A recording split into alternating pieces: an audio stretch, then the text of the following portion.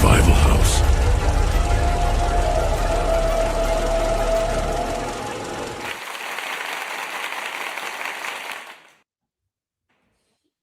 What is that? No. Everybody, hi. What's going on? Happy Friday. What's up, everybody? What's not going on, dude? I know. This economy, right? Am I right? How's everybody doing? How about them gas prices, y'all? Yeah. Hey, I wanted to say hi to Kiss My Tuna Tuna. This is the son of Satan. I was telling everybody in the stream last time, Alpha, that I was, for the first time in a long time, I was listening to the audio only version of our show, and I was dying laughing because we just out of context talk about Satan, and we're talking to Satan, and people that don't watch this are like, what the fuck? Literally in the first like 2 minutes, we're like, yes, Satan. Oh, hi, Satan. Satan's in the chat. Satan's like, in the house, y'all. I was dying laughing because it's like, God, there's no context here. It was ridiculous. But we have the son of Satan, Kiss My Tuna, Azaziel or Damien, or I don't really know what you're going by, but he's basically saying thank you for the congratulations because he just graduated. And we were talking about that a couple days ago, and he's answering our question from a couple days ago that he doesn't know the path he's on just yet. Let me tell you, son, make sure it has AI involved. Yes. You got to do it, man. Hopefully your dad got you a YouTube channel. Yeah, start a YouTube channel. That'll get you the big. Which is predominantly AI now. As like we have a bunch of AI channels. There you I go. mean, AI just make Tell it your work for pops you. to get you something very nice for your graduation present and take you out somewhere, a nice dinner. You know, try to use this to your advantage. Let's just say that. take you to Vegas. Yes, What happens there? I Stays might be there, the only one there. unless you murder somebody. That'll follow you. But Yeah. that's what Norm Macdonald used to always say. Yes, the Norm Macdonald joke. It's like what happens in Vegas stays in Vegas. What it really means is you can cheat on your wife and they won't tell.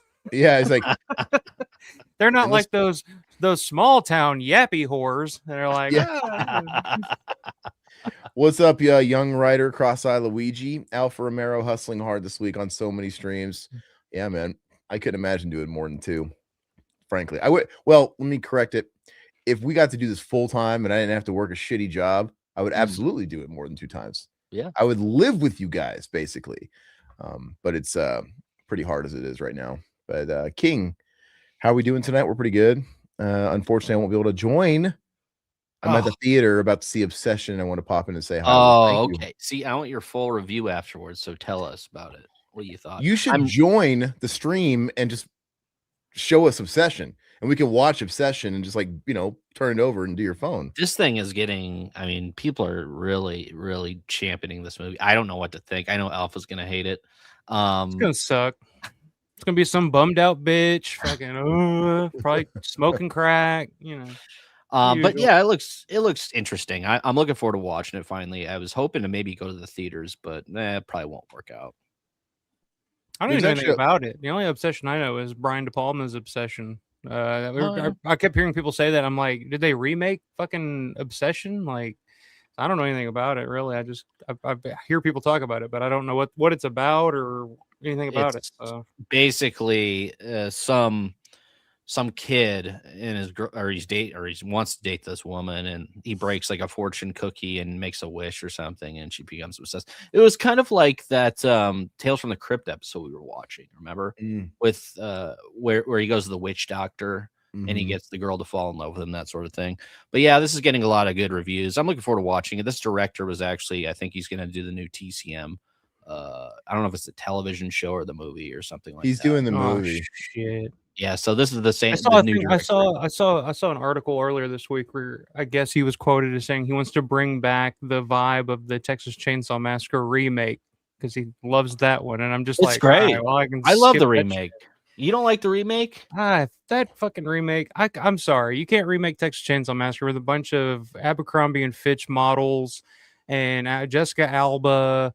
Jessica Alba she was fucking. I thought she was. And of course, everybody's got a bad Southern accent because they're all phoning it in. It's like, "Hey there, you," and it's just like, "Oh Jesus, man, you're such a cynical ass." Aren't you? I agree. I think all the. Oh, you don't like it, dude? I think it's great, man. No, I didn't say it wasn't like a tolerable movie or a fine movie. It's whatever, but I agree in the fact that there was something that added to the original TCM and making the people very salt of the earth, aka ugly as shit. Yeah. They're not pretty. They're not nice looking people, but that's kind of what you expect, those kind of country bumpkins and stuff like that on a road trip through Texas. I mean, if they were going to make a horror movie filmed in the I'm from the Midwest. I'm not trying to make fun of myself here, but in the Midwest, there's a big difference between people in the Midwest and people like on the West Coast. And they put West Coast hotties in all these like Everytown USA horror movies and stuff like that. And it's like, man, a lot of people live in Everytown USA, and they're not all fucking 10s, dude. They're just not. And I love that they're listening to Sweet Home Alabama on the way to a Skinnerd concert in the 70s, right. even though it took place before that song even came out. So what is this, a Rob Zombie movie? Yeah. No, Rob Zombie would actually know the dates of when the music came out, so he would use it properly. Mm-hmm. I don't know. I just never cared. Like, to me, like, it's hard to do. It's hard to recreate something like Texas Chainsaw Massacre. Like, maybe you could do something with it. But I kind of disagree with that, because I mean, there's no story to TCM, like the backstory with it, the family and everything like that, which I liked that in the remake. I thought it was interesting, and then I was also the beginning was really good too. Like, I didn't think I would like the beginning, as I watched for the first time in many years, and I really enjoyed that one as well. But I don't know why people are obsessed. Why are people obsessed? There's no Illuminati connection, though, so it doesn't make any sense. I like that one, too. See, this is the franchise where I like all these weird movies. But there's an Illuminati connection in the original, too, that nobody talks about and nobody knows. So. But why is everybody so obsessed with filling in backstory with movies like this? I mean, I think that's the greatest thing about it. Well, because it's a remake. It's like we already know what. Don't make the remake, dog. I mean, like, why is everybody wants to make a prequel and all this stuff? And I mean, to be fair, it was like one of the first horror remakes in like the early 2000s. So it was like it helped start it. They weren't really doing remakes back then. Yeah, I mean, during that time, it was a real dark period with those remakes, and it is one of the better ones, of course. Yeah. Mm-hmm. But what's the point? I mean, that whole era was all about, hey, you remember the 70s? We're going to do everything backwards. You remember when they showed you nothing in Amityville Horror? Let's put Ryan Reynolds in a beard and let's show you everything. Let's show you demons every 5 seconds. Well, you can kind of say the same thing about the Evil Dead remake, which we'll be talking about later. Yeah, I mean, and I'll say we're going to get into that. I rewatched the Evil Dead 2013 last night. I know Todd watched it this week. I don't know if Alpha did or not. I mean, obviously it's not a requirement, but I just watched it. Like, before I came on here, I just watched it. I'm actually surprised you did. I didn't think you watched it. Because the one thing I'll say is, at least it's not like injected with a bunch of pop culture songs and shit like that. It's, at least it's like grounded in what it's trying to do, whether or not that's a good or bad thing. I'm just like, it wasn't like I don't know. I would have been put off if they were driving to that cabin and they were listening to Sweet Home Alabama or something, because you don't really know what the date is. I mean, you can kind of assume it's like they're dressed a certain way. You don't know if they're modern hipsters or if it's dated to like the late 70s, and they don't really ever clarify that. Well, the girl in the vintage MC5 shirt tells me that they were modern hipsters, and then no, and that's the thing that throws you off. And I don't recall, did anybody have a cell phone in this? No, I don't think so. I don't think so. It's a little ambiguous, and yeah, anyway, we'll get to that in a moment, but let's quickly say hi to the other folks that we got in here. Of course, Satan. Yeah, thank you so much. We appreciate you making it a family affair. And if your boy's still in here, Satan, say hi. Let us know you're here, and let us know. I know what it's like to not know what you're gonna do, man. I don't know how old you are, but I didn't do much right after school. I went straight to work, and I did that for a few brain dead years, and then I decided to travel pretty much my entire 20s, and because of that, I was a little late to everything else. Like, I had friends that were pretty much going to college right out of high school, and they would be like 22, 23 with a house and starting a family and stuff like that. That was not me. I'm lucky enough that I have a house, but I got my first house just before I was 30. Like, I closed on my house and moved in like a month before my 30th birthday. Mm-hmm. And, I've only been married a couple of years. I'm going to be 40 this year. So it's like, I'm an old dad. The worst trap you can fall into is when you get to think that everybody has the exact same pathway that you need to follow. They used to worry the shit out of me when I was in my 20s because, like you said, everybody else either went to college or they started a family, and I did neither. And I was kind of wandering, trying different things, trying to figure out where I wanted to be, what I wanted to do. And as long as you just, don't go crazy, as Sturgill Simpson says, keep it between the lines. You know what I mean? Don't make your 20s your bender years. Exactly. Yeah. Don't go too far to where by the time you get to your 30s, you're a crackhead sleeping in. And you look 40 or 50. And yeah, I did something with the time. It's like I said, I traveled. Like most people, I'm trading it, right? I'm gonna be a bit of an older dad. I'm gonna be that guy that's not gonna want to like wrestle and throw a football when I'm in my 50s. But dude, I got to travel. I've traveled all over the place. I've lived in other countries for periods of time. I've met crazy individuals, and I've just accumulated so many crazy stories that only I can really attest to, which is kind of also exciting. There's something romantic with myself about that. Like I have all this crazy shit that's happened, and no one's ever gonna know about it, for better or worse.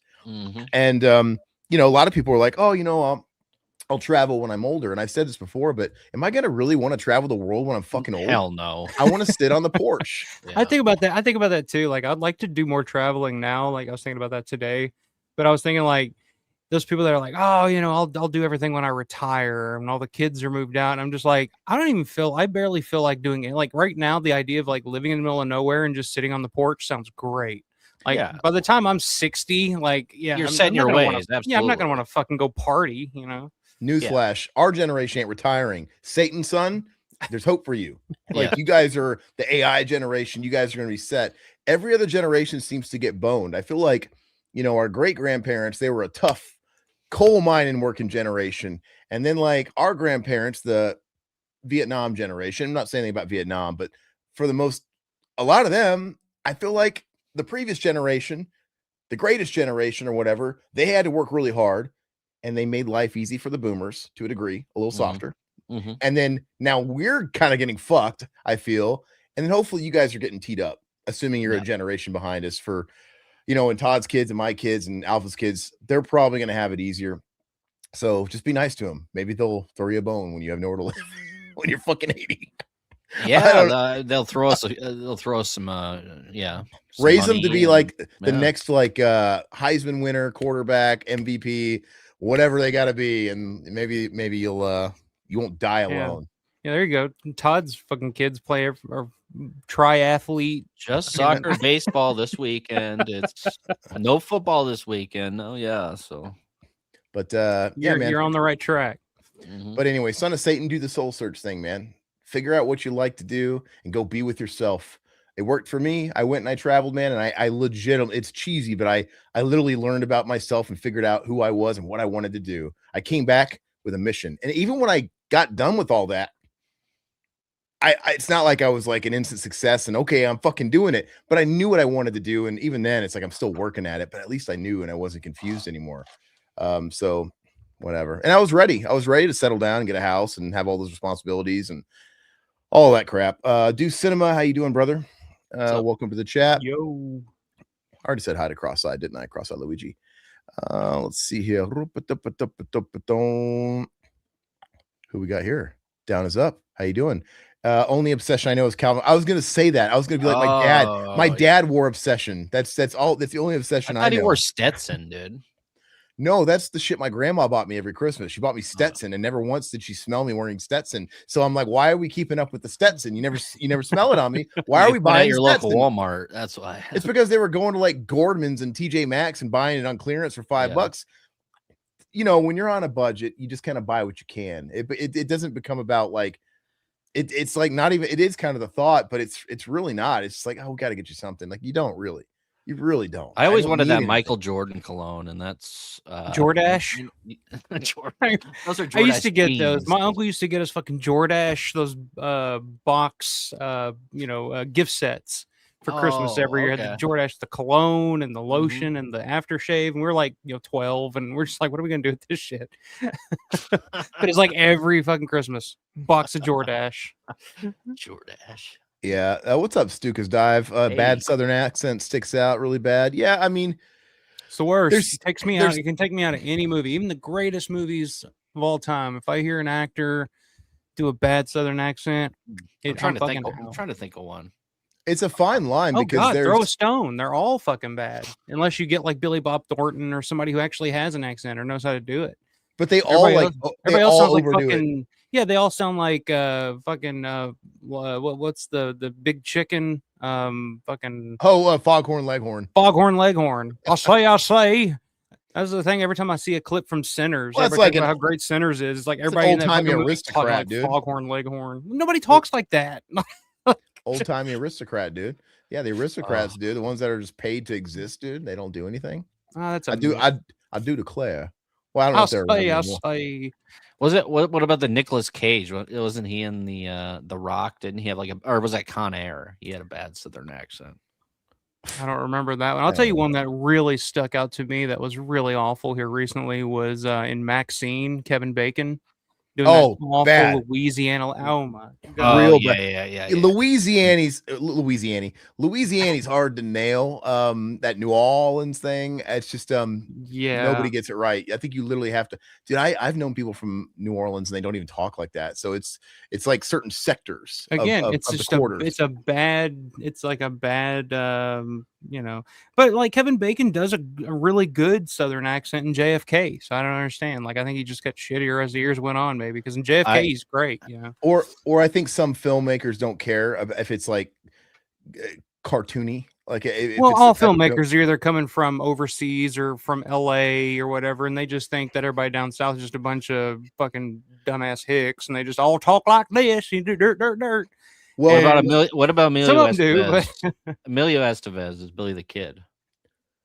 No. What? Didn't he have a Southern accent in that? No, he just talks like Emilio. Oh, he does? Yeah, he just talks like fucking Emilio. You know who actually doesn't do a bad Southern accent? And we were talking about him before we came on. John Travolta in Urban Cowboy. I love that movie. It's a great movie. Even he's kind of got the dialect down a little bit. I love Urban Cowboy too. That's one of my guilty pleasures. Paul Walker. I don't want your life. Or no, that was that's Vanderbeek. I don't want your life. The worst is like the lack of consistency. So for example, and I haven't seen the new Mortal Kombat 2 movie yet, but I've seen clips and Carl Urban, he's like what is he, Australian? I think he's Australian. I think he's Australian. He's capable of doing a good New Zealand. Like same diff, Kiwi, whatever. I think he's capable of doing a really good American accent if you watch The Boys. But in those clips in Mortal Kombat, you can even hear him going in and out of the Kiwi accent. Like, what is it about people who are like, that's why I say maybe for this movie, they're like, who gives a fuck? Like, just keep it rolling. Like, whatever. It's Mortal Kombat. It's not Shakespeare in the Park. Who cares? Mel Gibson used to do it all the time to go in and out of that shit. But who cares? Give me back my son. Give me back my son, mate. Is he talking to a dingo, dude, on the other end of that? A dingo ate a baby, dude.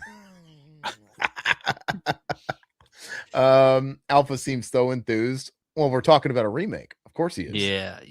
We're talking about newer films. So that's why I like when Alpha's in here, because I always like to razz him with newer films. Because I always get me to watch this shit, and I'm just like, I know. But I know he doesn't hate all new films, but I just like to give him shit. Because I like the cynic. I love having a cynic in the house. Man. I'm not cynic or cynical. I'm just honest, man. That's great. I like what I like, and there's so many good movies out there from the 120 years of cinema history that I'm dying to watch, that when I just waste my time watching something current that it's just awful, I'm just like, why am I doing this? And unlike new Evil Dead fans, I do respect Alpha's opinion on, I was shocked to find out that there's a such thing as like new Evil Dead fans. I was like, really? Did you read through the thread though? We didn't really go over it. Did you actually read that Instagram post? People are nuts, dude. Did you maybe look at that? Dude, we've never gotten so much like hate consolidated in one post before. And it's just we had We had other Evil Dead shorts too that it was completely backwards, but they're ones where we're speaking nicely of stuff. But like, dude, we weren't even being mean. We were just calling it like we see it. We were talking about the trailer. Deadites look like shit. That's what you were saying. I was saying the trailer didn't scream Evil Dead to me. That's all I said. And I even straight up said in the thing, I'm not saying it's a bad movie. Maybe the movie's fine, but it doesn't sell me on Evil Dead. That's all I said. Then it became just a every other word was we're fucking clowns. Somebody called us fat Discord mods. Yep. That was a good one. And that's pretty clever. That's pretty clever. I'd give them that one. And then it was a lot of it was like, and the general consensus talk was, shit all you want, just be creative, be funny about it, and I'm cool. But don't do the usual. People are like, "Oh, you're stupid." What are you? But it was a lot of it was basically, "Oh, you look, oh, fucking yeah, you're how about watch the film before you judge it?" I'm like, watch the fucking full movie before I judge the trailer. Like, you guys are fucking on crack. And but the whole thing was these people they all had to have been. There's no way they weren't 10 to 20 years younger than us. In 2013, Evil Dead was their Evil Dead. So the new films are their films. So it became like an elitist class thing where it's like, you guys aren't real Evil Dead fans. I'm like, are you fucking kidding me? Yeah, that's what they're saying too. We're not true Evil Dead. I bought Evil Dead on VHS in like 96 or 7 before I'm sure some of these people were even born, or they were in Huggies or whatever. So it's just become that thing. And I respect it. I get it. They have their own thing. But does that piss you off though a little bit? Like, it's we're disrespectful. the first. Our generation is the first generation has to put up with this fucking shit with these like little fucking babies that think they know all about Texas Chainsaw Massacre, Evil Dead, all these movies that they grew up on the fucking remake and know dick all of nothing about the original shit. And then they want to take like, oh, this is our version, blah blah blah, and it's like, you don't know what the fuck you're talking about, like. That's totally fair though if they want to have their version. But I'm saying but we're the first generation to do that. Like, our parents had their own original shit that they could, You got to be willing to watch it all. You got to be willing to watch it all. I mean, I'll respect you if you watch it all. If you only watch the new shit, well, then I don't respect you. But what are you saying about Alpha? Oh, you talking about you want to? Wait, no, I said the new stuff. I'm not a fanboy. I'm not saying old shit. No, but at the end of the day, too, if you look at this particular clip, I was being as respectful as you could be. I wasn't shitting on anything. I was just giving my honest opinion, but I would still be curious to see it, and I'll give a rightful opinion when that time comes. It was that, but we're fucking incel clowns. That's all people can say is clowns. By the way, that's like the thing. Oh yeah. And I'm like, and my thing is Discord mods. There was people fat Discord mods, Discord, yeah. Which, by the way, guys, my beard, it's making me look fatter than I am. To be fair, I have not shaved this thing. I'm gonna see if I can keep this going through Living Dead weekend. It's starting to drive me crazy though. I've been about 220 my whole life, so I've always been fat. So I gotta say, if you're 220, you carry it well. I think you carry it well. You're tall, dude. You're a tall guy. I'm not tall. I mean, 6'1", that's not tall, man. I thought you were 6'2". 6'1" is tall. You tell that to all the short kings in this audience, I'm sure. Are you kidding me? Alpha, how tall are you? 6'3". See? No, you're not. You're 6'3". Mm-hmm. Holy shit. You look about 5'6". You're standing next to holy shit. A little person here. I get that all the time too. Like when people see me at Living Dead Weekend or something like that, and they're like, "You're way taller than I thought you were." I'm like, "Yeah, well, yeah." Dude, it's gonna look like I'm giving you a Lewinsky standing next to you. Well, if you want to, I mean, shit. No, the thing is I'm 5'10", which is on the high end of average. Like they say, like normal, Yeah, like literally 5'8" to 5'10" is the average range. So I'm like, but like, yeah. So Todd being 6'1", I'm sorry. That's tall, dude. That is tall. And you being 6'3", you might as well be fucking LeBron to me. You know what I mean? Jeez. I better watch where I'm going if I'm walking in your direction, dude. I might accidentally swallow something. It just goes down my throat. But I wanted to highlight this comment. Gawk right there. Yeah. No, thanks for the invite. We appreciate that. He says, I was thinking about traveling to Japan. Do it. There's no thinking, dude. Do it. If you have nothing tying you down, like if you're not married or even in like or even in like a committed relationship or anything, do it, dude. Do it. There's nothing stopping you. Don't let money stop you either. Because let me tell you, money's a bad excuse. Because right now, especially, the Japanese yen is still hurting. I went to Japan with the wife on like a baby moon while she was pregnant, like one trip to fucking blow out because we're not going to be able to do that for a long ass time. And we both went to Japan, spent 3 weeks there. and had all the fun we could handle. And we only spent like about $5,000. And that's with me coming home with $500 worth of Japanese vinyl. It's real. The most expensive thing is getting there, the plane tickets. But if you get a good deal and you know when to buy, you can fly round trip per ticket, $1,100-$1,200 these days. But once you get there, it's not that big of a deal. Get yourself an Airbnb and you're just one guy. You can live off fucking 7-Eleven. The 7-Elevens there are stacked. It's not like here. Go into the gas stations, not the gas stations because they don't have a lot of gas, but go into a Lawson, go into a Family Mart, go into cars in Japan. They do, but like they're more like corner stores. They don't have pumps, not all of them. It's not really in the city, but go in these and they sell like the best food, dude. You can go in there and eat. You can eat lunch for like $1, dude, and just buy this shit. You can get by. Aaron used to couch surf all the time. I don't know if couch surfing's still a thing, but well, Airbnb kind of put that out. Because it's like, there was a whole couch surfing network. I used to go through couchsurf.org. Maybe it's still around, but I feel like as Airbnb came out, it changed it where it's like, oh, I could be making money doing this. Why am I fucking like, yeah. It was about the movement. It was travelers giving up their couches to fellow travelers, that couldn't travel. And it was just kind of like a give a penny, take a penny. It was kind of that. Maybe it's still around. I don't know, but you meet some interesting people doing that. I tell you what, who you're not going to meet any weird creepo perverts in Japan. I know that sounds weird because they're all fucking weird and perverted, but you're not going to meet those people because they're super nice, dude. What are the odds? Unless they're at the vending machines buying. Yeah, you can get the dirty panties, dude. You can buy the dirty panties in the vending machine, but they're just the nicest people, dude. Now you go through Europe, you might have an Eli Roth hostel situation. You got to be careful. I met some weird fucking people. But I'm alive, so I like to taste the food. I like to hold the meat and taste the food. But hey, I really quick to put a stamp on this. Come on, hostile? No, come on, no. Yeah, I know. Eli Roth sucks. I'm gonna be alpha here. I don't like Eli Roth. Anyway, kiss my tuna. I will say to put a stamp on it. I love Japan. I've been a ton of places, and Japan's the only place. Well, no, I take it back. I've been to London quite a few times, but like Japan, man. I've been there multiple times, and I've told the wife, if I'm ever in the position to afford it, I would literally live there 3 months out of the year because you don't need a visa to go into Japan. Just like a lot of the places in Europe and stuff, you can just show up at the airport, and as an American, you can go in and out of the country for 3 months on just a tourist fee, tourism, whatever. It's not that big of a deal. And you can always come, you can always go back to like customs or the consulate and re-up it if you really want to. So I wouldn't even bother with getting like a second home there. If I was rich, I could literally just get an Airbnb for 3 months out of the year. I love Japan that much. It's awesome. Their food is awesome. I'm not even a big city guy, but like the big city, even Tokyo, it's so clean. You can walk around at 3:00 in the morning. No one's going to harm you. No one's good. Even the red light district, like even the Yakuza are proper. You see Yakuza. You go in the red light district. So you see those fucking who the mob boss is. They look like fucking Elton John. They got really colorful fucking jackets and frosted tip hairs, and they're really fat. Those are the bosses, dude. And then you have the skinny guys and like the fucking suit and ties and John Travolta looking ones, yeah. But even they're freaking nice, dude. They're so nice. Like they have no business with you. It's like we're not gonna fucking hurt you. What are you talking about?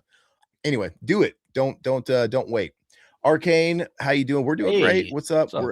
And let's go ahead and get this show on the road. Clowns, fuck you, whoever that is. Todd. Yeah. All right. Todd's gonna go ahead and share the issue. Let's go ahead and get it going. And yeah, we're gonna pace this one pretty good today. If there's something that's not interesting, we are going to skip it. Okay, so Rue Morgue, Evil Dead. What issue is this technically? 132. This one came out in April 2013. And I remember when I remember when the movie was coming out, how it was very, very hyped at the time. Of course, they were talking about like, okay, it's all practical effects, tons of blood. This movie's amazing. You're gonna love this movie. And yeah, I was looking forward to it quite a bit when it came out. I don't know if I remember this Rue Morgue issue. But of course the movie was super hyped. I saw it twice in theaters. I saw it once by myself, and then I had a buddy I saw almost any horror movie he wanted to in theaters just for funsies. And it was one of these things where like I didn't know how to feel when I watched it the first time. And even though I didn't know, I didn't think I loved it or anything like that. I still felt like I wanted to watch it again. I'm like, maybe there's something, it was just, it was kind of hard to get over. It was a little bit of a striking fucking difference to what I was used to. Because I grew up with Evil Dead 1 and 2 and 3 and stuff. And this was smack dab in the middle of all those remakes. And, remakes already had a bad taste in my mouth. Mm-hmm. So, but this didn't quite feel on the level of like House of Wax or whatever. It wasn't like that. It did kind of feel like its own thing a little bit. And they went hard with that that press campaign of no CGI, because everybody was really sick of these remakes at the time. They almost had like a bad taste on like the fandom's mouth, these remakes and the CGI blood and all that shit. And so they really ran with that of like, it's all practical. It's all practical. It's all practical. Mm-hmm. And really what they should have said is it's mostly practical. So the first 5 minutes is not practical. It kind of takes me out of the movie. Yeah, when you have like, I don't know what the fuck that is. Maybe it's I don't know if it's CGI. I don't know what the fuck it is, but it's her in flames, yelling at her dad. Like that's not practical. Whatever that is not practical. It looks pretty fucking terrible. It looks a little cartoony, and it was right in the first scene. And there's little bits here and there, and the rest, like in the glass, like the mirror glass breaking, that doesn't look real. And but I bet you never even noticed that in the theater. I'm only noticing because I watched it on 4K. But I don't even think that stuff's offensive. It's like, dude, it's fine. Like we live in that era now. It's like, especially a movie that's so darkly lit like this movie, you can get away with some CGI blood, and you're probably not going to notice it as long as it's not overdone. But anyway, it wasn't egregious. But what is really quick, we have a section on Phil Anselmo's House Score Horror Festival. Oh, really? Awesome. It's down there in the corner. Was this his first one? This would have been the first one, 2013. Okay, so we interviewed him about this one. Yeah. Or Corey Mitchell too. So I'm hoping they're going to talk to, they're calling it Phil Anselmo, so hopefully they're talking to Phil. Anyway, what Alpha, you had never seen this prior to today? No, never. Wow. Never had the urge. By the time 2013 rolled around, I was pretty much only watching shit that I really wanted to watch, and I had already taken so many. I'd already gotten hyped and taken chances with other remakes and stuff of the time period, and I was just like, I don't have it in me to give a shit about an Evil Dead remake that doesn't have anything to do with Ash. It's not, it's not Sam Raimi. It didn't look like something I'd be interested in. But I always heard good things about it. I never heard like anybody really shit on this movie. But it's just one that I just never had the urge to really go back and watch until today. It's got its fan bases, and at this point, it's almost retro. It's like 13 years old now. I consider it's crazy to think. I was thinking it came out like late 2010s. Like it just seems like it's still to me a new movie. Me too. But when you think about it, it's like, all right, well, yeah, I guess it is 13 years old now, I guess. What's up, Mendoza? How you doing? He said he enjoyed the film. He saw it in theater. I saw it twice. Down is up. Pretty intense. Alpha said, Satan says it's a classic. So we'll get into our reviews when we get to the actual story, kind of like we did with like Undertone and stuff like that. I think that flows better. Absolutely. But I when something hits 20, that's when I kind of consider it retro in my brain. Like, oh, it's officially retro, because every 20 years something comes back. And Todd was pointing out, there's kids wearing puka shell necklaces right now. Everybody's wearing the baggy jeans now. It's crazy. I was telling Aaron last week, a guy was walking around with like an Ice Cube shirt. I'm like, you're like in middle school. How do you know who the hell Ice Cube but is? They're selling that shit at Kohl's. Now they have all that stuff still so easily accessible. I mean, why would they wear it? I mean, it's the same as our generation. I used to have like a Pink Floyd shirt, a Led Zeppelin shirt, and that was fucking music that I wasn't even alive for. But it was music that like I rediscovered through newer bands. So I'm cool with that. Like when because sometimes I work in different colleges and stuff around here, and I see young college kids wearing Deftones t-shirts, Nirvana shirts, and I could be an old cynical fuck and be like, back in my day, you don't know what fuck, But like, all right, cool. Maybe they're discovering their thing. Like I'm cool with that, I don't know. It's weird to me that a middle school kids listen to Ice Cube, but that's just my opinion. They probably don't. But again, these things are like fashion brands now. Yeah, they're just cultural. These people are just cultural icons at this point. I can see these classic rock bands. I mean, I totally get, Led Zeppelin has been a clothing brand for fucking decades at this point. And AC/DC, Metallica is a fucking clothing brand now. There's so many people that couldn't name shit of what, the whole name 3 songs, bro. It's fine. It's whatever. Who gives a shit? Like, I'm sorry, but if a generation of people want to wear Alfa Romero t-shirts and have never fucking watched one stream of me, I'm like, cool, I don't care. Go ahead. They're not allowed to. They're not allowed. Pink Floyd, the estates of that band, Led Zeppelin, Metallica, they all gave approval for Urban Outfitters to carry their shirts with their, and print their fucking logos on their particular t-shirts. So whatever, man, it's there to be bought. I don't really give a fuck. I mean, I could spot it. I could spot like a person that's wearing fashion versus like someone, but it's not my place to be like, name 3 songs. However, when I do take my wife to concerts, I drag her to like shows, and I school her. I'm like, hey, you need to know 3 songs just in case we get that D-bag. See. Because she doesn't. You think she fucking know Meshuggah? You think no? She'll go to them, but the thing is everybody's new at some point. Now my wife has seen Meshuggah like 3 times, more than probably a lot of Meshuggah fans. So it's like some of those guys can't say that. So you got to be new at some point. It's fine. Jinko, Whiskey Meyer, what's up? Jinko's you got a pair of Jinkos in your closet, dude. Take that shit to Plato's Closet or sell it on Depop. They're going for money. Yeah, sell them on eBay. Yeah. All right, so let's get the issue going. Charles Band has a section in this. Oh, great. He resurrects big box VHS horror. I bet that's exciting. Oh, okay. Oh, the new zombie album at the time, that Venomous Regeneration vendor, whatever it was called. Mars needs women. Women.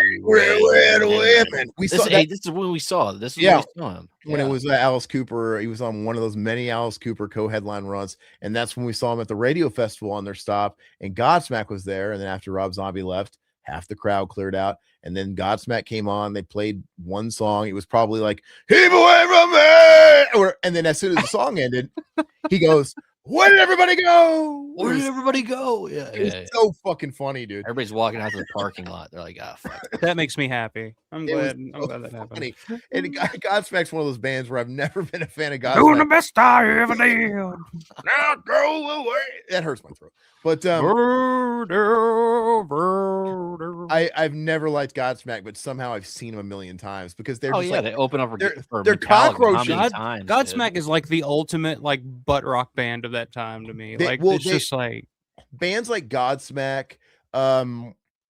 Gosh, Godsmack especially, but there's a whole bunch. Papa Roach. These bands are. I like Papa Roach. Of course, you fucking do. But look, their bread and butter is the Midwest Radio Festival, local radio festival. Well, yeah, absolutely. And so Godsmack is at all of those, and I'm from the Midwest, dude. So I'd go to a bunch of those, and I'd catch like some bands that I want. They always were like on the bill somewhere. So I've seen this fucking band like 6 times. I don't know how it's happened. I've never accidentally seen a band I don't give a shit about so many damn times. Your toe was tapping a few times. I'm sure it was. To that same fucking beat and rhythm of every fucking song that sounds the same. He sounds better than James, doesn't he? Sully.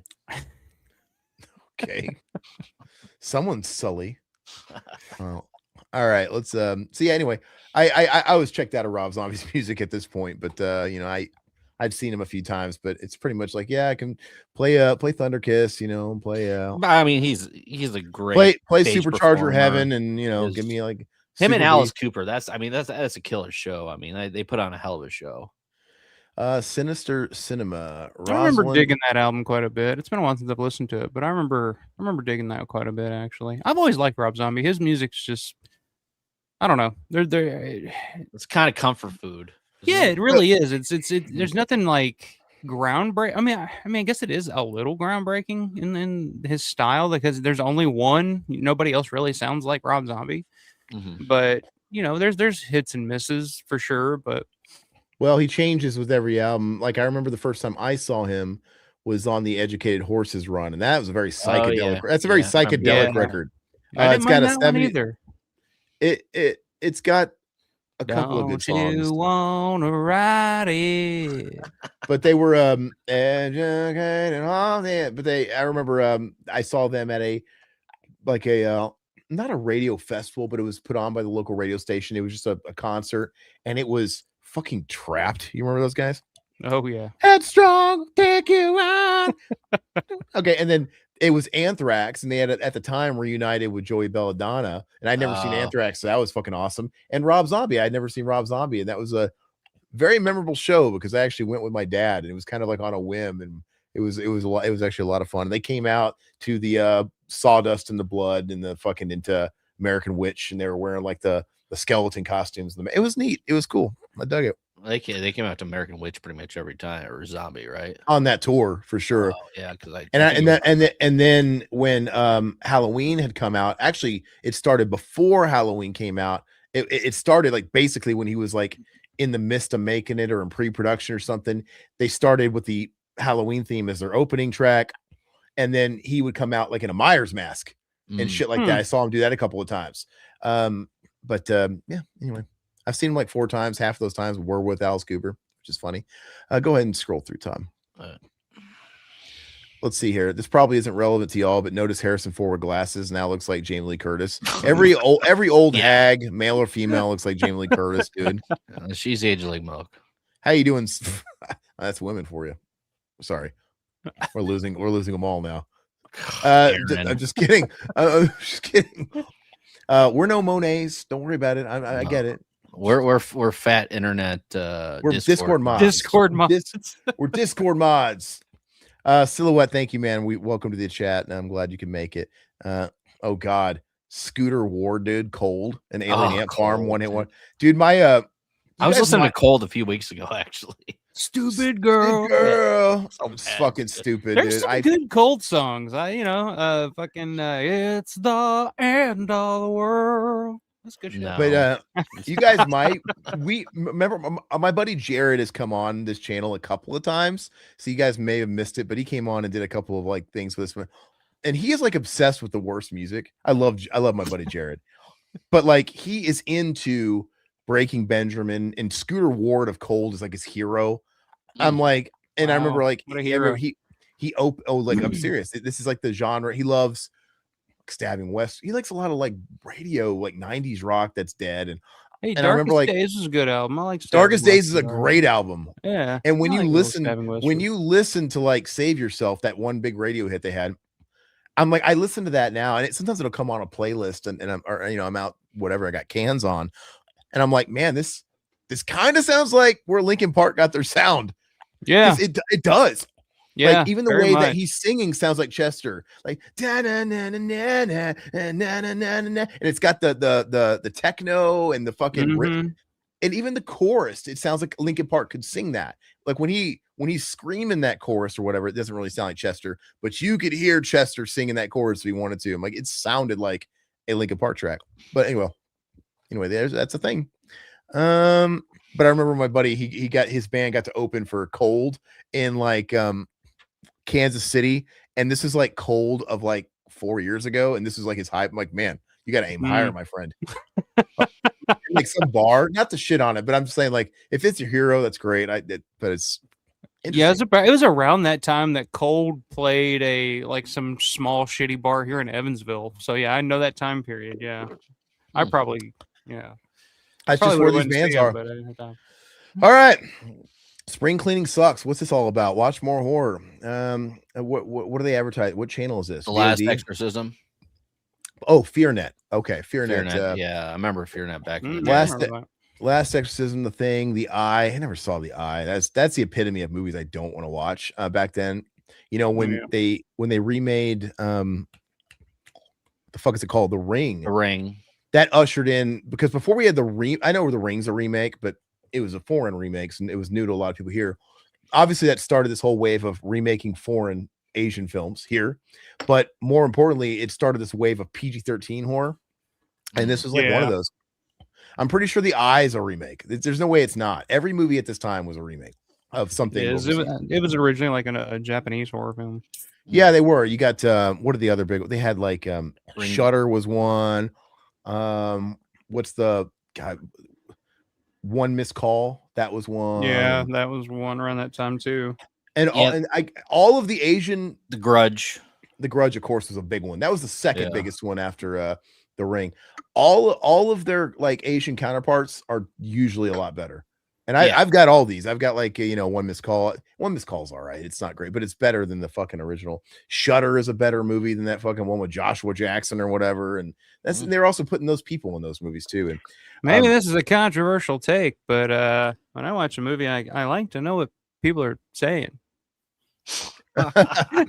Well, and the only one that comes close really is that first Ring movie.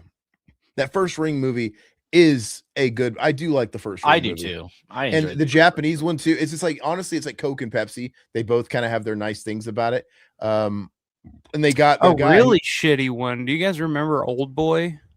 They remade with Josh Brolin. Yeah, I didn't see the remake. Was awful. Oh, it was awful. I went to the theater because I love the original Old Boy, the Japanese version. That's a great movie. And then I saw that remake in the theater, and I was just like, "What the fuck?"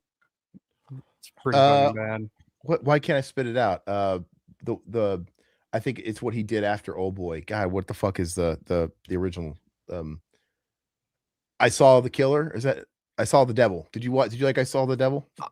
I never saw that. Yeah, I don't remember ever watching that one. Awesome. And I've got that. That's a cheap Blu-ray. That came out in like 2013 around that time. That's a revenge film. It's not, but it's uber violent, but it's super fast paced. You don't really need a lot of dialogue for this movie, but it's so much fun, dude. It's who directed? Wasn't there like a pretty big name that directed that remake of Old Boy? Probably like Spike Lee or something, maybe. I don't know. That's what I'm thinking. I think it was Spike Lee. Yeah, look it up. Is it Spike Lee? Spike. Yeah, Spike Lee joint. Yeah, looks like it. Not a fan of Spike Lee movies. Yeah, I think that's why I was so disappointed in that movie because I wasn't a Spike huge. Lee, but it was interesting having somebody like Spike Lee direct a remake of a Japanese horror film. Like, well, if you can call it a horror film, I guess, but it's pretty fucked up. It's a fucked up movie. New Boy sucks still. Are you talking about the girl who played Sabrina the Teenage Witch? Because if you are, that's not her. What are we talking about? Okay, so you also had Dark Water. That was one of them. The remake of Dark Water had the biggest Stacy in the world, Jennifer Connelly, right? Jennifer Connelly was. But the original Dark Water is real. I have that. I got the Pulse. arrow of that. Did we say Pulse yet? No, but the original Pulse is good too. But the original Dark Water is very much just like it's a ghost story. These Korean films, these Japanese films are like all rooted in ghost stories, and they're either like extremely violent, like I Saw the Devil or Takashi Miike stuff, or they're all vibes, man. But I don't know what we were talking about. Were we talking about actresses? You talking about from the new Sabrina show? I don't know what we were talking about. Battle Royale. Did you ever watch that? That was good. Oh, of course, yeah. I've seen Battle Royale. That's fun. Yeah. Did that ever get a boutique release? I don't think so. Arrow did it, didn't they? Oh, did they? Okay. Did they? Because I still have the original Blu-ray that whoever put that out like fucking 15, 16, 17, 18 years ago. Yeah, I'm pretty sure Arrow put it out. All right, so go ahead and let's move on. Yep. Last Exorcism, though. I mean, we didn't talk. I like that movie. Professor Lasky is in it. He's got his hand on Tom Holland. I love the old shitty Exorcist movies that came out around this time. It's like seemed like every month they were coming out with an Exorcist movie, and I did like this one. Is that Peter Bark in that movie? Fucking Burial Ground. The kid from Burial Ground, Peter Park. The kid from Burial Ground. What does he say? Mommy, I want you badly, or something. I don't know. It kind of looks like him in that fucking picture. Smell of death. All right, notes from the underground. This is sort of our write up from the editor. Good luck reading that. Hold on. Preferred customer, my ass. Let me turn off my dick reference. My dark mode. There we go. There we go. Zoom in just a little bit more. All right. Can we? Who wrote this? Where does it say the? Probably editor in chief at the time. We'll go down. Dave Alexander. Okay, so it would have been Dave. All right. Let's just I'll read like the first paragraph. I'll skim it. Does your chest feel tight when someone mentions the words horror remake? Do you have chronic, uncontrollable urge to go online and write in all caps about how Hollywood has ruined your favorite genre films, childhood memories, and life? Have you ever started a Facebook page dedicated to how much you hate a certain reimagined movie, filmmaker, or trend? If so, you may be one of millions of fans suffering from a heart-stressing condition known as fangina that, if left unmanaged, can lead to an acute horricardial infarct. Don't make up words. Infarction or worse. The good news is the condition is manageable thanks to a new pill called chilaxinol. I'm already not liking this write-up.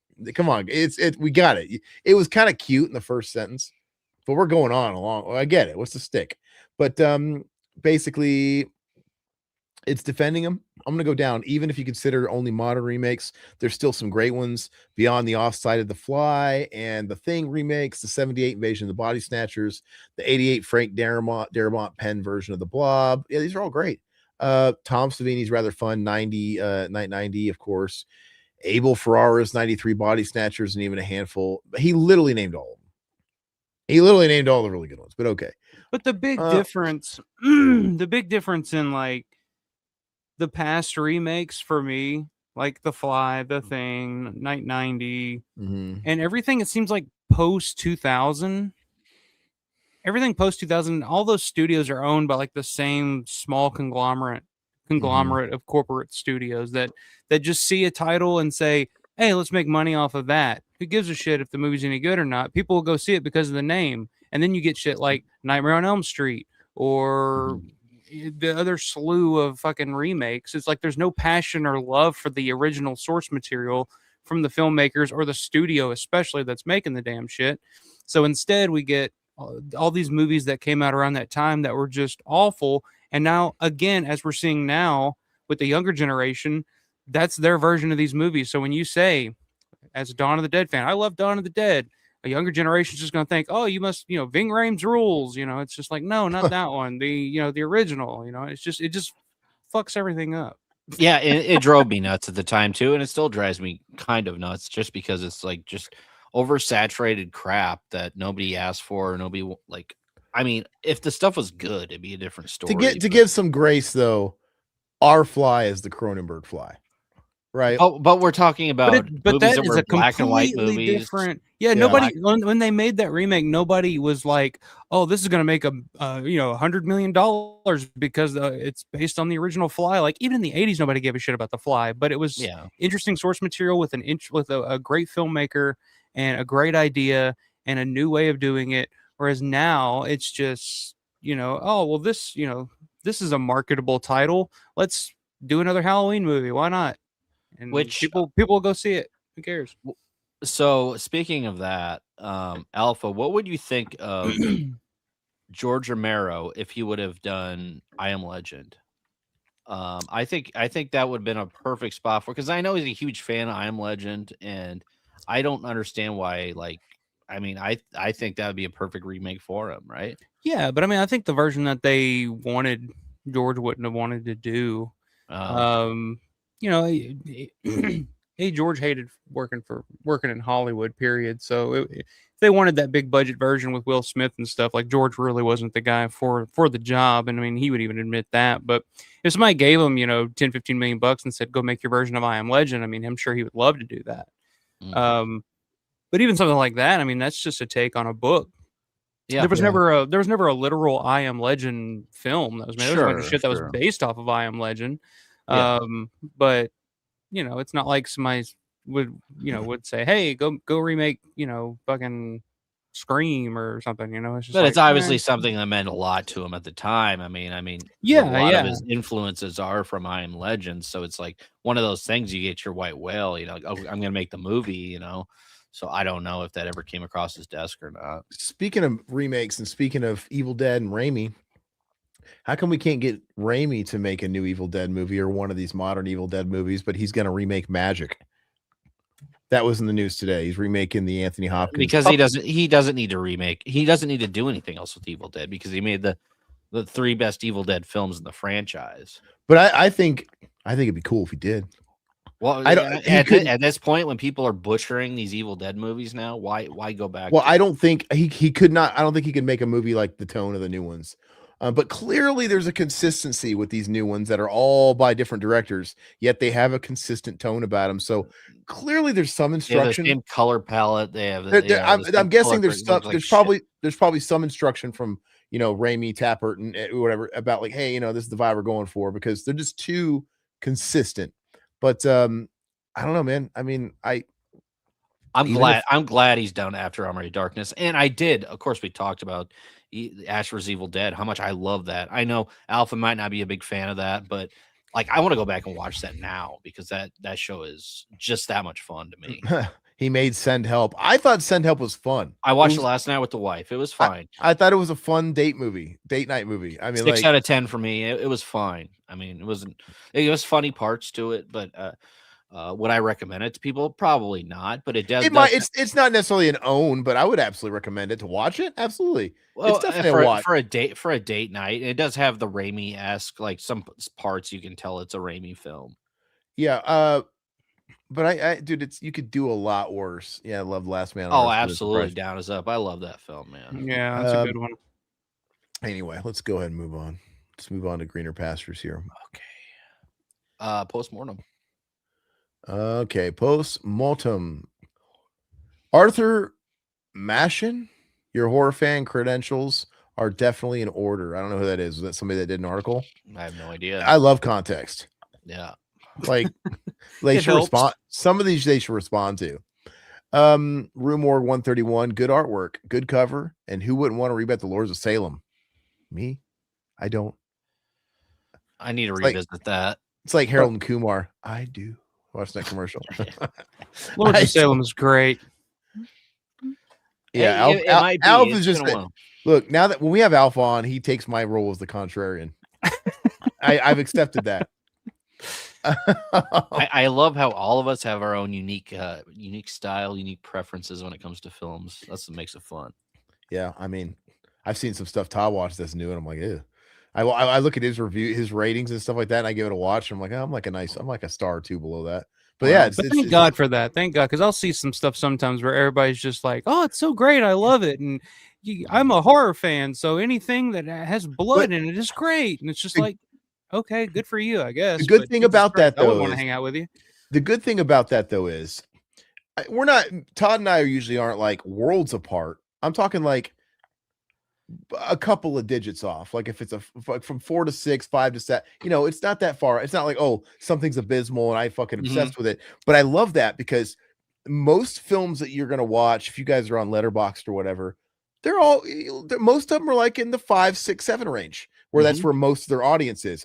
So most films are totally passable. I don't think most films are terrible. I don't think most films are amazing. They're all kind of like at least serviceable in that gray area. So when I see a movie that maybe is mostly 4s, it does. I'm like, oh, well, it might be a 7 to me.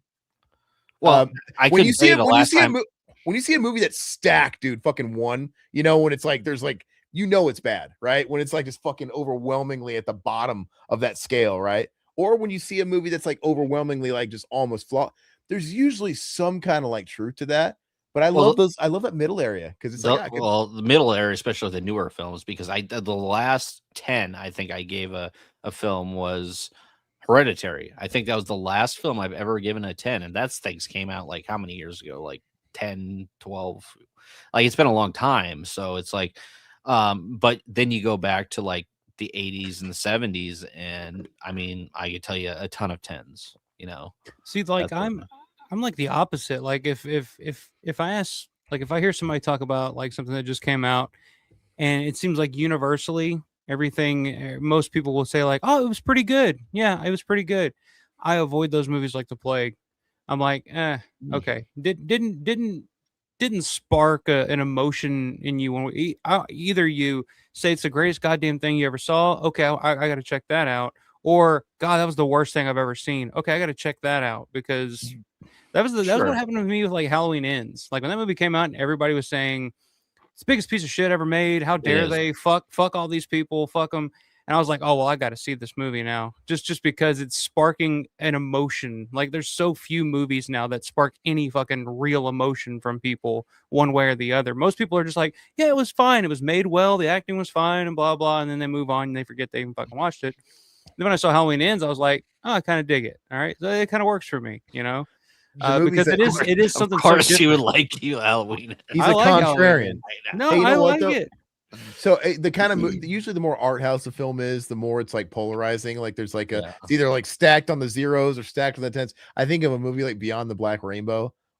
That's a movie I watched that movie and I'm like, all you people that are giving this shit like 9s and 10s, you're fucking trolling, right? Like, are you guys are actually seeing the movie? Like, sometimes I just don't get a movie. Like, I get what they're doing. Yeah, I get what they're doing. It's super artsy fartsy, but like, I think that's a very thin line to toe, and they just went overboard. And that's what's going to happen when you do those movies. You're going to lose people. I feel that way. I felt that way here recently, where I finally tried to watch Fellini's 8.5, which is one of those movies that every filmmaker, Scorsese, fucking Argento, has always talked about. It's the greatest movie they ever saw. It's the most inspirational, influential movie they ever experienced in their life. And I tried to watch the movie. I could not get through it. I was like, I don't get it. Like, I've never heard of it whatsoever.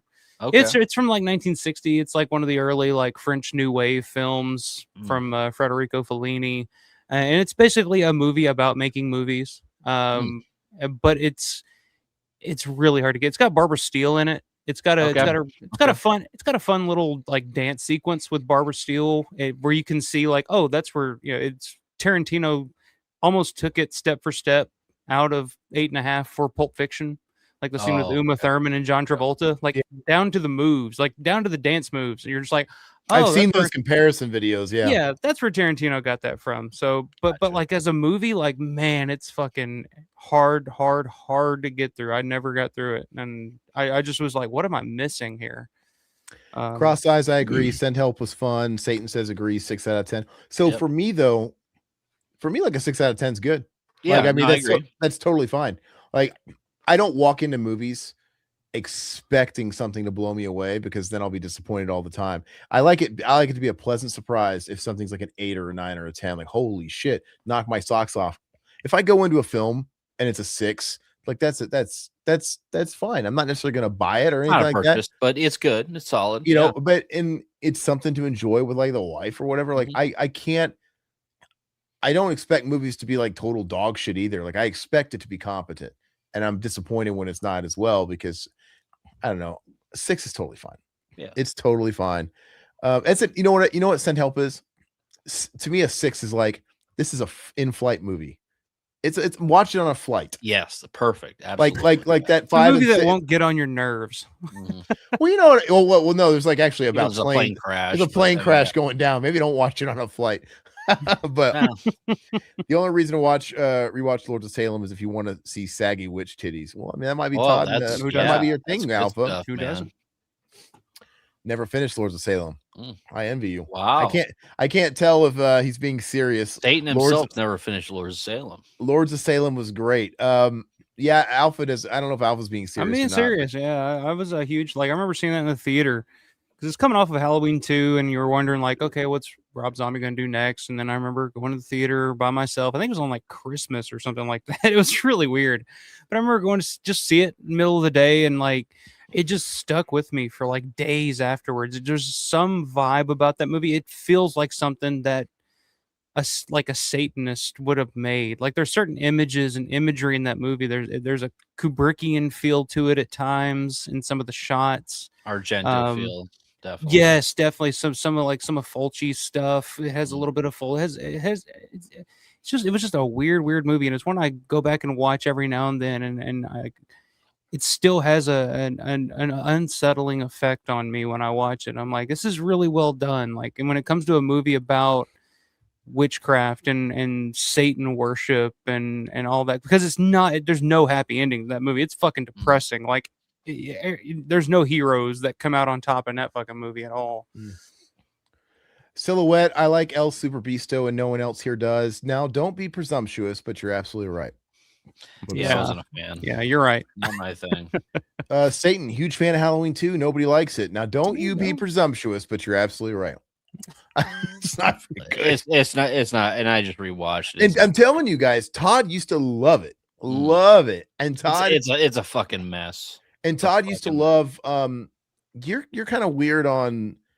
You're kind of weird on Lords of Salem too, because you loved it for the longest time. I saw it in theaters, but then you went through a period where like, yeah, I don't know what I was thinking. It sounds like you're kind of coming back on the Alpha side now. No, I need to rewatch that. I'm not coming back to any side because like I go through ebbs and flows of like my taste when it comes to films. Like I get proven wrong all the time. You tell me you're like, okay, rewatch this, and I rewatch it and I'm like, okay, I kind of see where you're coming from. So I'm not like stuck in my way saying that, okay, I fucking hate this movie. No, I'll rewatch stuff and give it a second chance and I might come around to liking it. Who knows? Satan throwing this one on my face. Ghost Story, 8.5 out of 10. I keep telling Todd he should watch Ghost Story. I haven't seen it yet. And I it's not my kind of movie.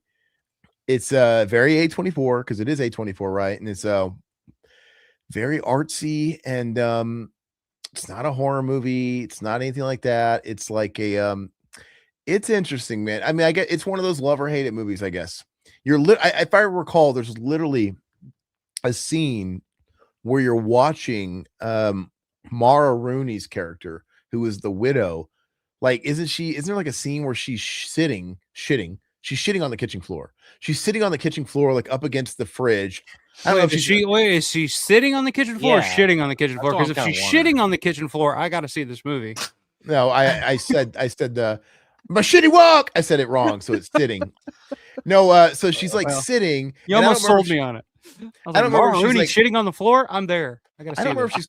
Maybe I'm wrong, but I seem to remember her sitting against the fridge and just like eating ice cream. Like I don't know if she's like sulky, and it goes on for seemingly 10 fucking minutes. One still shot. Well, and her sitting is like, is she a woman? Yeah. Is she in a modern horror film? Uh-huh. She's probably sitting on the floor eating ice cream, sulking and crying and feeling sorry for herself. Exactly. And there's no dialogue. And you may or may not have like the ghost perspective on her or something at that time.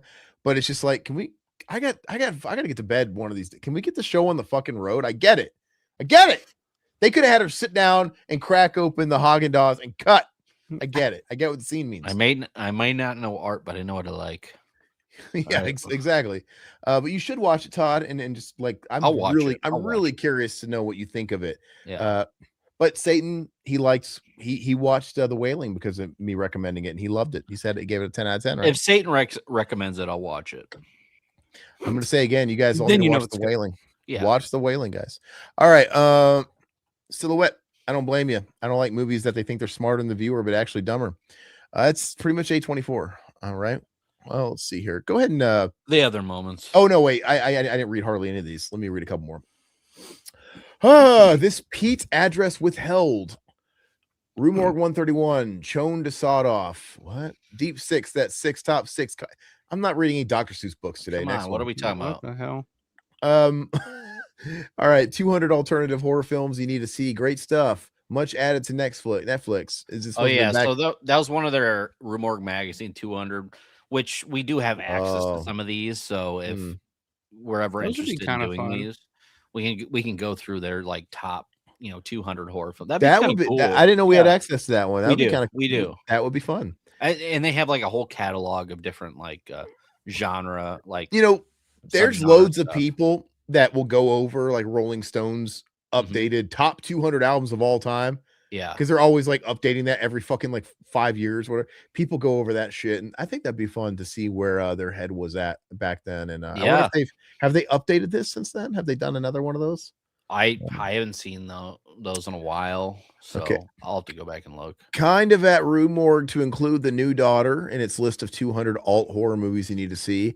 Criminally underappreciated. I've never seen that. What Gives? I've been looking forward to Would You Rather Wednesday, yet it's not here. I don't know what that is. We retired it for now. We retired it for now and added a new weekly Facebook question called Expiring Minds, highlights of which we were. So I like Would You Rather. Is that like the kind of Would You Rather that most bros play with each other? Okay, Todd, you got to choose one. Okay. You got to either swim your way out of a vat of semen of a bunch of untested specimens. Okay. Or you got to like suck a big cock. till completion. What you doing? Oh, I'm doing number one, man. I'm swimming through that. Absolutely, I'll do the backstroke through that. You don't. No goggles. I don't care. You just got to keep your mouth. Try and keep your lips in your mouth, because then it's. No, I'll open my eyes underneath it. I'll be waiting on the outside with one of those hazmat fucking hoses, dude. Just spray you down up against the wall, dude. Get it up. Just make sure your ass cheeks are fully clenched. Yeah, I don't know about that one. I was like, I'm out on this shit, man. Yeah, I'll just suck the dick and get it over with. Yeah, but that's what guys are always like. There's like no. Here's a clip. It's like, oh wow, you're giving me two bad options.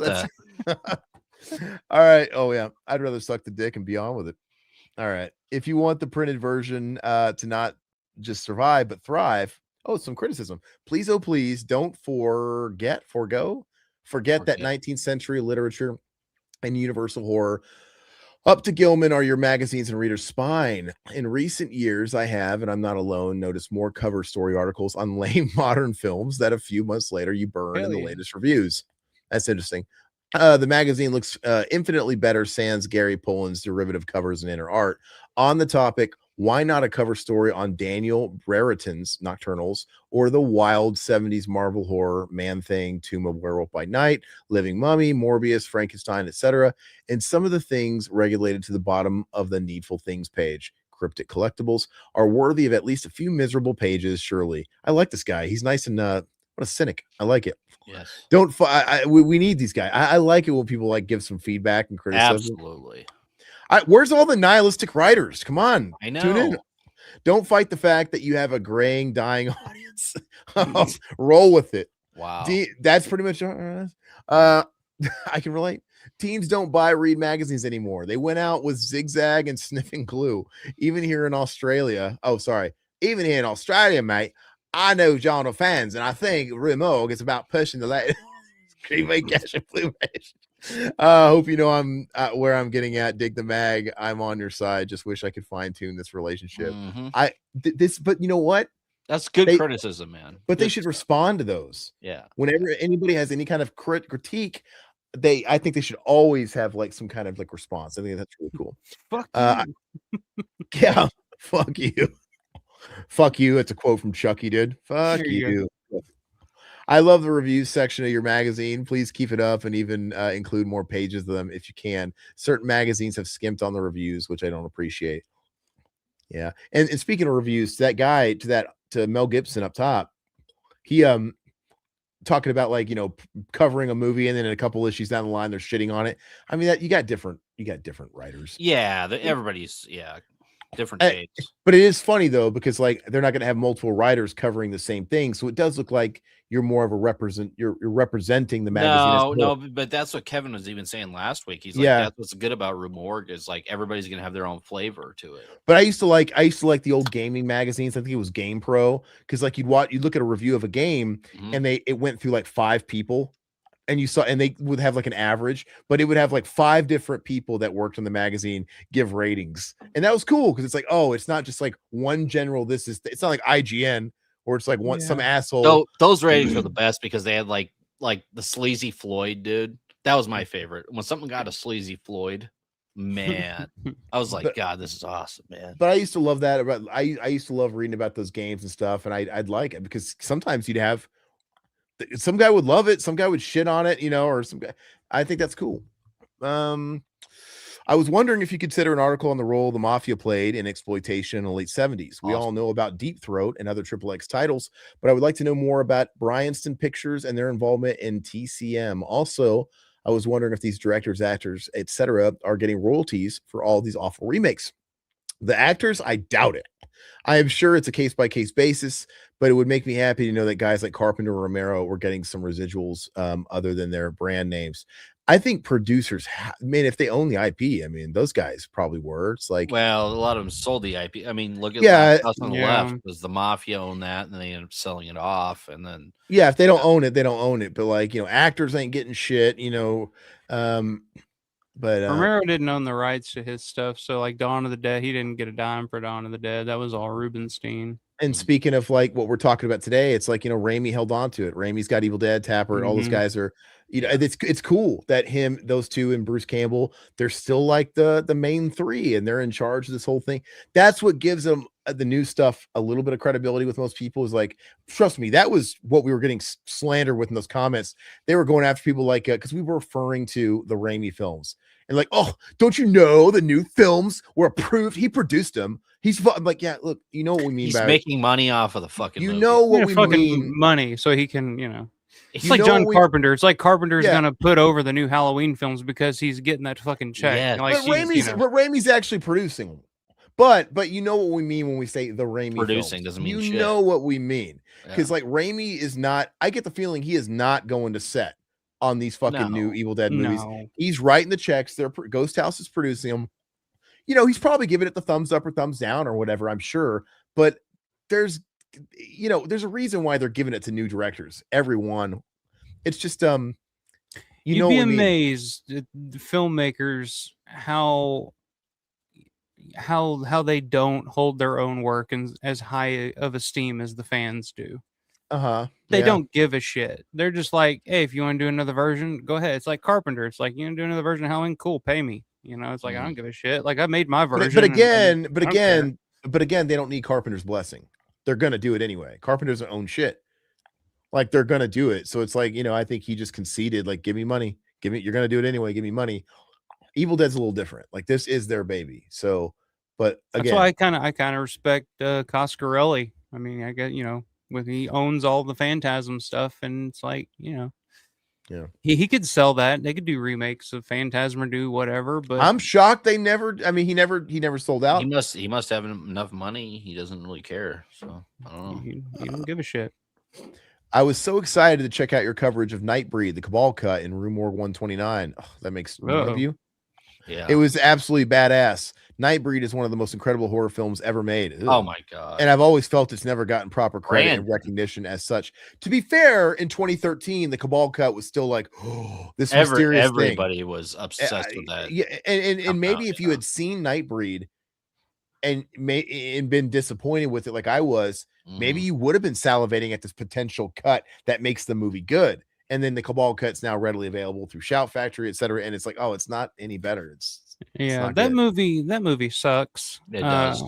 I hadn't seen it until recently, like maybe about a year ago. I finally watched Nightbreed, but then I realized that I had seen it when I was a kid, because there was a scene in Nightbreed. It's still effective now when I watched it again, but I had no idea where the scene was or where it came from. But I remember as a kid watching this scene from this movie where a fat lady goes to the fridge and pulls out frozen French fries and then gets killed. And I was like, what? I don't remember, but it fucked me up when I was a kid. Like, it scared the ever-loving shit out of me when I was a kid. And it stuck with me all these years. And I didn't know what movie it was from. I didn't know anything. I just remember I have this vivid memory of being a kid watching that scene and then watching Nightbreed again. There's that fucking scene. She goes to the fridge, she opens it, grabs the frozen French fries, and then there's fucking Cronenberg's character, and he steps in, kills all the people in the fucking house and the little kid at the top of the stairs. And I was just like, it was like this revelation for me. I was like, oh my god, this is the movie that I remember when I was like fucking 3. It's always better when you're a kid. Yeah, no, yeah. Well, that memory. If you don't have the full context, that scene with the Cronenberg shit's cool. Like, that killer's creepy, and you just see like a scene like that. Yeah, that's cool. It's all the other shit the movie's really about that's not.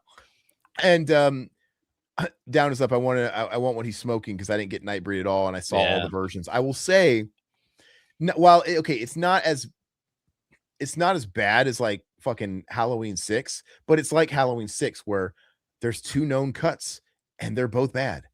And like they are different enough, but they're neither one of them. I'm with you. I'd rather watch Nightbreed than Halloween 6. That's Nightbreed has things going for it. Yeah, like of course it's got that Barker feel. Obviously, I'm a big Barker guy.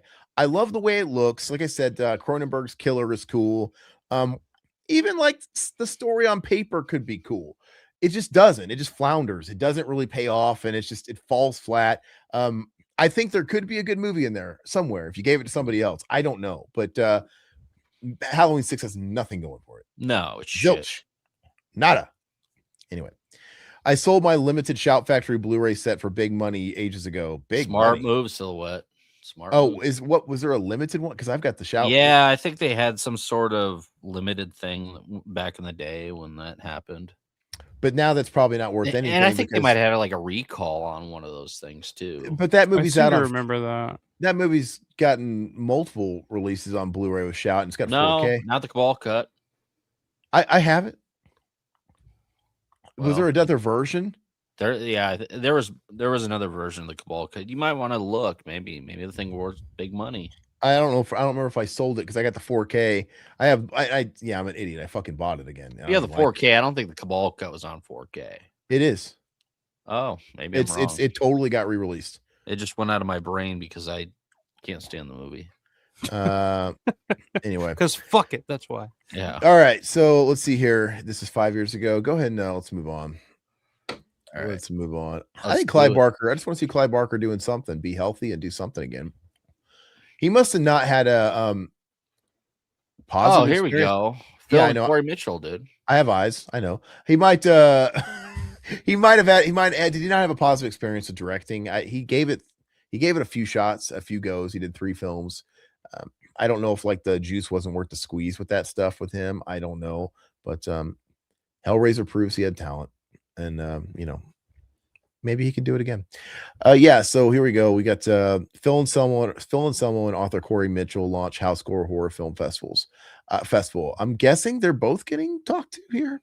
Oh, it's definitely Phil at least. Let me I gotta peruse this. Yeah, absolutely, man. This is when we did our interviews with them about 2013. Yeah, I remember. I was talking to Corey about.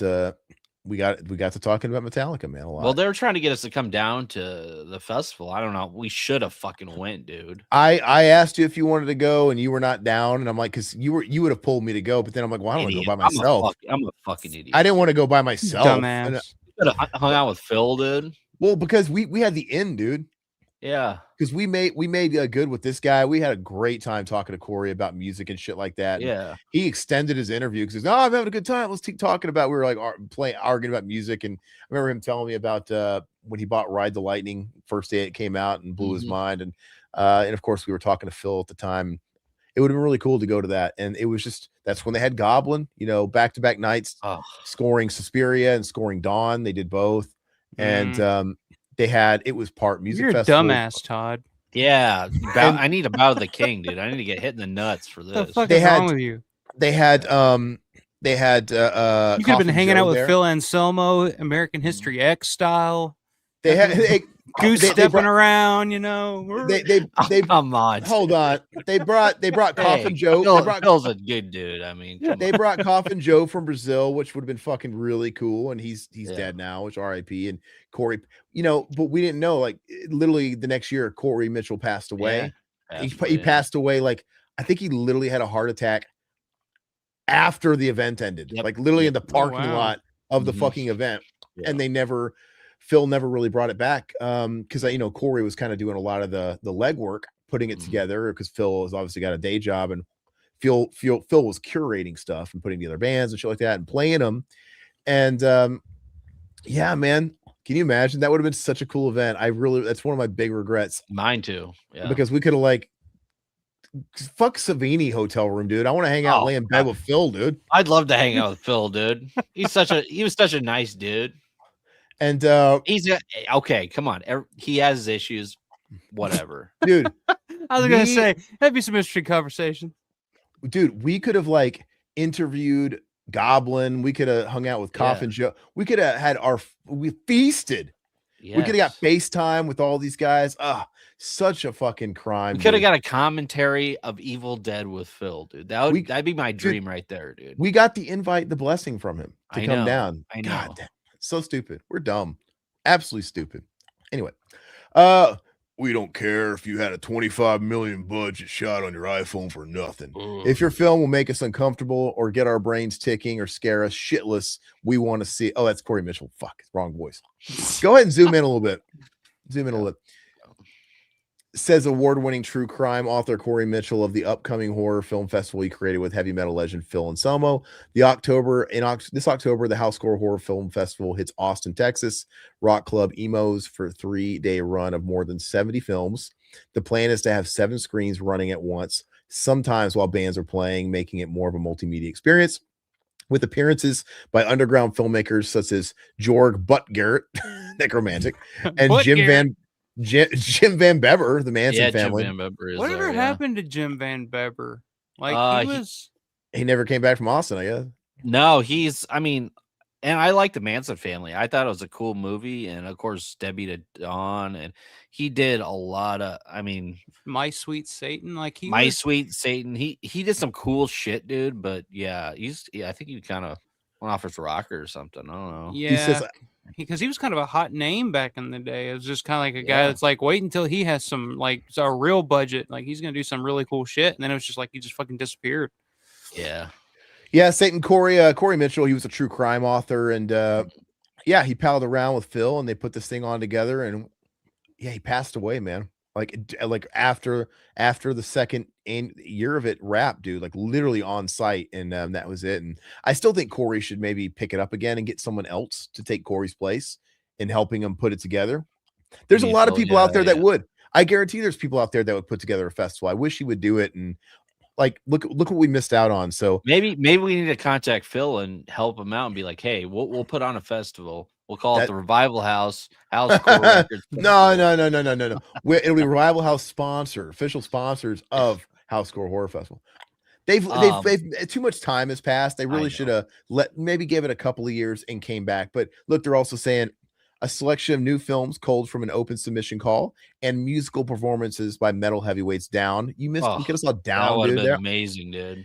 I think it was year 2 where he played with Superjoint and Down, like different days. Oh, so the Illegals wasn't in there as well, filling some of the Illegals. Or that was later, right? No, this is when the Illegals about that first Illegals record was about to drop, but I don't think it was out yet. Okay. Because when I talked to him, it was about this, but then when you guys did the on-site interview that second time, that was the Illegals. So I don't. Maybe it was not quite there. I don't know. No, it was out because I talked to him about that. I talked to him about it. Okay. On the phone, I talked to him about it. Yeah, so it was out. He might have played a set with the Illegals in this first one and Down, and I think on the second year he did Superjoint and Down. Okay. I think. Anyway, Crowbar would have been cool. I love all those bands. I think Guar was there, like a whole bunch of dude. What a party! We missed out on that. Todd, semi-secretly, I never and never too seriously. I've always dreamed of having a small, intimate theater to show off my horror collection, and Anselmo tells Rue Morgue. So when Corey suggested the film fest, it felt like a natural progression. I'm just hoping to share some extremely rare films with people who actually give a fuck. It's a nice call. Mission statement. The idea for the fest was born when Mitchell ventured to Anselmo's Louisiana home to assist former Pantera frontman with a book proposal. He found himself in a horror fan's infernal utopia.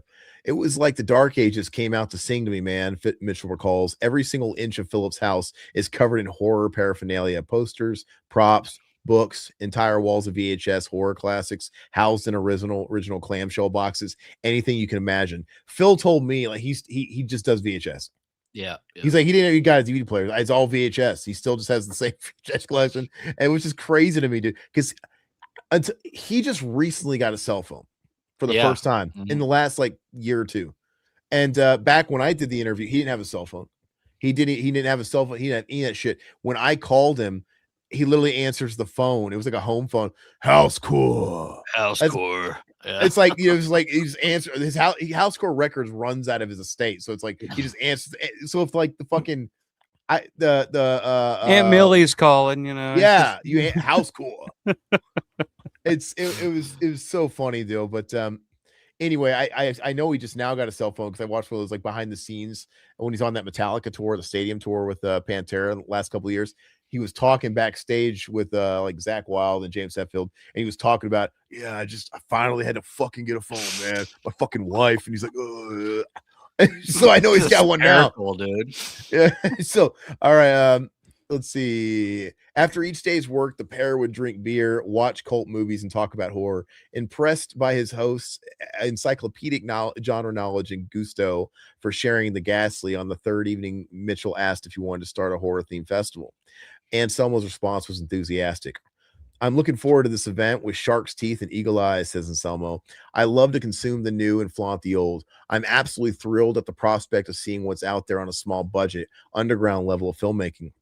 I'm very interested in what people a generation or two or three removed from mine are up to, both musically and within horror. If I can help shed light on some excellent bands or filmmakers, then the circle cycle will be complete. See, he's always been about that. Just like, he's always said, I'm a walking billboard. He wears new band shirts, people he likes. He's like, I treat my body like a billboard. I purposely wear these shirts, these bands I want people to hear. And we gave him one of our shirts.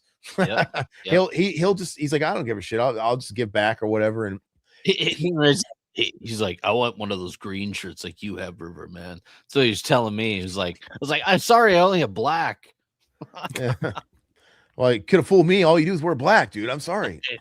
No, he used to wear a dark green shirt like that. I hate God all the time. He used to wear that shirt. Anyway, it was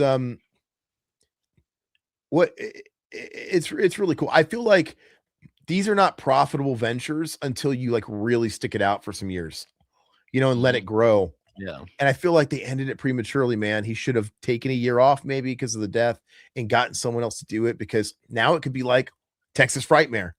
Or like a real big destination place, and there could actually be money involved, and you could still be doing this cool thing for like the indie scene on a bigger scale with more eyes and more money involved. Well, and you have all your housecore bands, all his bands that he's bringing up, and then of course you can throw the independent fucking movies in there. You can throw the older shit in there and the newer stuff if you really want to. Because you can imagine if this got to be one of these things where I don't know how many of these like Texas Frightmare, I don't know how many people they see in a weekend, 20, 30, 40, 50, 60, how many people go through this fucking thing all weekend?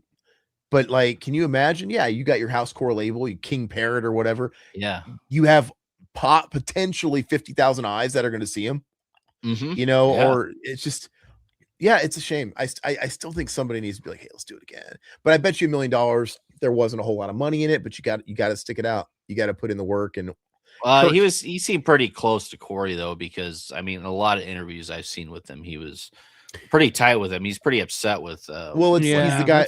That's what I was gonna say. It's like sometimes with stuff like that, it really comes down to the person that you're doing it with. You have to have a trust and a belief in them, and you have to be on the same page. And sometimes if that person goes away, that's where it kind of ends. It kind of has to end, Yeah. Because you don't have that same trust or belief, and just anybody, like any random person that comes up and says, hey, I'll pick up the mantle. It's like, well, I don't know you. I don't trust you. Like, no thanks. So that happens all the time. If Riverman dies tomorrow, I'll still be doing revival. I'm scared. No, I was going to say. No, I was like, what are you? Yeah, my blessing. Go for it, brother. No. I know, but I totally get it. Like, especially it was Corey that pitched the idea. Yeah. And it would feel, but you could still honor him and still do it. I mean, because you could tell this guy loved it. Like Corey was all in on it. Yeah. And if I had to guess, he probably wanted to make it his like new venture. Because he was a true crime author, but how much was that really paying? It's not like he was Dean Koontz. You know what I mean?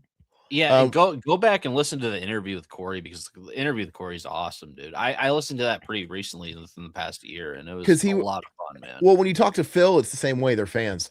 Yeah, they're just regular. They don't talk down to you. Phil never talks down to anybody. He talks to you like you're fucking his next door neighbor and totally cool and whatever. And once again, we just really fucking fucked up by not going to that. That's all I'm gonna say. We did. Anyway, but it's easier to say. I think at the time though, it's like, at least me, it's like I'm in school and I don't have as much money, and it's like it's a lot hard. Now it's like, dude, I'll fucking go. If it's big enough, I'm gonna fly to Texas. Yeah. Back then I might have been like, God, dude, I might have to take a fucking bus down there. I don't know, but we should have just did it. But anyway, Mitchell says the festival is set to include programs such as Phillips Grindhouse Horrors for classic films and Corey's Crime Scene. That's cool. For true crime-based movies, as well as slot dedicated to heavy metal-themed horror flicks. And Selma, whose other musical projects include Necrophagia and Christ Inversion, of which performs under the alias Anton Crowley, has been a horror fanatic since childhood, and he would watch The Twilight Zone, The Night Gallery, and Saturday Afternoon Creature Features. It was his first exposure to the genre, however, that helped steer his career path. Yeah, it's the Disney album. Believe it or not, the first LP I truly, completely fell in love with was Disney's The Thrilling, Chilling Sounds of the Haunted House. I was about 3 years old when that gem fell into my lap via mom. Halloween of 1971. It scared the ever-living fuck out of me, and I made her throw it away on 3 different occasions, only to beg her to rebuy it for me. That was the first LP I mocked vocally, so there's your vocal inspiration that would spill over into actual music. That record, because Phil would always talk about this, I found it at like a flea market and I bought it. It's cool. Yeah. Like that old it's like that Haunted Mansion shit, that old 60s fucking Disney stuff. It was cool back in the day. And it's neat. It's like the kind of stuff you just play at a haunted house. They'd play that probably all the time back in the day. Mitchell points out that the ultimate goal of the Housecore Horror Film Festival is to bring dyed-in-the-wool horror and heavy metal fans closer together while bombarding them with both music and film. Philip and I want there to be so much going on here that when people leave, they're pissed off that they didn't see everything they wanted to see, he jokes. Fans of metal and horror have always been ostracized, so the communal aspect is very important to us. They're promoting how much it costs. All access badges to the Housecore Horror Film Festival as of press time will be $199. For updates, visit the Facebook page. It wasn't going to cost us a dime, Todd. Okay. But I mean, you got to think you're going to be seeing Down. You're going to be seeing a lot of these bands too. And I know, Todd, for free. We got the invite. We were going to see all those bands. We're probably going to interview all of them for free. Yeah, been great. Anyway, could have hung out in fucking the hotel rooms, dude. Toy Story 3 director uncovers lost ending to The Shining. The hell? Go down. What is this all about? I'm gonna skim this. Let's see. Yeah, I think VHS is gonna be like vinyl. I hope so. I mean, that's cool if it is, dude. I'm not into VHS anymore. Just too much clutter, dude. It's just too much, man. I can't imagine. I don't have the space, but anyway, few films are shrouded in as much mystery as The Shining, and the biggest curiosity about it among fans has been the lost ending. You zoom in a little bit. Until recently, the contents of the final scene that Kubrick cut was just a matter of speculation, but now the script of a hospital epilogue has been discovered by none other than Toy Story 3 director Lee Unkrich. Is that like is that Skeet Ulrich? What do you call that? An anagram, where they fucking mix up the letters, dude? Like a phonograph? No, I know what you're saying. I can't say it. I can't fucking say the word. But yeah, it's like not Skeet Ulrich. He arranged a visit to the script was tracked down by Unkrich while he was promoting the release of Toy Story 3 in London. He arranged a visit to the Kubrick archive, where after Kubrick's death in 1999, the filmmaker's extensive collection of papers was donated to the London College of Communications. It was in a Tascan coffee table book that Unkrich got his first glimpse of the excised hospital material, which ignited his mission to find it, something he refers to as his Holy Grail quest. So I'm guessing that's in that book they put out a few years ago, that big shining fucking, I think Tascam, they put it out, Yeah, no, I haven't seen that book, but there's that one limited one, like Sean Clark's got it. It cost so much fucking money, and they only had so many. It's that giant fucking thing. I don't know if you guys know what I'm talking about. I spent 3 full days there, he recalls. During those 3 days, I was only able to skim the surface of all the Shining related stuff. I was able to read the different drafts of the screenplay, some of which included hospital epilogue. I was amazed to learn Kubrick sent snippets of 35mm film dailies in a notebook, which presented every camera setup he shot. Probably represented. I'm sorry. Not only was I able to see actual images from the hospital epilogue, but also other scenes and moments that have been cut from the finished film. The 4-page scene shows Wendy and Danny recovering in a hospital where they're visited by the Overlook manager, Stuart Ullman. It is in this book, because I watched Sean Clark's video and he was talking about just this. So okay. It's out there now. But this book is out there now. Ullman informs that there was no signs of anything out of the ordinary happening at the hotel. He then offers to let them stay with him in LA and remembers he had a gift for Danny, a yellow ball. The film then ends with a title that fades to black, noting that the hotel reopened and every year after the tragedy. The credits still contain the actors who play the policeman and the nurse in the cut scene. Oh, I didn't notice that. I've never noticed that. which Unkrich says is evidence of just how late in the process it was removed. The scripted scene has been posted on Unkrich's personal blog dedicated to The Shining, theoverlookhotel.com. Is that still up? He loved The Shining since he first watched it, and the idea of a lost ending was something that weighed on his mind. There was part of me that always wondered if there was a copy sitting in a dusty storage room somewhere. Yeah. Unlabeled, waiting for the day that someone unspooled it to see what it was.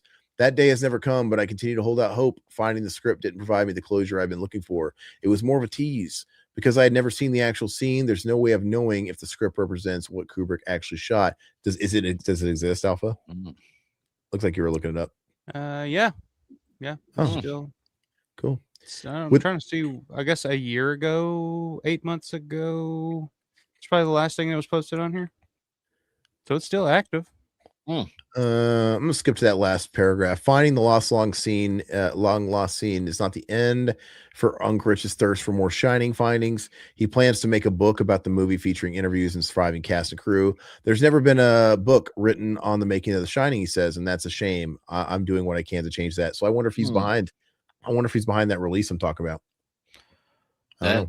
That sounds very interesting. Yeah, actually, I'd love to read that. But did you guys ever see the ending? No, I never seen the cut ending. I've seen it somewhere. At least in 2013. Is that on the studio release? But he's saying here in 2013 it's not available. He read the script. Has it since been unearthed? Because I've seen it and I remember thinking that it is pretty unnecessary. I can see why they cut it. It was just like, all right. But yeah, I've seen. I can't remember where the hell I saw it, but yeah, I remember watching it at some point. I think it was on YouTube somewhere. I think. I'd love to watch it. I need to watch it. Shh! You want to get sued? The Shining? Oh no, you mean Shining? Yeah, it's fine. Yeah, I don't think my phone is spell check. Okay, let's go ahead and move on. We're having a bad storm here, so just a heads up. Why we might lose the guy that's running the magazine. I hope not, because I hear thunder. It's like crazy out there. But does it prone to mess with you when you have those storms? It doesn't. Okay. The same storm headed our way. Could be. Yeah. Look at this. This is back when Ghost was like a new thing. That's like their second record. Oh, okay. That's assuming. Yeah, that's a great album. So maybe I looked it up on YouTube. Maybe I watched an AI reconstruction of the missing scene. Interesting. I think that's what I saw. I don't think I actually saw the actual thing. What is this actual section? Black Museum Lecture Series launches 2013 program. This isn't like dedicated music. It's like a bunch of stuff. I want to read what they're saying about Ghost, because in 2013, this is when everybody, like, they were still underground. That first album came out and they weren't mainstream yet, but everybody in like metal circles was just swinging off their dick. You had Phil wearing their shirt. You had all these people in the scene. And then they blew up they started really getting big with like Square Hammer on that special re-release of their third album. And then by the fourth album, Prequel, they were like all over Target and shit like that. And but they were still kind of underground here and very much Scooby-Doo, very much like Mama and the Papas rock on this. Let's see. Go down. I just want to read that section. The Swedish band Ghost recently announced that for legal reasons, it will change its name in the US to Ghost BC. I remember that. The group also announced a change in name to singer Papa Emeritus in that statement. That read, Papa Emeritus 2 succeeded Papa Emeritus, and that the conclusion of phase 1 in the year of 12 and the Nameless Ghouls joined him under the Unholy Church's current moniker. Okay, get over yourself. Ghost sophomore record Infestus will be released on April 9. Yeah, so their second album. So their second album hadn't quite dropped yet. Interesting. And this is when I discovered them. This is Infestusum, and I remember buying this. I love this record. I think the first one's better though. The first one's a lot better. I don't think this was in the first one. No, this is way better than the first one. I actually ranked this. If we're talking about the first three, this is my least favorite of the three. The first. See, I always say the first is my least favorite because I love this record. I think it's great. I didn't say it was bad. But I just think, Anyway, MPI's Dark Sky Films has announced Stakeland's Nick D'Amici, whatever, is set to star in Late Phases to be directed by Adrian Garcia Bogliano. Is it Late Phases? No, Late Phases. Late Phases. I don't watch anything with Daniel Harris. After Roseanne is a fucking rule, dude. Late Phases is the story of a community plagued by supposed dog attacks. Ambrose McKinley survives one. He's got blah, blah, blah. Okay, sounds cool. Next, let's move on. Yeah, dude, I don't know. I was talking about in the last stream how Scout Taylor Compton and her have a new movie coming out that they both co-wrote and co-directed. Oh Lord! And all I know is there's like a still. I don't know anything about the film yet, but there's a still of the movie, and it's like them all. It's Scout and her with an ensemble cast that this entire ensemble cast look like teenagers, and then they're dressed like teenagers too. I'm like, please don't tell me they cast themselves as teenagers, please. And you can see, and all I'm saying is Scout. I think Scout still looks really good, but what's her face? They both look pretty good still. No, but what's her face? Daniel Harris in this particular still. She's got a lot of makeup caked on, which scares me. Like maybe they're chaperones, but they look like they're dressed like those teenagers. Like, please don't fucking tell me that Scout could kind of get away with it more. They'll always be teenagers in my eyes. Dude, even though one of them's like, isn't she like 50? They'll always be illegal to me. Okay. 50, yeah. Dude. No, she's probably 45, dude. Daniel Harris? Yeah. Let's see. Let's go to the fucking. I know Scout's younger. She's probably like 45. I got to think like Halloween 4 was what 88. So that was I was born in 88. So that's 37 years ago. So she's got to be in her 40s. Let's see. I just want to see what the official number is.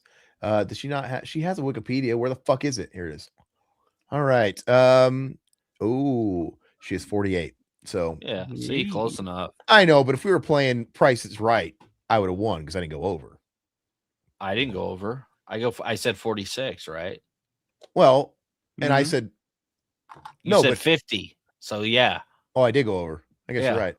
I lost my own game. And Scout Taylor, how old is she? She's 89. She's younger than us. Yeah, she's 37. 37. Okay. I thought you were saying she was 89 years old. I was like, God damn. She's 89. Where's my StreamYard? I can never find my tab again because it looks like they took the Skype logo. It fucks with me, dude. StreamYard. I hate the new StreamYard logo, dude. They literally are like, the trademark lapsed on Skype because they went under. Let's just take their logo. That is their fucking icon. And Skype it wasn't that long ago. Like literally, what's it called? Slack or whatever, or Zoom. All this shit took over Skype. Like it hasn't even been it's not even cold in the ground, dude. I know. So we all know this logo. I think they should have waited like 20 years.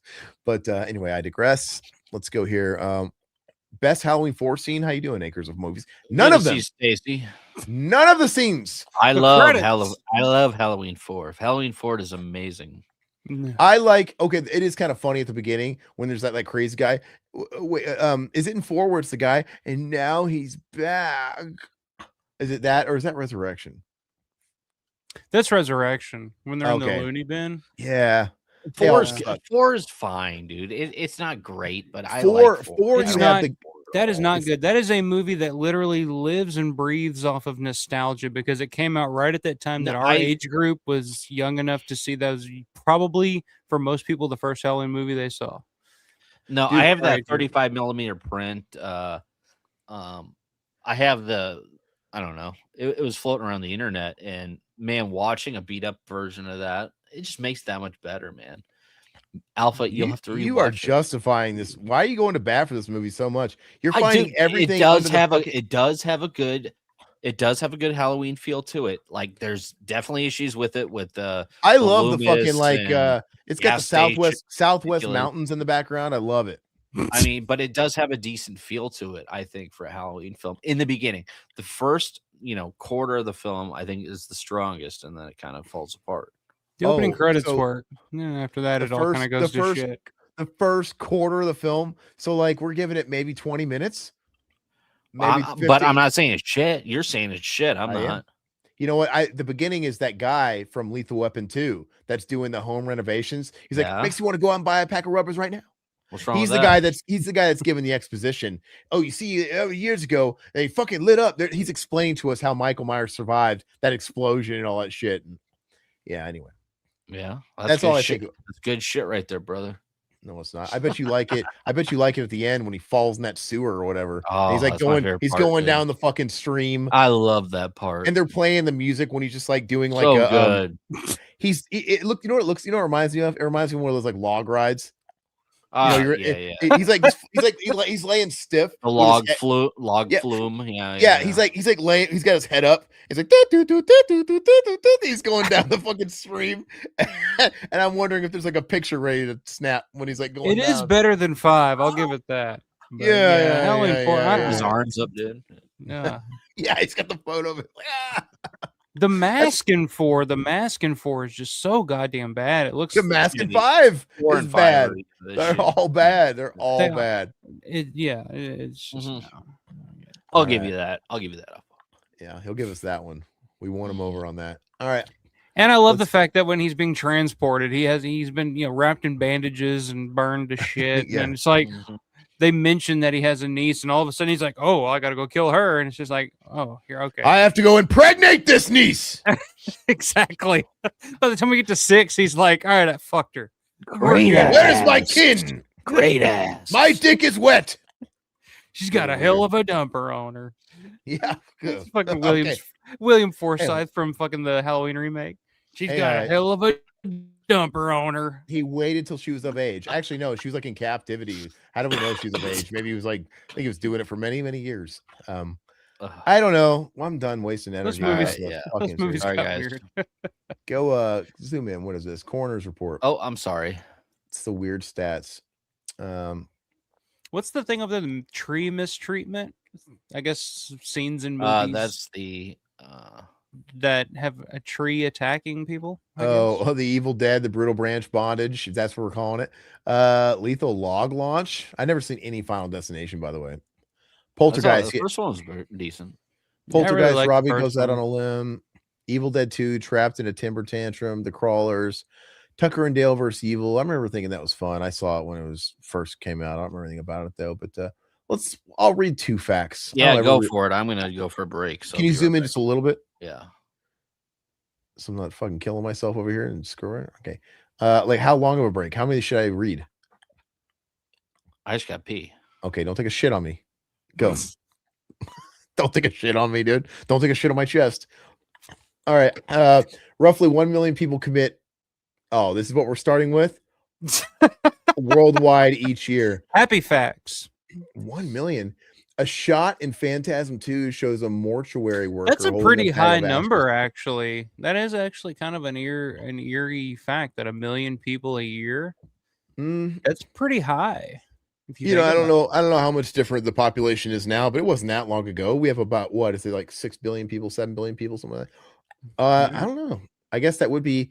There's 1,000 thousands. What does a million represent? There's like 1,000 millions in a billion. Yeah. Right. So, and if there's like, let's say there's 7 billion people, I mean, that is like what 0.001. It's really not that much when you think about it. It sounds like a lot. Even in America, it's like we got 365 million people. That's not even, I don't know. It's too many people though. It's disgusting. Let's see. Phantasm 2 shows a mortuary worker holding a bag of ashes labeled Sam Raimi. Yeah. By the way, it's a that was because originally Sam Raimi wanted to be in Phantasm 2 because he was such a big fan of Phantasm 2. He wanted to have a cameo role in it, but he didn't get a chance to be in it because he was going off to make Evil Dead 2. So instead, they had that little shout out to Sam Raimi in Phantasm 2. The 79 Babysitter in Peril movie, When a Stranger Calls, was given a more pragmatic title for its German release, Das Grauen kommt sein, which translates to The Horror Comes Around 10. I have never seen When a Stranger Calls or the sequel, the TV sequel. I haven't either. Olympic gold medalist Vladimir Viktorov died following a freak accident during a 1982 World Championships in which the foil of the fencer he was competing against broke, causing a splinter to pierce his protective face mask and enter his brain through his eye socket. What this has to do with movies, I do not know. Well, what the hell? What does this have to do with anything? For his book tour in 1994 novel Insomnia, and Stephen King made his way around America on his Harley Davidson. Okay. So that's a funny image, thinking about Stephen King's goofy ass like on a fucking Harley going. Is he doing blow off his fucking motorcycle helmet, dude? Neil Peart. I mean, it feels like we got to bring up Rush every stream now too. Neil Peart traveled city to city on tour on his Harley. This isn't a big fucking thing. It's like, some people like to ride bikes, man. I can't imagine Stephen King doing anything remotely cool though, because he's just like a big fucking geek. Well, he was a Knight Rider though, so he does like motorcycles, right? All right. Okay, so let's go ahead and move on. Stitches. I've never seen that movie, but I saw it everywhere. I think everybody's been looking at Stitches forever, dude. Has anybody ever actually watched that? No. Was that an Eli Roth? Like, didn't he? Clown he did the Clown movie. Oh, Clown. That produced that, which that one's okay, What do we got here? Zombie bobblehead, 25 bones. We got, I can see Christopher Lee, Dracula down there. Let's go ahead and move on. Nothing interests me, really. Yeah. Nothing in life interests me anymore. The woods are alive. All right. Thoughts of an Evil Dead remake threatening to swallow your soul.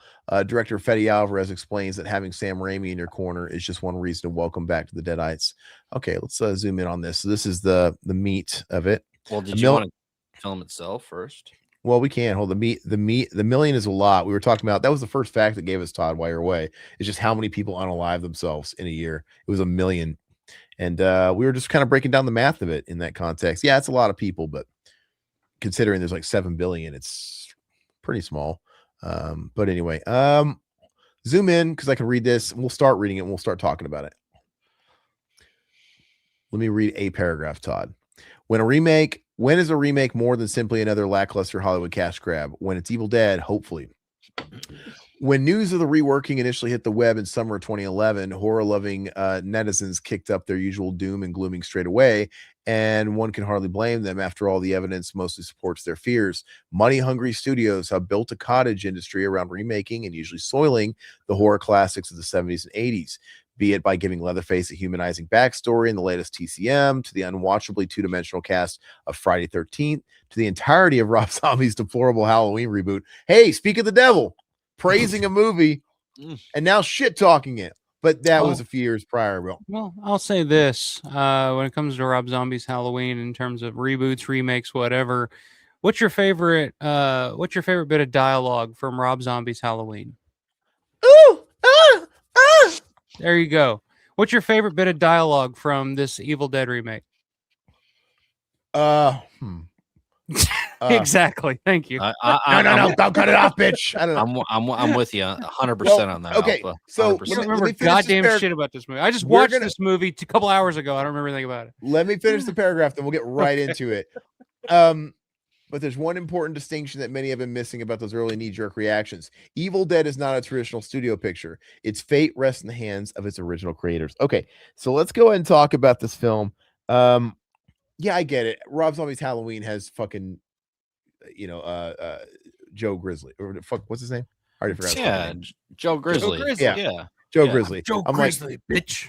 I wanted to say Bear Grylls, dude. Like, wait. Anyway, so yeah, this movie, I rewatched it for the first time in a while. I've seen this movie twice in theaters, and then I watched it. Don't say that again, Alpha. What? What did I say? What do you say?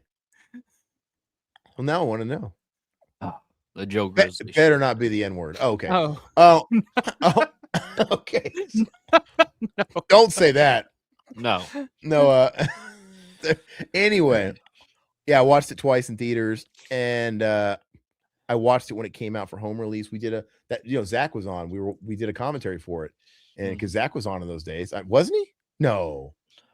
Was he? No. We watched it a few years later. Okay, with Zach. So it was a few years later. I think I watched it a third time then. I believe this was my fourth time watching it, possibly fifth. And it's kind of about the same, man. I don't really feel too much different with it. I don't know what to say. It lacks the character of the original.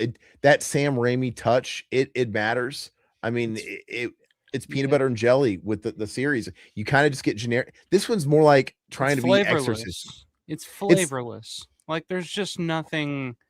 Like watching it tonight, it's not a bad movie. Like it's not poorly made or anything like that. There's some pretty interesting shots and some pretty interesting ideas. But yeah, he's trying.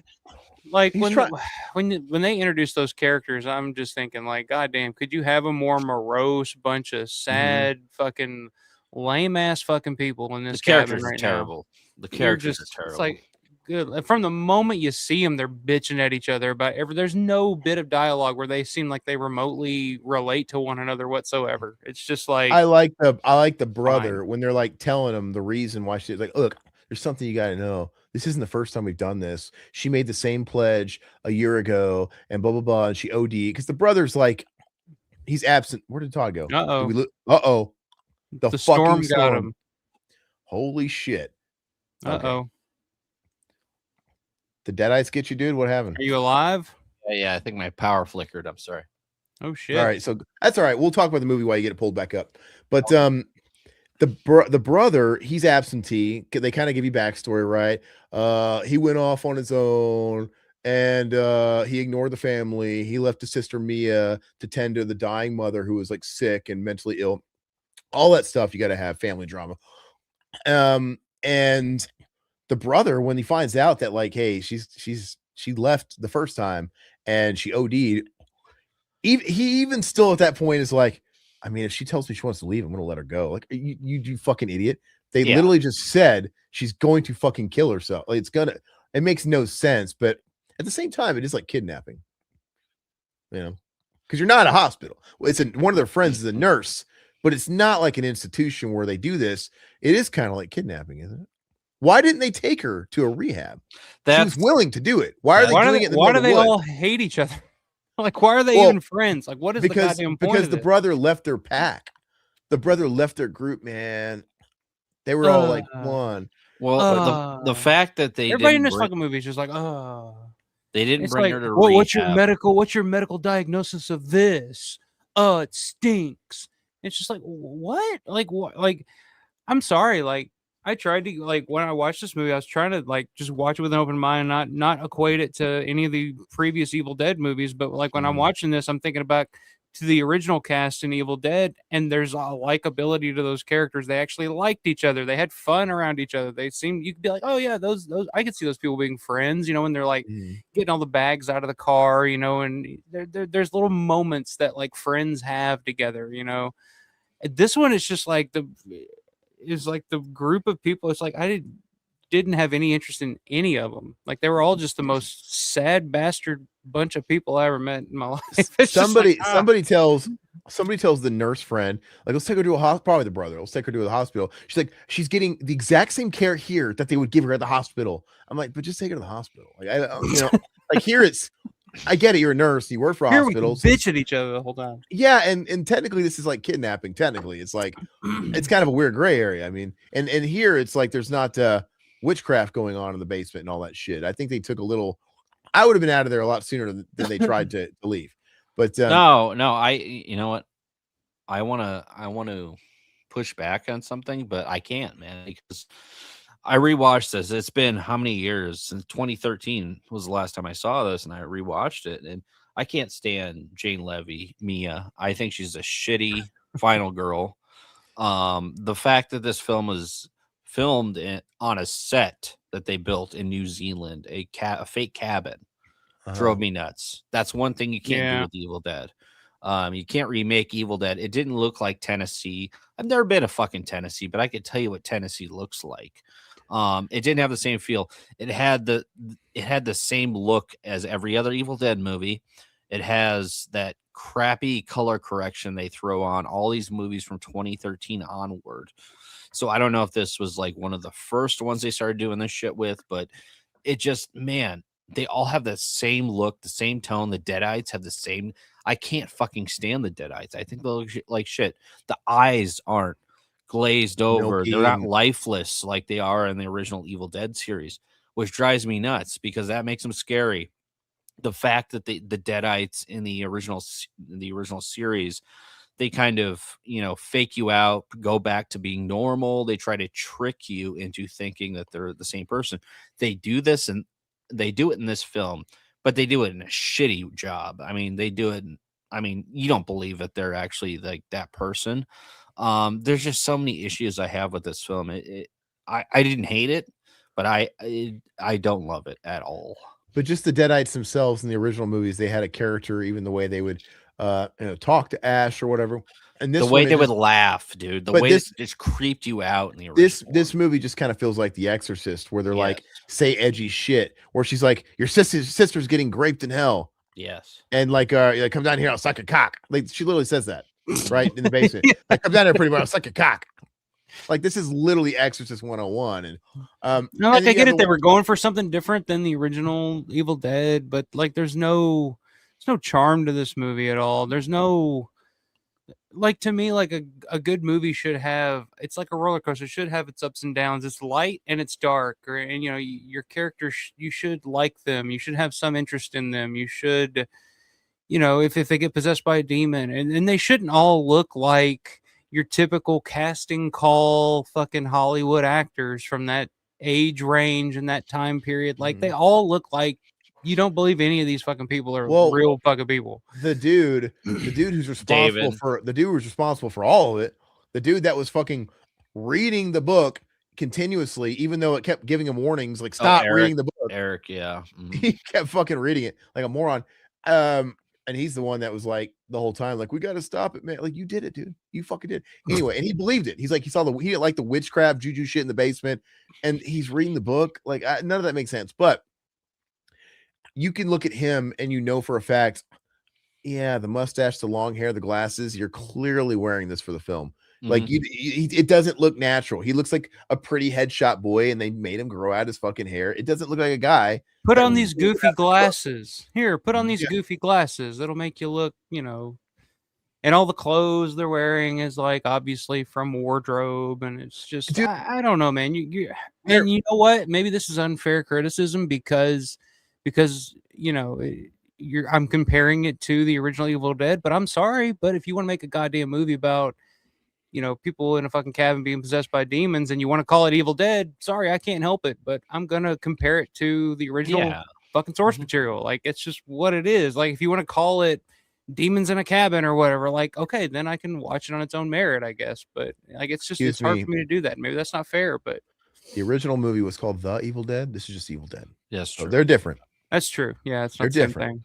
Alpha, okay, I didn't get to ask you yet. What do you think of the Deadites? Because, I mean, does it drive you nuts, the look of the Deadites or anything like that? I mean, as much as it bothers me, or no? I mean, it did. I mean, it was just expected. Like, it wasn't like, like you said, just to me, it just felt like every other possession movie at the time. Like, they all kind of had that same look and feel, and they all kind of did the same thing, and they weren't as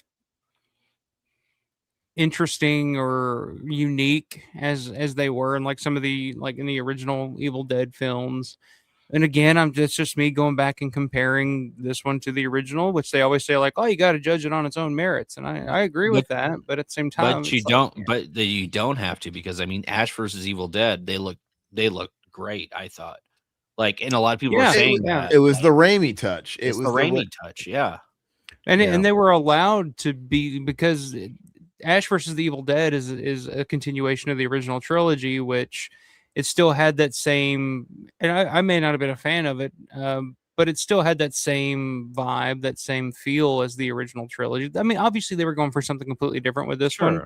Obviously it worked. Like, it may not be for me, but apparently it's for a whole other generation of people younger than me, and that's cool. Like, Satan loved it, so who might argue with Satan?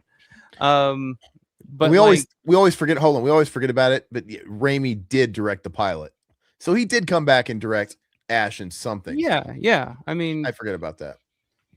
But yeah, this one, I mean, it's just hard to judge it on its own merits. To me, it wasn't overly offensive or anything. There was some stuff I liked about it. Like, I like the opening. I was curious. I was like, oh, I kind of like what they give it a little bit of a backstory, right? That's the demon they put to rest or whatever. I kind of like what they did there, and I like the ending. I think the last shot with the chainsaw in the fucking mouth and all that. Dude, I was like, that's pretty fucking cool. I like that. Speaking of the good fire in the background, yeah, the good stuff is the cabin on fire in the background, raining blood while she's that side. You know, that's a great shot. You know.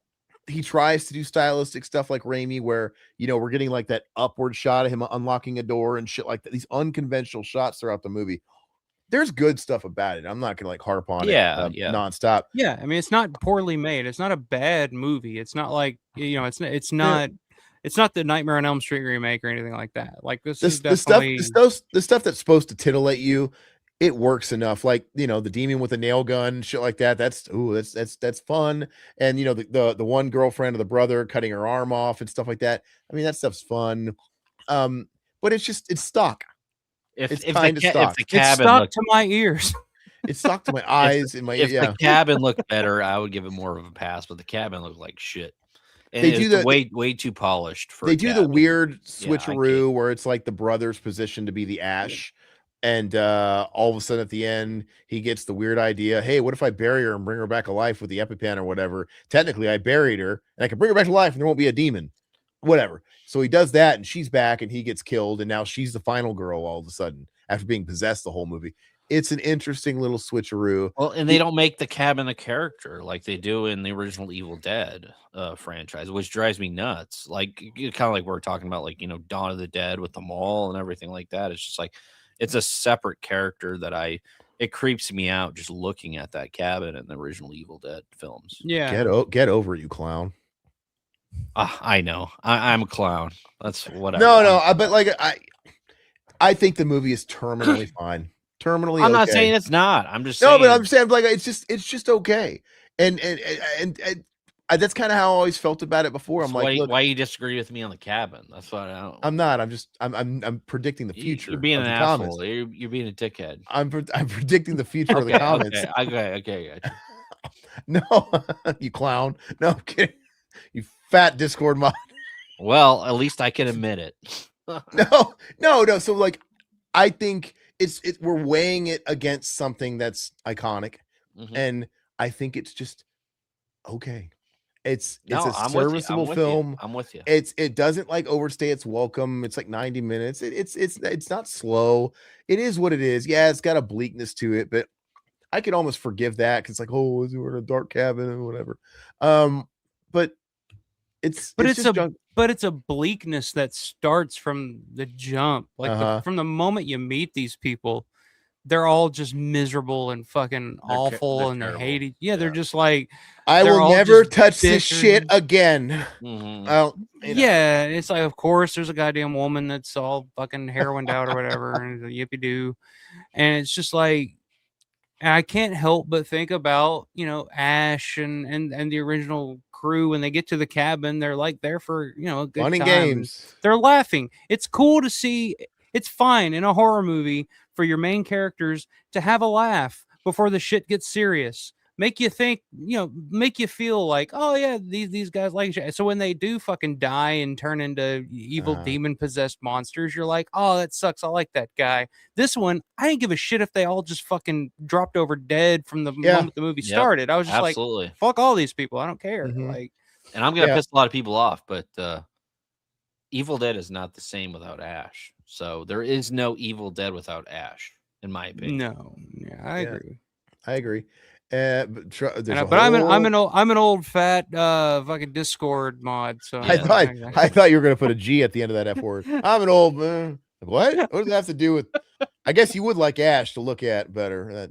I'm an old, you know. No, I look. I agree 100%. And there's a whole class of people, Saved by the Bell, the new class, that's gonna disagree with us. I don't care because they absolutely love these new Evil Dead movies. They don't. And I think that the bar is just somewhere else. Like, Evil Dead 1 and 2 are way up here. They're 10s. And the most that these new films could ever be is a 6, in my opinion. Yeah, me too. You know, and like I always gave this movie like middle of the road. Like, look, I can take it or leave it, like a 5 out of 10. I watched it again and I'm like, has the years been kind to it? You know, because ever since Fede Alvarez, I liked Don't Breathe. I thought that was a fun, unique film. Follow up for Fede. He did a unique film. And, you know, Jane Levy's better in that film, I think. And then, of course, I'm an Alien stan. Alpha, don't hate me. And then I enjoy Alien Romulus. Like, okay, he's growing. He's actually... He's getting better. Yeah, absolutely. But he's actually utilizing that platform that Sam gave him, and he's doing big things. Same thing with Lee Cronin. You know, he's got that new Mummy. So, I don't know, man. I still feel like after watching it, I'm like, look, it's unoffensive. Maybe I'll bump it to a 6. I don't know, but it's just totally... fine. It's just fine. It's not Evil Dead. You could have called it a million other things like Alpha was saying, possessed in the woods or whatever. It's like, whatever. And it reminds me of the Dead trilogy, and this is the Evil Dead trilogy. I was thinking of Dawn of the Dead, Day of the Dead, Night of the Living Dead. But I would throw those 3 for Army of Darkness, Evil Dead 1 and 2 in there, because those are all 3 of those are like, of course, I put them in order for me, but they're all amazing films, and they all work well together because you have different comedic elements, you have scary elements, like, because first one's scary, second one's more comedic, but it's still scary. The third one's more comedic, a lot of fun, action adventure. So he hit it out of the park, man. Sam Raimi. All 3 of those films are fantastic. Was this movie hardcore for its time? I don't. That's why I wanted to highlight it, because this is at the time when we had Hostel and gore porn was the thing. And honestly, this movie doesn't make me wince. I mean, the violence is adequate. It's fine. But I have a hard time watching some Saw stuff, dude. When they throw that chick from Seventh Heaven into the vat of syringes in Saw 2, that shit makes me like, like, I don't think it was hard. It was pretty tame. So we went from Saw, and then we went to a lot of the paranormal shit. This is coming off the paranormal shit. So this is like 2013. And a lot of PG-13 horror was popular at the time. And then Evil Dead was one that was kind of balls to the walls when it came into like gore and blood and that sort of thing. And they try to promote it like that. And I can see why. The effects in it are good. I mean, I'm not saying that. There were quite a few. Like I mentioned the chainsaw thing at the end. I really liked when she was in which for some reason in these remakes, even in Rob Zombie's Halloween, they always end up in the ceiling or the wall or something. I'm just like, all right. But with the knife to the wall. When the blade coming through the wall and it gets her in the knee, and it's just like, okay, that was pretty effective. Like, the effects are good, and it's not that's not the issue. It's just, what else is there, man? Like, all I know is all these movies teach me that the way to go is inside the walls are going to get me killed one day. I have a home invader. I'm going to try and get in the fucking walls. Crawl on the walls, the ceiling, somewhere, First of all, I'm going to be like, okay, how do I get in the fucking wall? Like, how do I get in the wall? Like, they're going to see this giant hole I've ran through to get in the wall, and they're just going to follow me. And they're like, fuck, like, stabbing the wall. You're just going to see the guy. You're going to see Michael Myers in the wall coming after you. Like, oh, God. Like, it's going to block. Can you imagine? Just slowly scaling through. Like, oh, shit. Like, shit, I've really fucked myself now. Like, trying to bust out of it like the Kool-Aid guy. So stupid. And Satan, we don't hate this film. Like, I don't. I gave it a 6 out of 10. I think it's a solid film. But I don't love it. It's just comparing it to iconic movies. I mean, yeah. But yeah, look, as far as remakes go, it's fine. Yeah, it's a good remake. Yeah. As far as watchability, it's fine. It's not the Black Christmas remake. It's not what's in House of Wax remake. It's not. There's bad remakes out there. Nah, I don't think House of Wax is that bad. Because you're a Paris Hilton fan. Yeah. So who's not? I don't know, man. Not me. I don't like that bird beak, dude. Fucking big bird neck. You can keep it. Come on, man. You can keep that's hot. You can keep it. All right, so let me read this article. That's hot, dude. That's definitely an old school joke there. That's hot. Yeah. That's forever. That's like fucking the first reality television show that she had. What? That's like that's what Simple Life. Yeah, that's when Marty Crane was getting into the Austin Powers fad like way too late on Frasier. Yeah. He just discovered it, dude. It was already played like, out. Oh, behave. Or He's something like, oh, behave. Do I make you Randy? Okay, so let me continue this. The 1981 feature was funded independently, largely based on the strength of writer-director Sam Raimi's 32-minute 78 short Within the Woods, about a quartet of friends that accidentally unleashes the spirits trapped within an ancient Indian burial ground, with family and friends not only backing Raimi's first feature financially, but also taking on pivotal roles as cast and crew. The Evil Dead got made despite its notoriously grueling shoot. Even with its budgetary constraints, it was greatly bolstered by the filmmaker's eye for setting up unusual but captivating shots. The construction of several handcrafted camera rigs allowed for the roaming, demon's eye view outdoor camera work that the film remains known for to this day. While the story is a simple one, 5 friends become demon-possessed one by one during a cabin getaway after discovering a mysterious tome and playing a tape recording of one of its incantations. The over-the-top gore effects and groundbreaking style won it favorable reviews from critics and endorsement by none other than Stephen King himself and our undying love. Stephen King was the kingmaker, no pun intended back then. He did that for Clive Barker as well. The Evil Dead went on to become a breakout box office success, spawning Evil Dead 2 in 87, which reworks key elements from the first installment into a horror comedy configuration, in Army of Darkness 92, the fantasy horror comedy hybrid that picks up after Bruce Campbell's character Ash is sucked through a portal at the end of the second film and lands in 13 AD. I have to say, when I saw Evil Dead 2 for the first time, and that's how that movie ended, I was like, what the fuck am I watching? It was what? Because I had never seen one, and I never seen Army of Darkness at that time. And I'm thinking, first of all, I'm watching Evil Dead 2, and I'm like, this doesn't feel like it follows anything. What was it a 2 of? Which, of course, made sense when I saw that it was kind of like a pseudo retelling. Sure. But, dude, when that thing fucking ended in the portal, I'm like, now we're in Middle Earth? Like, what in the holy shit? It's just awesome, dude. I love Evil Dead. I love going back and watching Evil Dead 2 and looking at that hail, and how shitty it looks compared to obviously what they did with Army of Darkness. Well, no, I agree. The great, like, the sequel that I would have loved to have seen was the follow up to Army of Darkness, where he ends up in the original ending, where he ends up in the future, in a dystopian future. Like, imagine Ash in a dystopian future fighting the Deadites. Like, you get him in the past, you get him in the future. Like that's where it should have went. But you know. I agree that would have been cool. But I think the better movie would have been basically the Ash vs. Evil Dead. I wanted to see the real ending turned into film. I wanted to see what it's like hell on Earth. Now we got Deadites on Earth and because that was a cool ending, dude. Like the Deadite and S-Mart and all that shit. It's like, oh shit. Now it's unleashed. It's not Hail to the king, baby. Yeah, I would have loved to have seen that movie personally. And we kind of got it with like that shitty fucking video game, and we got it even more with Ash vs. Evil Dead. But Ash vs. Evil Dead is like modern day. He's like old. What happened in all those years, the 30 years or whatever it's been? I wanted to see that direct follow-up, and I wish they would have made I mean, it wasn't a box office hit or anything, so I get why they didn't, but I really wish they would have made a sequel like within 5 years, man, of that last one. Yeah. That would have been great, man. Get Ash off that Briscoe County Junior shit and put him back in a fucking movie, man. Would have been cool. Anyway, let's see. Is a scenario that allowed Raimi, his partners, and first-time feature director Fede Alvarez, a Uruguay native who impressed the filmmaker with his 5-minute Spanish language giant robot theme short, Panic Attack. Oh, it's just a 5-minute short? Wow. Damn. He hit the jackpot.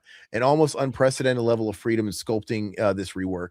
While it may be easy to replace an actor behind a mask, it's much more challenging, if not impossible, proposition when your most iconic character is your human hero, and the guy playing said hero has become nearly synonymous with the role. Wisely, Evil Dead doesn't try to replace Campbell. Instead, Alvarez set about recreating original's most memorable set pieces, namely the cabin, the malicious book, the tree grape, the demonic possession, and pitted a brand new group of friends against them. Yet, at its heart, the central conflict remains intact. A demonic girls versus boys backwoods battle, though entirely stripped of the humor that crept into the original franchise. Big mistake. Evil Dead is dead serious, hard R horror film, a vision that Alvarez is from the get-go and persisted through pre-production of some dialogue doctoring from Diablo Cody. Ew, really? Yeah, you don't remember that? I don't, but Diablo Cody did the script doctoring? Yeah. Wow. I didn't know that. The gory, cringe-inducing trailer and its graphic ex-acto blade tongue removal seemed to bear this out and did much to allay the fears of genre fans. Still, it'll be up to audiences to decide whether this new incarnation, which hits theaters on April 5th from Sony, will achieve the same cult status as its predecessor, but it looks promising, very, very promising. I will say, it never had a shot at hitting the same cult status as the original, but it has hit a certain cult status. Yeah. I will give it that. Like, it does. Again, I'm not going to keep bringing it up, but nobody talks about the Black Christmas remake today. No, these don't have cult status. Nobody talks about the Hills Have Eyes remakes as like a cult. Nope. This movie does have a cult status about it. And so there's that. Rue Morgue was invited to the film's gore-soaked set in Auckland, New Zealand last spring to pick the brains of Alvarez and several of his crew. See page 20, who revealed just how they brought the remake to life. Go down to please. Note. Oh, shit. Oh, shit. All right. Note, the following interview was conducted in 2 parts and contains both exclusive new material and roundtable answers from the set visit. The remake's tagline boasts, the most terrifying film you will ever experience. And no film has ever used that since. It's time to test those big words. Satan, I have the Groovy box set, but I don't want to open it. But I have them on Blu-ray. You remember in high school, Todd, when they were selling those the Necronomicon books, the fleshy foam? Yeah, that's what we were talking about. Those latexy. Yeah. Those all look like shit now, by the way. Those have all deteriorated. People, yeah, they're all falling apart. Do you have that Alpha? I never got it, but I remember always seeing it in stores and thinking it was. They looked really cool. Yeah, I thought they looked really cool. Did they just have the first two, or did they have Army of Darkness? No, the first two. Just first two. Yeah, I never had those either. But... Army of Darkness had a billion different releases too. I mean, even like the fucking bootleg edition that looked like it was in a paper sack, and that was. Army of Darkness and Evil Dead were those two of those movies that Anchor Bay released like on a yearly basis. They would just put a new cover on it and call it the Screwhead edition, or the Ultimate. Yeah, they released that so many times. I had the Screwhead edition. I did too. There had to have been some people that could have saw the future with those releases, thinking, well, these are going to deteriorate like anything of this material does. I'm going to leave it in the shrink wrap. I don't, because surely it's okay in the shrink wrap. I would imagine it's not really deteriorating. It's not exposed to the elements. I still have this. I haven't even opened it yet. I haven't either. I haven't opened my version either. I actually had the regular release and I flipped it because I'm not a big steelbook guy anymore, but I actually really like that steelbook. Well, I got it dirt cheap. Yeah, I got it cheap too, and I'm like, well, I just flipped my other one, so no love lost there. How were you tapped for this remake? I'm interested in all this talk. This is, I like this. I like Ghost House Pictures. I like what Sam Raimi does. I think it's really cool. I have nothing against Ghost House and Tappert and all these guys. And I don't really, I know you don't, I know it's not Evil Dead without Ash, but I still appreciate that he does this. It doesn't offend me. Oh, yeah. I'm always going to, but I'm always going to give it a shot. But I just wish. Look at this. Look at this interesting cast of characters here in this photo, though. And you're right. They came from wardrobe. Good Lord. They all came from wardrobe. They're all wearing very unique colors and looks. No one's got blue jeans but him. The other guy's got khakis. We can't have more than one pair of blue jeans. Everybody's wearing different colors. He's got to have the poppin' jacket and a hoodie underneath the jacket. It's very much a flannel shirt on the other guy. Yeah, he's got long hair. And they got that. You're the nerd. You're the cool guy. You're the heroin addict. You're the and they're all vintage hipster, generic girlfriend that nobody. You're all the CW. They're all CW, good-looking people. And okay, I would buy one or two people might be like above average, good-looking, but dude, we all had the ugly people in the group, man. Like it's like we're not all. Where's the overweight guy? Where's the? I don't know. It just it doesn't look realistic. The original Evil Dead. That's part of the charm that comes from having your friends and family do it, but they're not like nice to look at, dude. Like the women in that are not great looking. Ash is probably the best looking person out of the group, and even he's like kind of goofy looking. You know what I mean? What's this? Love this movie way more than the last one and Army of Dead. Yes, absolutely. This is definitely better than Rise. Rise is I give Rise a 4, dude. I think Army of the Dead is. I don't know if you're talking about Army. I like Army of Darkness better, but you're talking about Army of the Dead. That's terrible. The Zack Snyder movie. I think Rise. I could say nice things about Rise. The thing I keep saying about Rise is that thing is wonderfully shot. I think. Well, that one I've never seen that one, but that one takes place in like a high rise, right? Yep. Yeah. And everybody compares it to Demons 2. I was thinking that watching this movie earlier. The demons in this movie remind me a lot of the demons in Lamberto Bava's Demons, like the look of them, the eyes especially. Yep. Lee Cronin tried to say in an interview when somebody called it out during the marketing for the film, people have been telling me that, but I've never seen Demons 2, and I'm thinking, wow, what are the? Because I would forgive it if it was just like the high rise thing, like okay, sure, that could happen, but literally how they unearth the evil is very much just like Demons 2. How watching it on TV and they come to the TV? There's too many similarities, dude. I'm saying birthday party. There's too many similarities. Like, maybe it's one of those things where like you accidentally lifted that riff. You heard it subconsciously and it never went left or right. I don't know, but Greta Van Fleet really wasn't a big. They weren't influenced by Led Zeppelin either. No, or Wolf Mother. You know, none of those guys went to fucking band camp. I've never heard. Yeah, I've never heard of Led Zeppelin. Yeah. Woman. Leb. Who's Leb? Led Zeppelin. But like I said, Evil Dead Rise, it is beautifully shot. Like, I think this movie's okay too.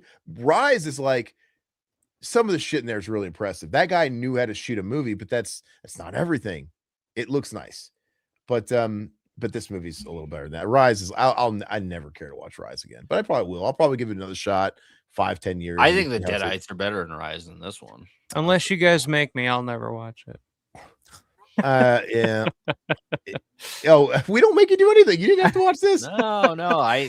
Hey, I have to be prepared. If this is the cover, I fucking watch that Undertone shit, so I'll have to watch this too. Do you like this better than Undertone? I did, yeah. He really hated Undertone. Okay. Yeah. Okay. So he's answering what how'd you get tapped to this for the remake? He's saying that's a question for the studio or for Sam. Actually, he's the one that came to me after watching my short. I used to think that people were offered movies just based on a short, but the truth is it's not that simple. I mean, it literally happened for you that way, asshole. So he's literally saying what happened. Can you imagine? He watched it on YouTube. Can you imagine getting a fucking DM from Sam Raimi? No, it's really me. It's really me. Hey, buddy. Hey, buddy. Hi, this is Ted on behalf of Sam. He's too busy, but he sent me a.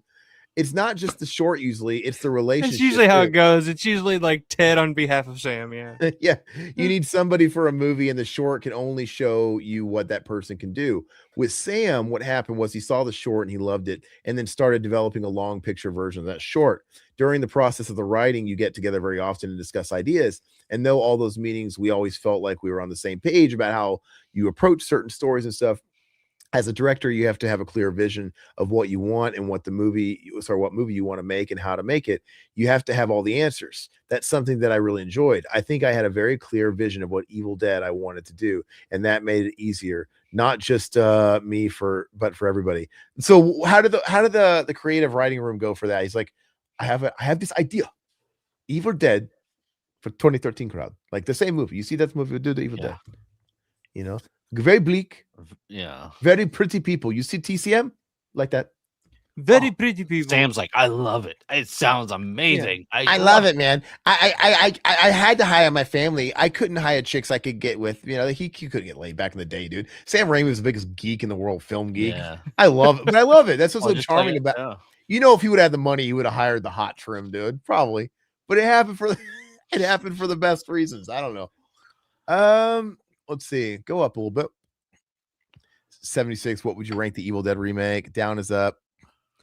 Greta Van Fleet. Oh, so wait, Greta Van Fleet were influenced by Zeppelin? He never knew. No, they weren't. No, I've seen Greta Van Fleet actually. I saw them. Did they open for Godsmack? They opened for Metallica at Vegas. In Vegas. Jesus Christ. I saw them in Allegiant Stadium and they played Rise is 8 out of 10. Wow, Satan likes Rise too. Wow. Okay. Good for you. Okay, brother. Wait, yeah, they do. That's what I put mine in. They seal them up and you can see through them. They're great. So you're talking about those books. You didn't open yours? Yeah, he must have kept them sealed. I wish I could go back in time and I would have bought them and then kept them sealed because you can still see them and enjoy them. All right. What were some of the biggest adjustments you had to make when you just gave me bad flashbacks, Todd, of when you got called on to read the next passage in school and you weren't paying attention, and the teacher's like, "Where's some of the biggest adjustments?" Oh yeah, that's right. Oh yeah. Well, what was the biggest adjustments for making the leap from short films to feature? A shooting day is a shooting day, really. So once you're used to shooting shorts or commercials or music videos, then a feature on a day-by-day basis is just one day of shooting. So the main difference is the amount and the pace. We've been shooting for a long time on this one, so you have to have the energy and the enthusiasm to get through the whole shoot. It's very exhausting, very demanding. You have to get up very early in the morning. You go to set. When you get back home, you have to crash and go to sleep right away. What I found shooting with this movie is the budget. It's easier on some levels. Go up a little bit. Sounds like a normal job. Yeah. Got to get up early. Got to run home to bed. Yeah. I used to I'm used to working with no money or a very small crew. So suddenly you have a lot of people, a lot of expert people in other areas. So it's not just a friend helping you out with some makeup or some learning or someone learning how to do the prosthetics. How then does one approach remaking such a beloved horror film? For me, every time I read about a remake of a classic, I'm the guy, I'm not a troll who leaves online commentaries on old movies saying things like, that sucks. Was he listening to our commentaries? What are they fucking going to do with that? Why are they going to do that? Then it happened to me, and I read all these people saying, what the fuck are they doing? It's kind of bizarre and weird. I know what really kept me going is that it's awesome to do it anyways, without being too disrespectful to the original. And I'd say this to Sam, I tried to make my own movie. I don't want to try to remake The Evil Dead. That's a mistake. You have to take whatever you think are the best things about the original and do a new one. So to his credit, dude, he really hit the jackpot because he went from just making like indie shorts in fucking Uruguay. You know, he didn't even have to like fund his own feature, and he kind of skipped a few levels, right? Mm-hmm. He went from like doing the shit homegrown to getting a call from I think it's awesome, dude. I think it's really, I'm happy for Fede. I think it's great, and I still think it's incredible that Sam Raimi does that. Well, just the fact that City wanted to make his own movie is a joke in itself. It's like, no, you didn't. What? Oh, make The Evil Dead his own movie. Yeah. Gotcha. Well, but and then he goes and makes another Alien film. Dude, look, I kind of understand where he's coming from. It's like I was that guy. Guy, like, you know, like they're fucking remaking this thing. Most of these filmmakers that get tapped to do these projects are they do it for what? I mean, they have talent. I'm not saying they don't have talent, but it's all about the career. Yeah, it's about the move. Get it done on time, under budget. If you can do that and the movie makes a little bit of a profit, you can keep doing that. You can keep doing that as long as you do what we ask. And all we ask is you do it on time, stay under budget, keep going. And if you can do that, you'll have a career forever in fucking Hollywood.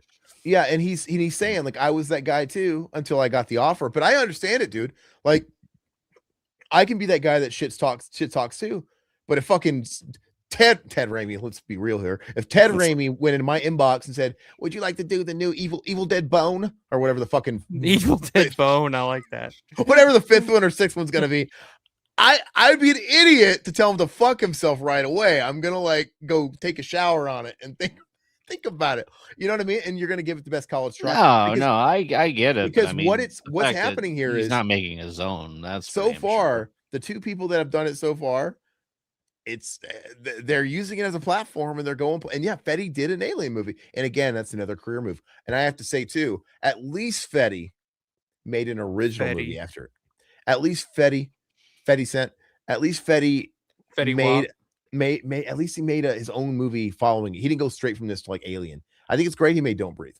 Don't Breathe was a good movie, it was a solid movie, and he proved himself like, okay, I can do something that's not part of an established franchise. And the Alien thing is another career move, and that's big because now he's working shoulder to shoulder with Ridley Scott and his production team. I'm gonna say it again. If I got that call, I'm like, I can't say no to this, even though everybody's gonna hate you and everybody's gonna be fucking like sending the wolves after you.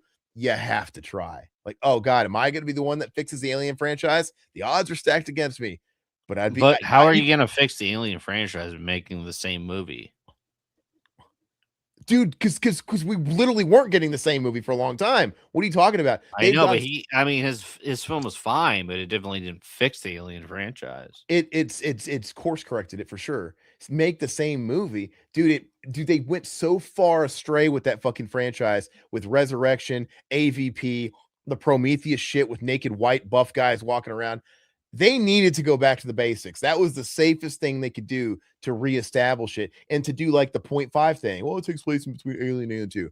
Yeah, it's a safe thing. It's a very Disney thing, what they were doing with like Force Awakens. But I'm bummed that he's not directing the next one, because I was excited at the fact that the prospect that we're actually going to have a guy direct 2 films in a row, because they've never done that. Aliens always had a different guy. And I was like, okay, they did the safe movie to kind of reestablish it. Now the sequel can fly now. And that's what I wanted. It's like, I wanted them to make the sequel to Romulus on like a planet like where they came from, where they're doing like the packing and working in the mines and shit.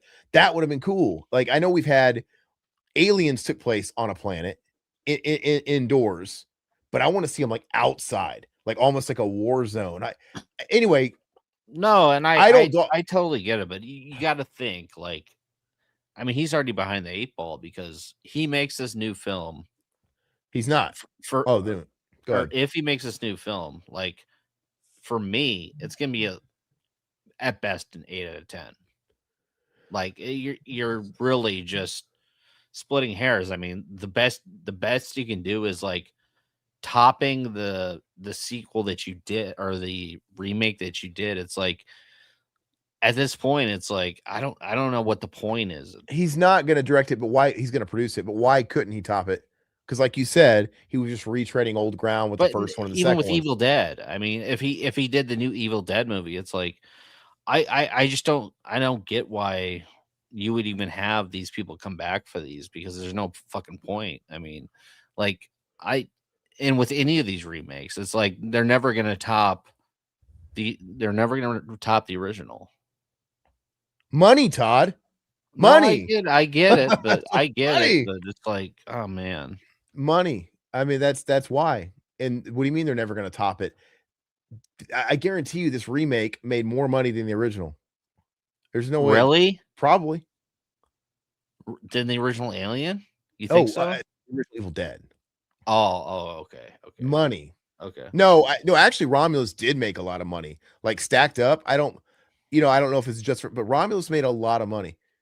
And there's a lot of power in nostalgia. Whatever. I don't know. I just don't understand. I don't understand why people would keep. Dude, nobody understands it, but they're gonna. That's all they're gonna do. They're just gonna keep remaking the same shit. No, I totally get remaking, but why would you keep remaking? Why would you keep, sticking to a franchise that's not even your own IP? It doesn't make any fucking sense to me. What are we even talking about anymore? Because it's a career move.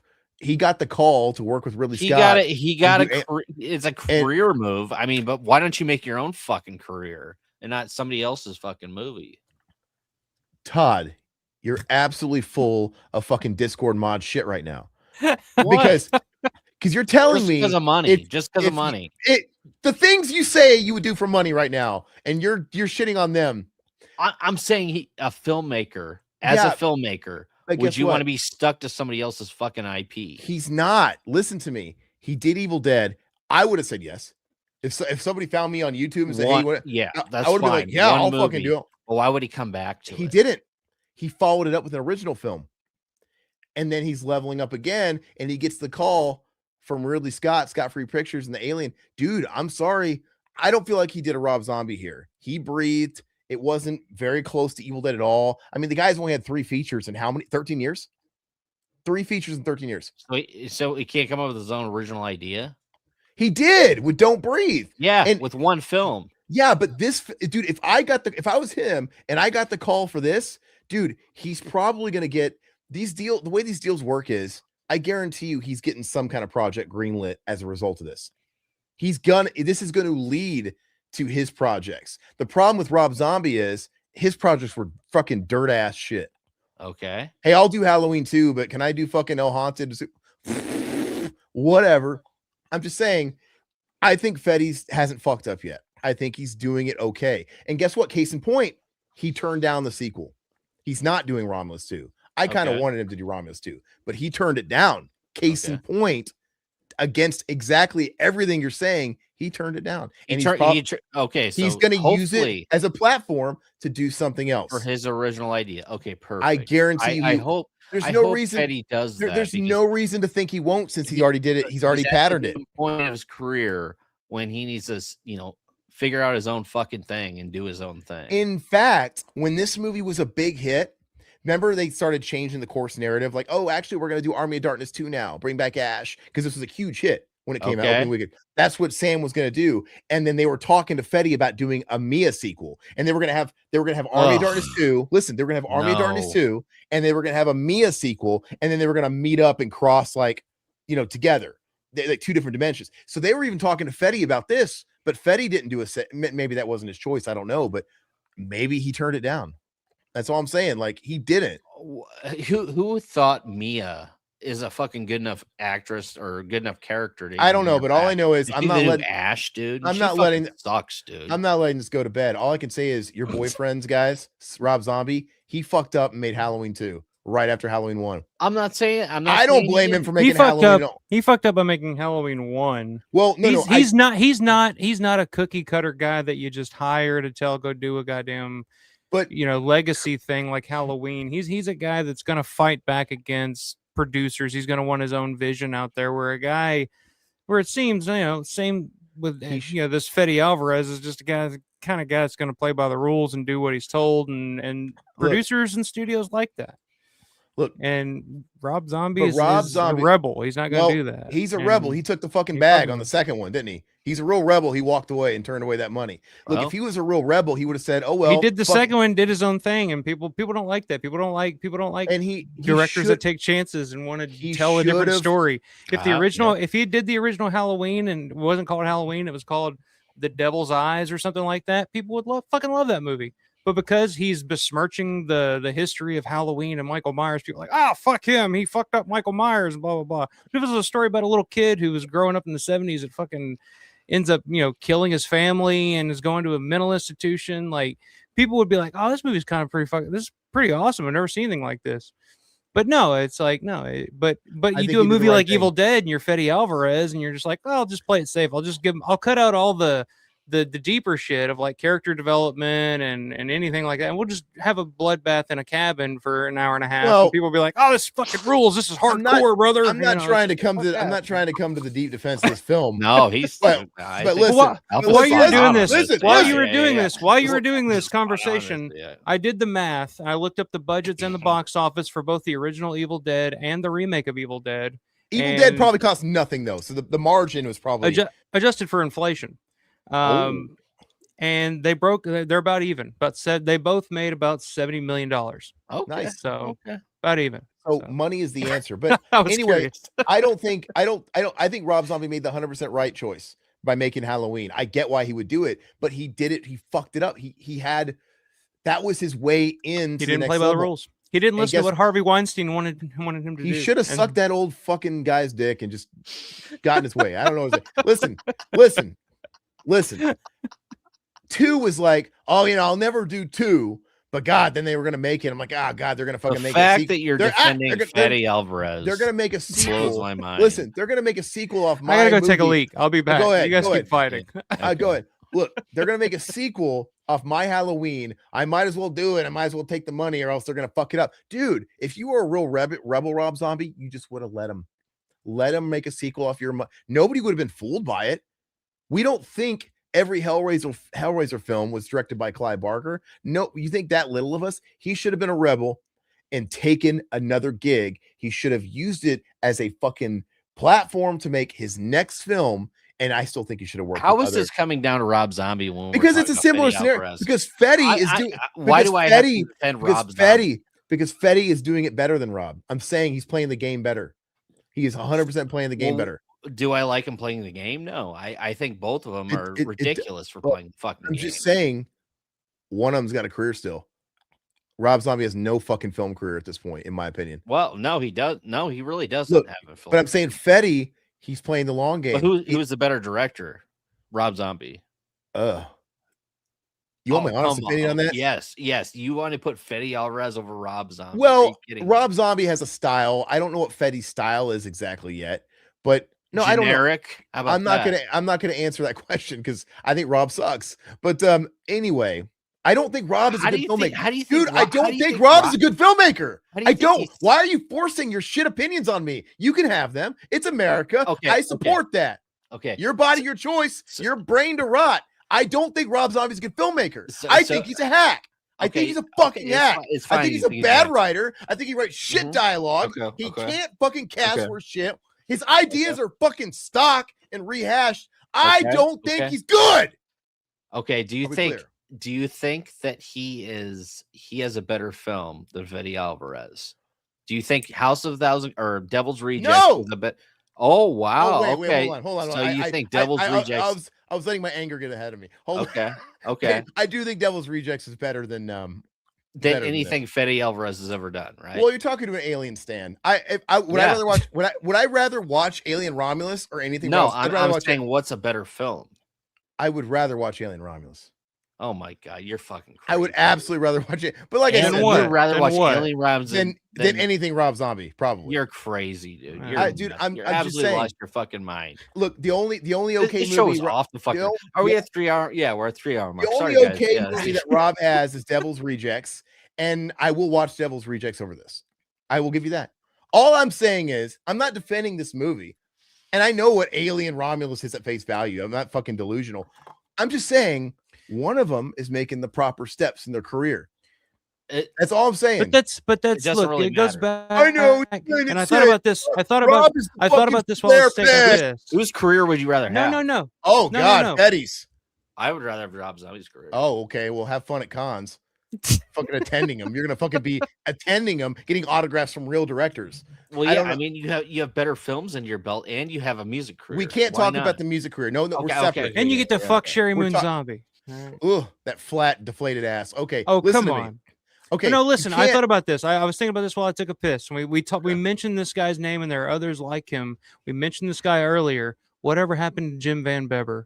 Guy with obvious talent, obvious passion, but he's not going to play by the studio's rules the way that a guy like Fede Alvarez or any of these other jokers, that the guy that just got tapped to do Texas Chainsaw Massacre, who has no fucking business doing that goddamn movie. Let's be serious. Jim Van Bever's a guy who had talent, who was on the come up, but he's not the guy that's going to play by the studio's rules. So he didn't have that option to take that. Guys like Lucky McKee, guys like from that era that had that ability. The ability to do something interesting and innovative and different, and looked at the world in a different way. This is the problem. This is what's missing in all these new horror movies that I see now. Everything is so safe. It's so safe. There's no rebels. There's no. I love watching a movie made by somebody where I don't trust them because I don't know what the hell they're about to show me or what the hell they're about to do. These movies, I don't care how much blood and gore and how hardcore they are, Satan. I don't care. They're safe. They're not going to do anything out of the ordinary because the studio says this needs to make money. We're investing $30 million into this project. This fucker better make 60. So don't go out. Don't scribble outside the lines. Don't do anything crazy, or else your career's fucking over. And there are so many directors that the studios gave that chance to. They wanted to do their own thing, and this movie didn't make money, and then their career fucking ended. And so I respect a director as a student of a guy like George Romero, who knew enough to not to, especially after Night of the Living Dead, when the studios were saying, "Hey, come to Hollywood and make one of those for us." No, I'll stay here in Pittsburgh and do There's Always Vanilla. And you can say, oh, what a dumbass. There's Always Vanilla. I mean, he went bankrupt doing those movies, but he wanted to make his movies the way he wanted to make them. And I respect filmmakers like that more than the filmmaker who's going to say, well, this is the appropriate next step for my career so I can get rich and I can go to all these cool parties in Hollywood and, get in with that crowd, because that's a crowd you want to be in with, is the fucking Hollywood crowd, especially now, especially knowing what they're up to. But maybe it's about getting funding for future projects. That's what actors do. Actors take all these shitty Marvel films so they can get funding for other films. They can do their artsy fartsy bullshit that's going to get awards. I don't think it was always nefarious. I don't know if the motives are always nefarious. I imagine if I was in a fucking country like Uruguay, fucking playing in my sandbox every day and fucking, I don't know what they're doing in Uruguay. I get a call to make Evil Dead. I'm like, I guess it's better than Uruguay and drinking the water and getting the shit down in Uruguay. I'm not saying I would have turned it down, or I probably would have jumped at it too. But at the same time, I'm just saying, like, this style works for certain filmmakers. It doesn't work for others. To my credit, though, I like your George comparison, but my point is Rob didn't do what George did. Rob took the fucking money. Exactly. He should not have taken the money in two. Exactly. He made the wrong move. He made the wrong move. I'll agree with that.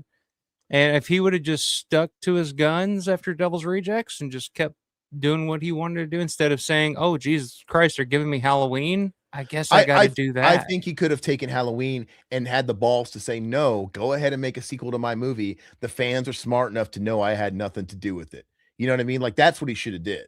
That, and then he should, I think and worked with other writers and did something else and used that leverage to make something he wanted, make the Tyrannosaurus Rex movie or whatever the fuck he wanted to do. I don't know. Maybe some of these other movies might have helped if they had a little bit of budget. I think these movies would have been benefited by having outside collaborators. I keep saying that, but hey, what the fuck did Rob do to you guys? Well, me primarily. And the answer is he was born. No, God. No, I'm just kidding. All right, down is up. I agree. It's just gonna get worse. Look at what they're doing with that remake of Night of the Living Dead. Blasphemy, horrible. Hey, they got Twilight of the Dead finally unearthed. That's coming out. I'll let Alpha's. I'm sure Alpha's gonna talk about that on his channel, so we don't have to go down that rabbit hole and waste that. But they're never gonna stop milking that one, man. It's here forever. Rob actually didn't want to do it, but when he found out who was gonna do it, he got jealous, so he decided to do it. That part, yeah, I know, because he pussed out. Like, dude, just like I said, nobody watches fucking Hellraiser 3 and thinks Clive did it at this point. It's fine. I just would have been like, whatever, dude, fucking do it. Like, don't think less of your audience. I'm pretty sure they all would have realized Rob didn't do it. Even if Sid Haig would have still taken the money to show up and do a cameo, or if, you know, Joe Grizzly showed up, you know, for 2 minutes taking a shit again. I don't know. I just think he knows he made the wrong choice. I don't have to tell him. Oh, anyway. He does. That's why he went back to the well and was trying. I mean, because after Halloween 2, like we were talking about with Lords of Salem, he tried to go back and do something different, something that he wanted to do, which I think is good. But by the time he did Lords of Salem, it was so outside the box, and he was already the guy that fucked up the Halloween series. That to horror fans, they didn't give it a chance, and I still think a lot of horror fans don't give that movie a fair chance because of the fact that he's the guy that fucked up Halloween. He did that, and then he went to the cellar again and went down to 31, got crowdfunded and all that shit. Well, that was him trying to go back, literally, to the cellar, to the well, trying to say, oh fuck, well nobody's liking anything now, so I got to go back. I got to do another Devil's Rejects. Might as well get those Yeah, let's get those fucking losers to pay for it. Yeah, jeez. I mean, that's the worst, dude. Let's get these incels that'll love anything, and I'm to pay for it. I don't, you know, oppose people's hate for Rob Zombie, but I like his movies that I do like. I really love, you know. This should just be the Rob Zombie show. It just always comes back to Rob, man. It always comes back to Rob. Always comes back to Fred Durst, Rob Zombie. Who else? Seven Dust. No, it doesn't. Really Dusty. Hey, Ishmael said, "Welcome to the chat." By the way, Ish. She says, "Mom and Dad don't fight." It got pretty spicy when Alpha was draining the vein. We love. I mean, come on. I've known Aaron for my whole life, and Alpha. He seems like he's known us forever. So it's well, I don't know. Ever since I learned he was 6'3", I don't think I know him at all. Oh, that's true. I mean, who is this guy? I'm a grown ass man. I thought I was going to shake it. I covers the ground that I walk on. So. I literally had fantasies about shaking his head at LDW and looking at him eye to eye, and now I would be like, oh. Yeah, now I can just pat you on the head. That's right. Yeah, like, hey, but Aaron. It'll be easy to give you nut taps though. Just do it my headbutt, dude. No, I was kidding. Look on the positive side. Dear God, forgive Aaron for hating your son, Rob. Down is Dear God. Hey, Gushy, welcome to the chat, my man. He says, Can we all agree Rob should have went over against Eli Roth? Yes. Yeah, it would have been a little bit more interesting. I mean, they're both coming from the same school where they're very much they peaked early, making homages to a certain era of film. But I think Rob definitely had more potential. Rob, even though he's making like these clear homages to certain other shit, and he's obviously influenced by obvious, he's still got something about him that very much feels like Rob Zombie. Eli Roth, he's a little bit more hacky, I think. I don't know. I think he's. What would you say is Eli Roth's best film? I'm not Eli Roth fan. I like Cabin Fever. Hostel. I think Cabin Fever is the most fun for me. What's your favorite bit of dialogue from either one of those movies? Oh, I like when the guy who plays Slater, not Slater. You don't even remember his name. Yeah, I can't. The stretch when he's talking about his dog looking at. No, I don't. No, I don't like the dialogue. Well, no, the pancakes. Pancakes is the iconic line. Pancakes. And I love what the slow motion where they slow down the frame rate when he bites them. Oh, the pancakes is that's the iconic line. And I love the King of the Swing. I love. You just take them. I love that kid. I love the guy who eats He's like, you got to hold your food, you got to taste the food with your hands. Yeah, there's a Oh yeah, lot you were quoting that earlier. And it's not a line, but I do like in Hostel the slow motion and then behind the see-through door of them giving the Chinese high-fiving, giving the Chinese finger trap, double teaming the chick. So many good I love Hostel. Well, Eli Roth is frat boy. Yeah, he's a frat boy horror. He's the Dane Cook of horror directors. Yes, yeah, he absolutely, is. 100%. And wait, there's another line that's very memorable in Cabin Fever.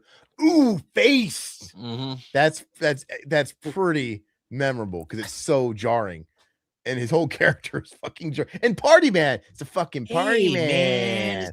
No, I think we beat you on this. Cabin Fever's got some lines. I just think you guys are fucking Eli Roth nerds. No, man. No, I don't like Eli Roth. I like his first movie. In Hostel, I watched it for the first time since it came out last year with Todd, and it's aged okay. Like I like this a little better. I love Hostel, but I think Eli Roth is a fucking hack too. I think he's creatively bankrupt too. But anyway, and he played the game. He took these weird like family movies and because he's trying to stay in the good graces of Hollywood. You know, whatever. Let's move on from all that. Can we all agree? Rob? Yeah, okay, we already read that. Well, you can't say they're not passionate about these films. Yeah. An hour later, what's this article about? I forgot all about it. Yeah, well, we always Aaron and I always do this shit. We go down rabbit holes. Well, let me read a couple of these and we'll get back to this. Yeah. I'm not a big fan of Eli Roth either. He just got what he got, to be honest, in my opinion, because he's friends with Tarantino. Well, that helped too. Dude, networking is everything. Yeah. This guy became buddy. He goes over to Tarantino's house and they watch movies, like little butt buddies in his basement and stuff like that. And they have a good time, I guess. And and that's sad because filmmakers like Romero, he would have never been able to make Dawn of the Dead today, even with Richard by his side. Yeah. I totally get it for the remakes. Evil Dead is great. Yeah, I agree. Out of all the remakes, Evil Dead remake is definitely one of my faves.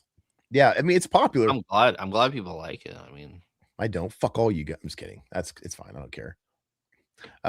With that said, do you guys like 31? Oh, no, we're not opening this can of worms anymore. Shit, dude. Hills Have Eyes remake is great. I will say I have no desire to watch that ever again. But when I watched that in theaters, I'm like, you know what? This is a breath of fresh air because the original's boring. The original's boring. It's just too boring. No, come on. It's too boring. Again, it's the same issues that I have with most remakes and shit now. It's like they take the original Hills Have Eyes, the family, you believe that, yeah, okay, there could be people like that live up in those hills. You know, they actually look, and they got Michael Berryman, a guy with, birth defects and shit, to be in that movie. The remake, it's like overly over the top effects, like the makeup and stuff, and you're just like, okay, this is kind of silly. I 100% get it. I just think the originals is too much of a slog. I'm being honest. I'm not trying to be a hipster saying I love something I don't. It's just too boring. I get all the stuff you're saying, and I'm on board with all that. The first one has good qualities, but the majority of the film isn't the greatest film. I mean, I appreciate that Michael Berryman looks like he's got a peanut on top of his neck. I think he adds to the production value of that film. It's horrible, too. No, I mean, I'm sorry. No, it's great. He got a career out of it. It's amazing. He's also in Weird Science. Let's do lunch. I'd hate for this to ruin my teaching career. I think that was the Indian that said that. Okay, anyway. Keep digging the damn hole, dude. No, I wasn't making fun of the Native Americans. I know. I'm kidding.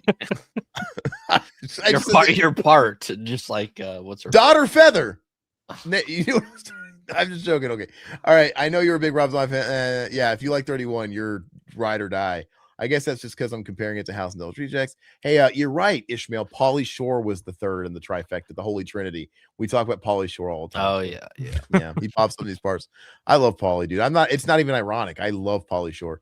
Eli Roth is definitely better than Rob Zombie. Wow. See, I mean, it's all over the map. Wrong. Agree. Satan. I don't know. This map's getting pretty Eli Roth covered. I agree. Roth is better. Ugh. Wow. Down is Up says I like Cabin Fever. Hostel is torture porn, which I hate.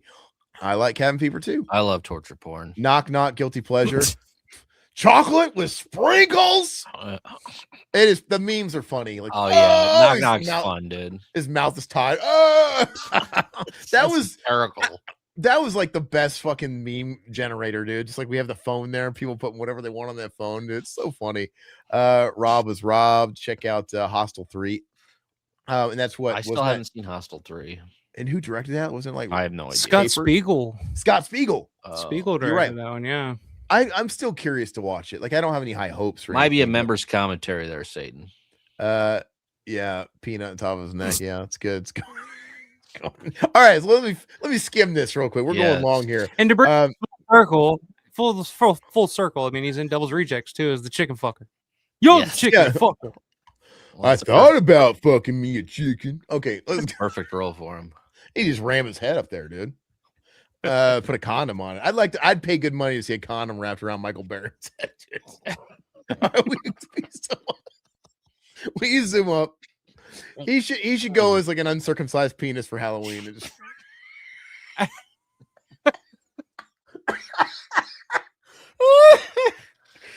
Okay, all right. Oh, we're definitely off the rails. So is it where did I stop? Yeah, are we still gonna read this whole thing? Let's just start over. No, I'm just kidding. We spent the last hour just going. All right, no. We'll go to the last bit. Let's go to the last page here. What is it? Go zoom in a little bit, Todd. You're making me squint. Oh, this is where, read this because they're talking about the original PG-13 horror. Go up slow. I'll read the paragraph above it, and that's it. Read this. That one? Yeah, so much. All right, so how much of the original storyline remains? If you look at the structure of the story, I would say the first half is very similar. Is it? The reason why they go to the cabin is different. They go to the cabin because Ash is a crackhead. Yeah. He's sucking dick for coke. He's like Bob Saget. Like, it's that shot of moonshine. They're like, hey, he's got a problem. We got to get to the cabin. The reason why they go to the cabin is different, but at the end of the day, it's still 5 friends go to a cabin. They find a book. One of them gets possessed, ends up in the cellar. Another one gets possessed. They don't know whether to kill them. They die. They're shocked because of that. There's still one in the cellar that's possessed. But for me, the exciting part is that I'm trying to deal with that as if it's happening in real life. 28 Days Later is one of my favorite recent horror films, and I was a big fan of Romero's zombie movies back in the 80s also, but just the 80s. But with 28 Days Later, suddenly somebody did that for real, and it was so fucking, terrifying? What's it going to say? Brutal. Scary. You disappoint me in your vernacular. That was a big moment for horror. It was a real twist, taking those things in a serious light. But most of the classic horror movies are like that. The Exorcist does that. You look at it today, it's scary as hell. It scared the hell out of me, everybody, because they treat it as a realistic story. The Omen, The Exorcist, those movies are quintessential horror movies that still scare me as an adult. I'm 34. I don't enjoy going to a theater to watch My Bloody Valentine, the remake. I don't watch those kinds of movies, PG-13 horror. So I tried to make a horror movie that I would go and watch and be entertained and love the story and all that. I'm not knocking them there. It would have been really weird if they made an Evil Dead movie that was PG-13. The My Bloody Valentine remake wasn't PG-13. And it was better than this film. I never actually saw the remake of that. Were there any references to the original film that you felt you had to include in this remake? When the references make sense, we do it. The chainsaw had to be there, even though it wasn't in the first one. But the good thing is that the producers never asked me for any of those. It never came from Sam or Rob or Bruce, anything. I think we should have this or that. Interesting. And yet he chose to do it. When you see stuff like that, that's where I should ask him the same thing about Romulus. Like, so did they make the robot say, get away from her, you bitch? Surely, if Fede chose to put that in the movie, I would be very disappointed in him, because you see certain things like Romulus, like, oh, that's a Disney thing. He had to do that. He had to do that. He had to do that. So that's interesting. So there's been no studio meddling. What studio? Ghost House Pictures? I mean, I would imagine no. Sam, being who he is, has a lot of power because people trust him, and he's a great artist. So the studios hand everything to him, and he has the power to say, this is the way it's going to be. Everything on this movie has been basically down to his word. And he's got like a lisp I can't really nail too. Todd sped up some footage on a fucking Instagram thing, and somebody called me an artard with a lisp. And I'm like, well, to my credit, I said that's what happens when you speed it up 2.5 times. And because to be fair, it kind of sounded goofy. I'm like, I get it. I'm gonna speed it 3 times next time. No, he called me a homosexual with a lisp.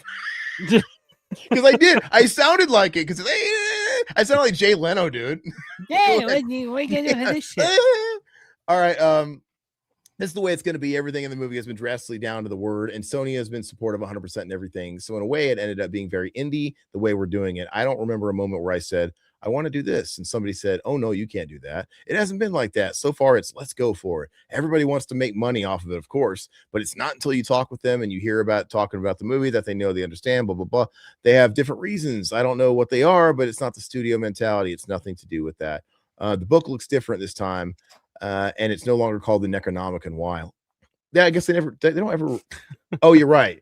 It's called what it's called in the original, the Naturon de Monte. I don't even remember them referencing that in the remake. I think they also call that in the recording in the original. Does the book work any differently in this version? They still find the book in the basement, but it's not all of them. It's just one of them is intrigued by it. There's no tape recorder, obviously. You'll see why. So something's going to draw this guy to the book. You want to believe that the word started, fine. But for me, the moment he opens the book and the moment they bump into the book, everything is set in motion already. You have to dare to be critical with the classic and say, okay, that's not going to work for a modern audience. Let's have the balls to change it. Balls. Does that mix of old and new apply to the look? It's like cut off. That's okay. It's more desaturated because when you're trying to be more realistic, you're trying to find the colors down a little bit. There's a lot of are they really asking about the look at the film? Got it. There's a lot of handheld actions. There's a lot of raw and simple movements in the house. When it's just about the guys and their reality, we deal with the handheld. And then suddenly we turn around, there's a demon there, and there's something that's a big supernatural event. The camera will switch to a very steady mode with weird camera angles. There's a lot of rules. Okay, keep going. Well, the look looks like shit. It's very much of the time. I mean, it's just kind of dated, and it's gonna. I don't know how films are gonna look in 20 years. I like to think we're gonna be able to tell. I know I'm gonna be able to tell if a movie was made like in the 2000s, that decade. Oh, absolutely. And I feel like 2000, but are we really going to be able to tell like 2010 to 20 and onward, or is it all going to look like this? It's all digital. But digital, but yeah. The first decade of the 2000s, that's when digital was like really a new thing, and it looks like it. Digital's gotten a lot better.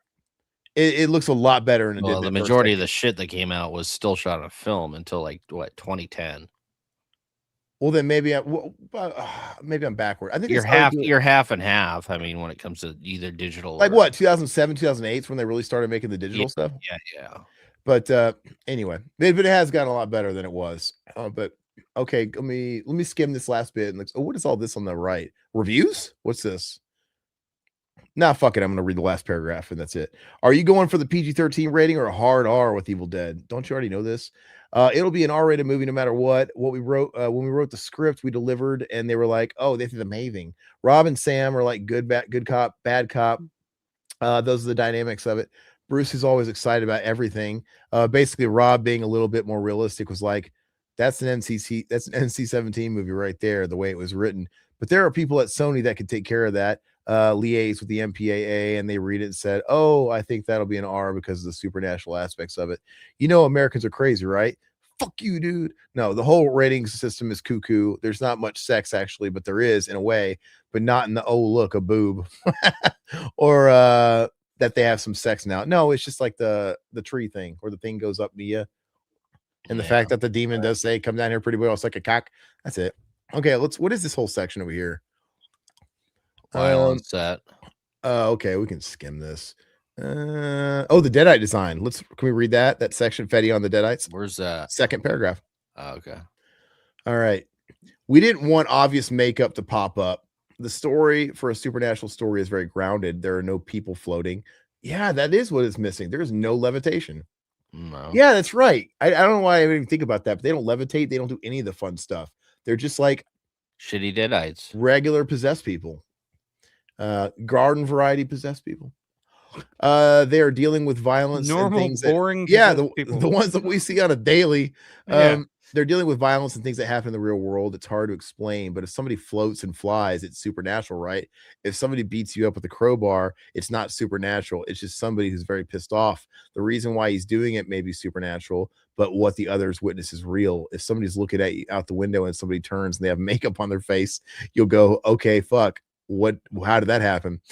So we did not want to do that. Basically, we designed them in a way that every time they get possessed, the first stage is like some kind of self-mutilation, particularly the face. So they do something themselves and they're in some state of hysteria. They look fucked up. I mean, it's obvious, I guess. Let's see. Reworking the book, Jane Levy. on developing Levy's look for the film. On the gore, let's look at the gore. I'll read that last one. Okay, Roger Murray, prosthetics designer on the gore. One of the things that Fede said he wanted to do as many in-camera makeup effects as possible. We wanted to make everything to look as realistic as possible, so the effects have that sense of realism to them. We wanted the gags to be, not full-on gags. We wanted to have some of the scenes with one of the girls where her hand gets infected and her arm starts rotting off, and she decides to cut it off with a kitchen knife. When we designed the arm, what we had to keep in mind was that we wanted to keep in all the breaks and keep the blood pumps in there. So we just made a shorter version of the full arm for one of the leads, Natalie, whatever her name, to wear on set. We also had a stunt double in there at the moments where the arm comes full off with her arm tucked. I thought it was cool though, how like she did stand up and it was like hanging by a tendon. That was like I don't mind the effects in it are cool. There's nothing to slight the there. Effects are fun. Yeah. Mm-hmm. All right, skip it. Let's see what else. We might have to start going faster here. Speech to text, not always accurate. What'd you say? Oh, one of them float wise out of the lake. Did they? That's Rise. That's Rise. Yeah, you're right. Okay. Oh, there's that fucking guy. There's a pretty boy hiding behind a fucking Scooby-Doo fucking cosplay. All right. Go down. Okay, I'm interested in this other page here. The two films directed by Fred Lincoln from Last House on the Left. Same time every year. Oh, does that mean he gets laid once a year? Serena, an adult fairy tale. It's its birthday, basically. It's a porno about marriage. Yeah, it's anniversary, hun. I guess. Let me see how this wraps up. I just want to see what they say on the last bit. Zoom in a little bit. Go the raining blood scene. I do want to read that. Look at that tongue. Yeah, it's like how many gallons of blood? How many gallons of blood did you use on this thing? Lots and lots. I know we ordered a truck the other day that was 50,000 gallons just for one scene. The raining blood scene, yeah, that's a lot of blood. There's this thing we're trying to measure because sometimes we go over the top. Because he wants to keep it realistic. Remember, can't have 50,000 gallons of blood raining from the sky. That's the thing we're trying to measure because somebody went over the top. Somebody joked because the other day I said, okay, that was too much blood. And they said, wow, that's the first time we've heard that so far. Usually I ask for more. There's always a tone that you have to hit right in horror. With the blood, you want to make sure that it makes sense. Sounds like a cool dude, man. So much blood, man. I thought that's what makes the last scene, the ending, kind of cool and stand out. It's because it is almost surreal with the raining blood and the amount of fucking gore and the chainsaw in the mouth. It's cool, but it doesn't make your film good. But it's the highlight. It's a cool scene. Yeah, but I'm not saying it makes your film good. You know who else doesn't make your film good? Rob Zombie helming it. Okay, let's see. Opportunities don't come much bigger than this for an aspiring genre filmmaker. What does that feel like for you? 3 years ago, I was thinking about selling my car and moving back to Uruguay. I was thinking about just making my movies and making my short stuff. So it's, what can I say? It's like the best experience ever. I've been doing this stuff since I was 12. Even before that, I did stop motion movies with clay models when I was 7. I had a big collection of Star Wars shorts with my Star Wars dolls, doing all the voices and shit like that. I've been doing all kinds of shorts and stuff since forever. So suddenly this happened for some reason. I don't know why, but it's happened and it's just awesome. I'm happy for you. I'm happy for you. Okay, let's move on. Rest in peace, Ogre from Nerds. There you go. Yeah. Rest in peace, fast. Okay, go ahead and skip. We can all get hard to this later. Let's long live 80s horror. Oh, there we go. There's Mathilda May. That's fucking great. Long live 80s horror. What is that? Lifeforce is great. I think. Do you like Lifeforce, Alpha? Not particularly. No, it's been a long time since I've watched it. It's been a long time since I've seen it, but I remember renting it on VHS a long time ago, and I was never really overly impressed with it. Doesn't he remind you of a live action The Critic? It stinks. Yeah. That's why I like Alpha. No, I love The Critic. Did you know The Critic might be coming back? Oh, I love it, man. John Lovitz was being interviewed, and he said somebody was asked about The Critic, and I think there's talks about trying to make a revival of The Critic. All right, let's move on forward. I love it's like From Beyond, which a lot of people love From Beyond. I'm not a fan of From Beyond. I like From Beyond. Yeah. It's okay. It's interesting. It's an interesting flick, man. Which, by the way, I think our From Beyond commentary got removed from YouTube. That was one of the chopping block things. Like we had a big culling happen. Like all of a sudden YouTube went crazy and fucking flagged 30 of our videos in one night. You know, sometimes they go on a tear and they're like, hey, let's attack them today. But that one might have got completely removed. Anyway, it's okay. That's not an Image 10 movie or anything. No, that's interesting. Just Stuart Gordon flick. Let's see here. I remember that came out the same summer's Day of the Dead. Never seen Lifeforce. It's worth a watch. Yeah, watch it. It's very interesting. You know, vampires in space. I think aesthetically, it's really fun to look at. And you get for those that are inclined or interested, it's got an early Patrick Stewart role when he makes out with a dude. Speaking of shitty movies, Phantasm 2. I mean, I don't like any of the Phantasm 1 and 2 are the best of the bunch. One's good. Phantasm 2 stinks, my opinion. Yeah, it's a road movie, dude. It's a road movie. People like Phantasm 2. I love the original Phantasm. It's one of my all-time favorites. Phantasm 3 I like better than 2 because 3's kind of fun. Yeah, I've just never been crazy about 2, and I think it's just because they replaced Michael Baldwin. I just never. Yeah. They just put some pretty boy actor in there. I'm just like, it's just not the same. It's so weird when Michael Baldwin comes back in the third one. It just feels so fucking. I know it feels weird with it feels less weird of them replacing him after one movie than bringing back the first guy again. Like it's so fucking weird.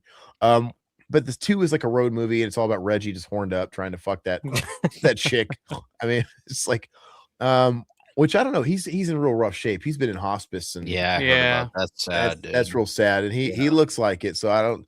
You know, everybody. A lot of people have been sending pour one out for absolutely. Someone said, where is it at here? Wes Craven film Deadly Blessing is horrible. I've never seen Deadly Blessing. I never seen that either. Yeah. Is it Swamp Thing horrible? Because I don't like Swamp Thing. The Nest has been on my list. I talked about this about 6 months ago. I remember watched it. I haven't seen it. I still haven't rewatched it. Video Dead. Have you seen Video Dead? Yes. I love Video Dead. You like it or no? It's fun, cheap, cheesy. It's so cheesy. It's so bad that it's a fun watch. It's not a good movie, but it's a fun watch because it's cheesy, but it like I don't know. There's just something about that time period of those type of movies, and it's just. Is it like I've seen TerrorVision? Is it like TerrorVision?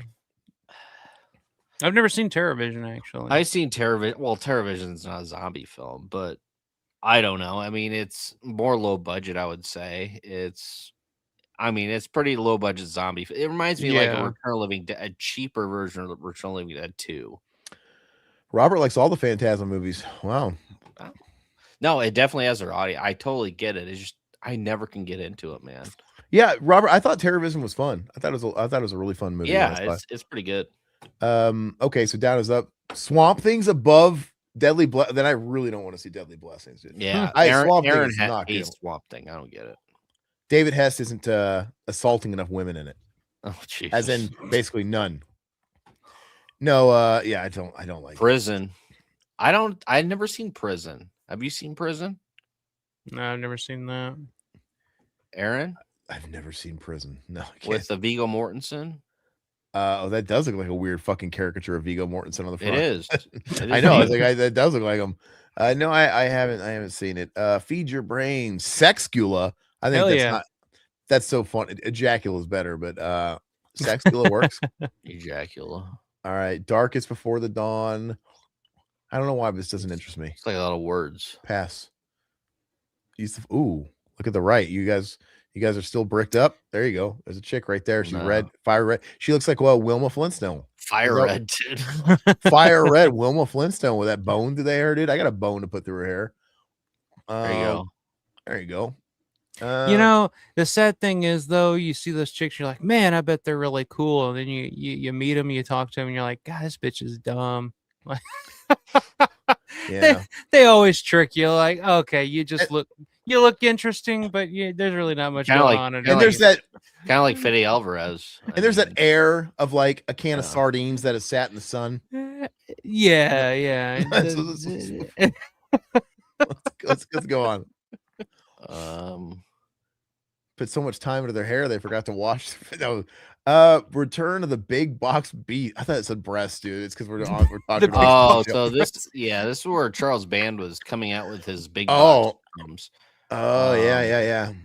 These the wizard videos that he was like re-releasing? Yeah, so he put out. Looks like he's got the zombie down there. I spit on your grave. Yeah, version Among the Living Dead. Never seen that. I'm sure they're all great though. We can agree on that. They're all top shelf.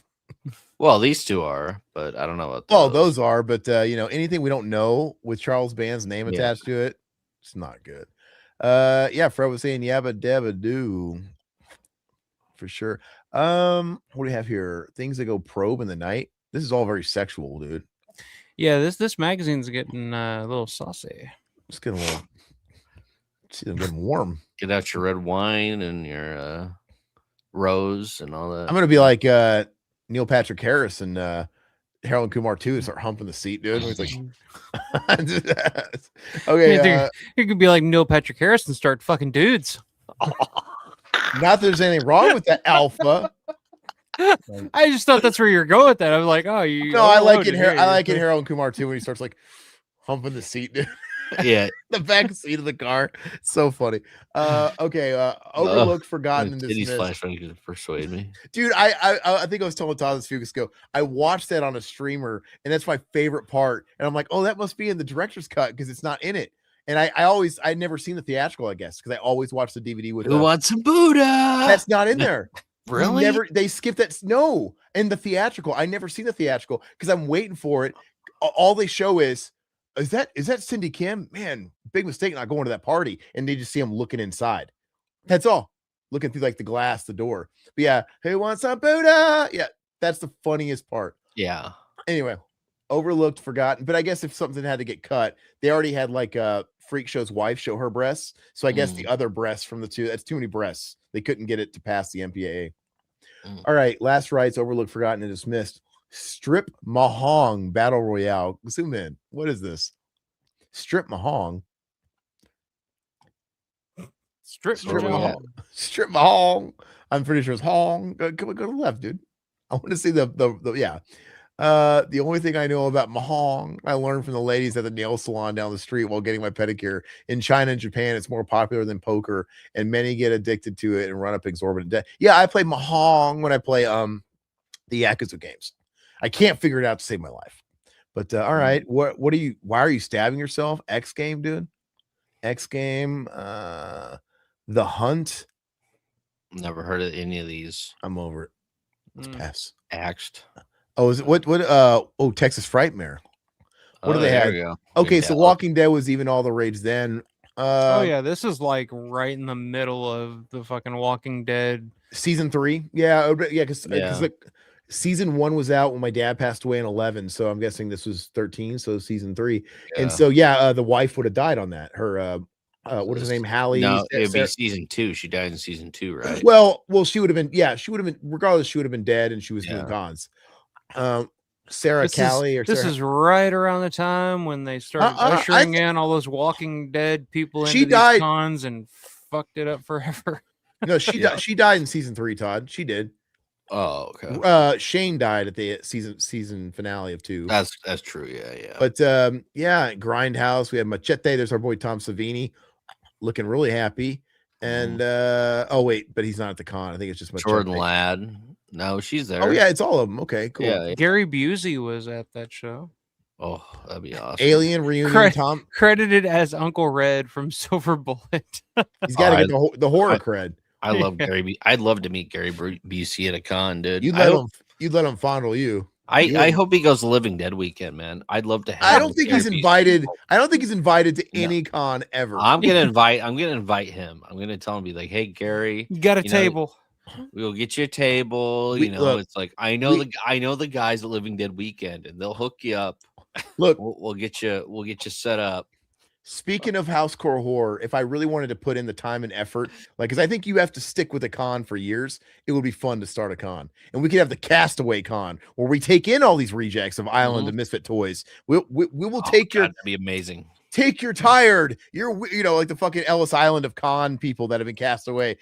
Gary Busey, you could fondle us here. You won't be judged. Fred Durst will get Edward Furlong. Got to get Eddie Furlong, yeah. We'll get Corey Feldman. I mean, we'll get all of them, man. Yeah, down is up. That's a conversation we've had many times. But the Walking Dead cast, they screwed up conventions and they fucked it up forever for everyone. I mean, not unless you're the guest. We fucking made their day, but it ruined it for the patrons. Tom Skerritt, of course, I'd love to meet him because of awesome. Because of Steel Magnolias, of course. No, Alien's amazing. Veronica Cartwright, that Veronica Cartwright's character, who they famously in the deleted scenes of Aliens made her trans as an Easter egg or whatever, and it's like you just see it on the computer monitor or whatever. I don't think that's canon. People make that such a big deal, but it's deep into the future, man. Whatever. Shit happened, but it is weird. I mean, I guess she does kind of look like Ziggy Stardust in that picture. A little ambiguous. I love to meet Tom Skerritt for Space Camp, dude. Space Camp is still one of my favorite films. Go up. Oh, the Helter Skelter reunion. Marilyn Burns, Steve Railsback. R.I.P. Marilyn Burns. Yeah, I would have loved to have met Marilyn Burns. Yeah. David, what did David Naughton really go on to do after American Werewolf? Nothing. God, dude, what a great movie. Oh, go up. Oh, Helen from Candyman, Virginia Madison was there.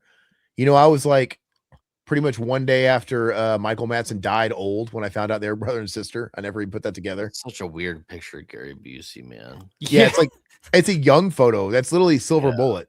Yeah. It's literally like a still Bullet. That is, I don't even think that's not what he looked like even in 2013. He looked like Skeletor, dude. He looks kind of bloated, like he drank a bunch before this photo, but he looks healthy. You know, his eyes are aligned, dude. His eyes are aligned in that photo. He looks healthier after his motorcycle accident. He looks like the Toxic Avenger now, dude, with his fucking eyes. Nick Castle was there, of course. We got Heather Langenkamp. His Bible.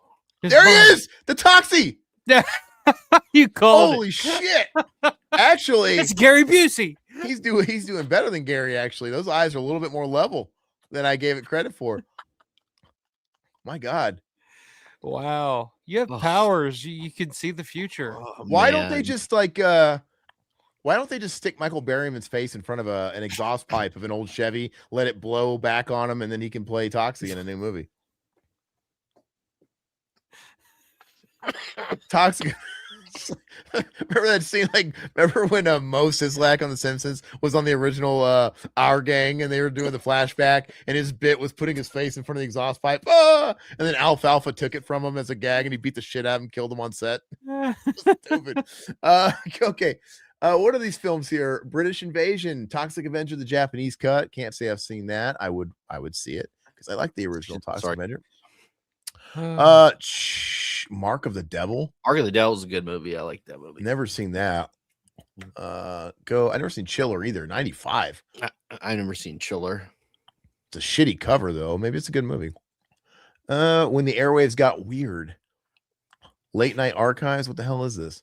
Classic 70s paranormal series in search of explores all things strange and monstrous new DVD set. I don't know what that is. I don't care. All right. It Came from Bowen's Basement. Here we go. What is this? Look at those fucking things. That's like some Tales from the Hood shit, dude. Those dolls. Yeah. God. That scared the shit out of me. Black dude. Devil doll from hell looks like. Dude, can you imagine? Okay, look. Crazy marionette puppets is scary on its own. Paintings is scary on its own. You put them together, it's even scarier. You make them slave puppets with a fucking vendetta and an axe to grind, dude. Oh, shit.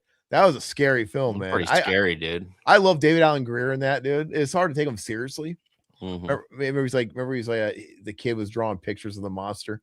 That's a good movie. I don't think it gets its due. I think they made a sequel to Tales from the Hood, and it didn't have like the wraparound stuff.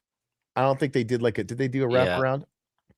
Oh, you're right. I was thinking, Jeff. Yeah, Down is Up. Yeah, you're right. That's actually probably more what I meant, to be honest with you. Trilogy of Terror, which, you know, my mom growing up, I didn't see Trilogy of Terror when I was really young, but I was into horror, and my mom used to tell me all about it. She's like, oh man, the movie that scared the shit out of me was Trilogy of Terror. I'll never let you watch it. I'll never let that in my house. And then I watched it. I'm like, this is fucking lightweight. It's not even very good. It's not. But my mom was telling it through the lens of like a little kid when she watched it. Sure. And I'm sure my mom watched it today. She's like, oh, I'm sorry I held this back from you. It's not very scary at all. It's like whatever. It's like saying like the cat's eye is scary or something. You know, it's not. All right. Okay, let's go ahead and move forward. That looks scary though, dude. What the fuck is that movie? The Attack of the Beast Creatures. It's not a very thought-provoking title, but you know, interesting. All right. I guess it does look like a piece of shit that probably cost $20 to make when you look at the picture. Those puppets, dude. I could whittle those out of wood on my front porch tomorrow, dude, and have them ready for set. Blood and Colors. Oh, it's the comic stuff. This doesn't interest me.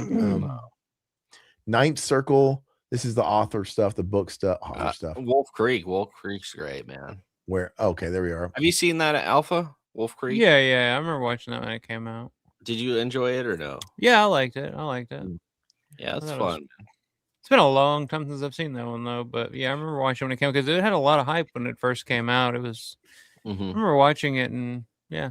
Todd, speaking of Aussie horror, Todd doesn't like it, and I'm just gonna guess. I think if I was a betting person, and this is like a roulette wheel, you know, you not liking something is probably the best bet. But do you like road games?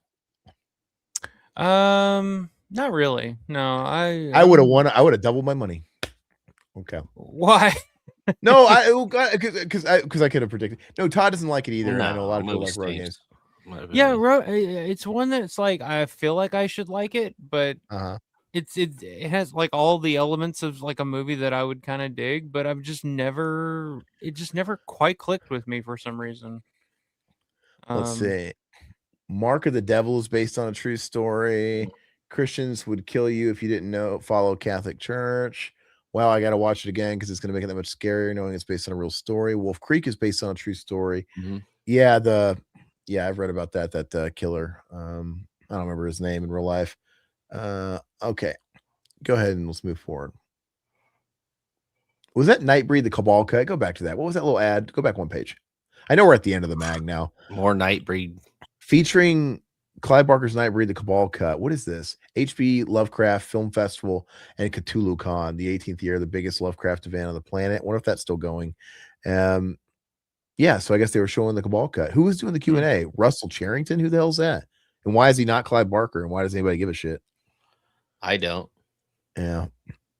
Probably why it's a half a page ad instead of a full page. You almost missed it. It's like a size of a stamp, dude. Yeah. What we got here? Gods and Guns. Critics like to call Laird Barron's prose Lovecraft. Oh, it's Lovecraft stuff. What's this thing about Pet Sematary? I guess it's saying that the book cover is shitty. Oh, Library of the Damned. Let's see. Don't judge a book by its cover. We've heard that old adage a million times, but how many of you actually follow its advice? Judging by some of the books that routinely land on my desk, it seems that some publishers are foolishly counting on that. It's something I've never understood, since it's no secret that human beings are incredibly visual creatures, and horror may be the most visually oriented genre of them all. Well, I like the Pet Sematary cover. I have no problem with it. Yeah. I think it tells you kind of everything. You know how like those old paperback novels, literally a lot of them didn't have shit, but like the author's name taking up 80% of the real estate and the title. Like there's literally nothing on them. I think that cover's great.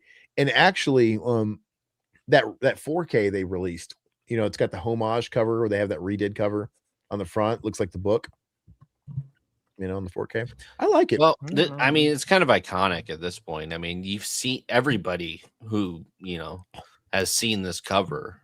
I mean, the cat looks scary. The skyline is ominous. Yeah. It's got a cross back there, and you got like I'm guessing that's Lewis Creed or whoever in the back. I think it's great. It's makes me want to read it.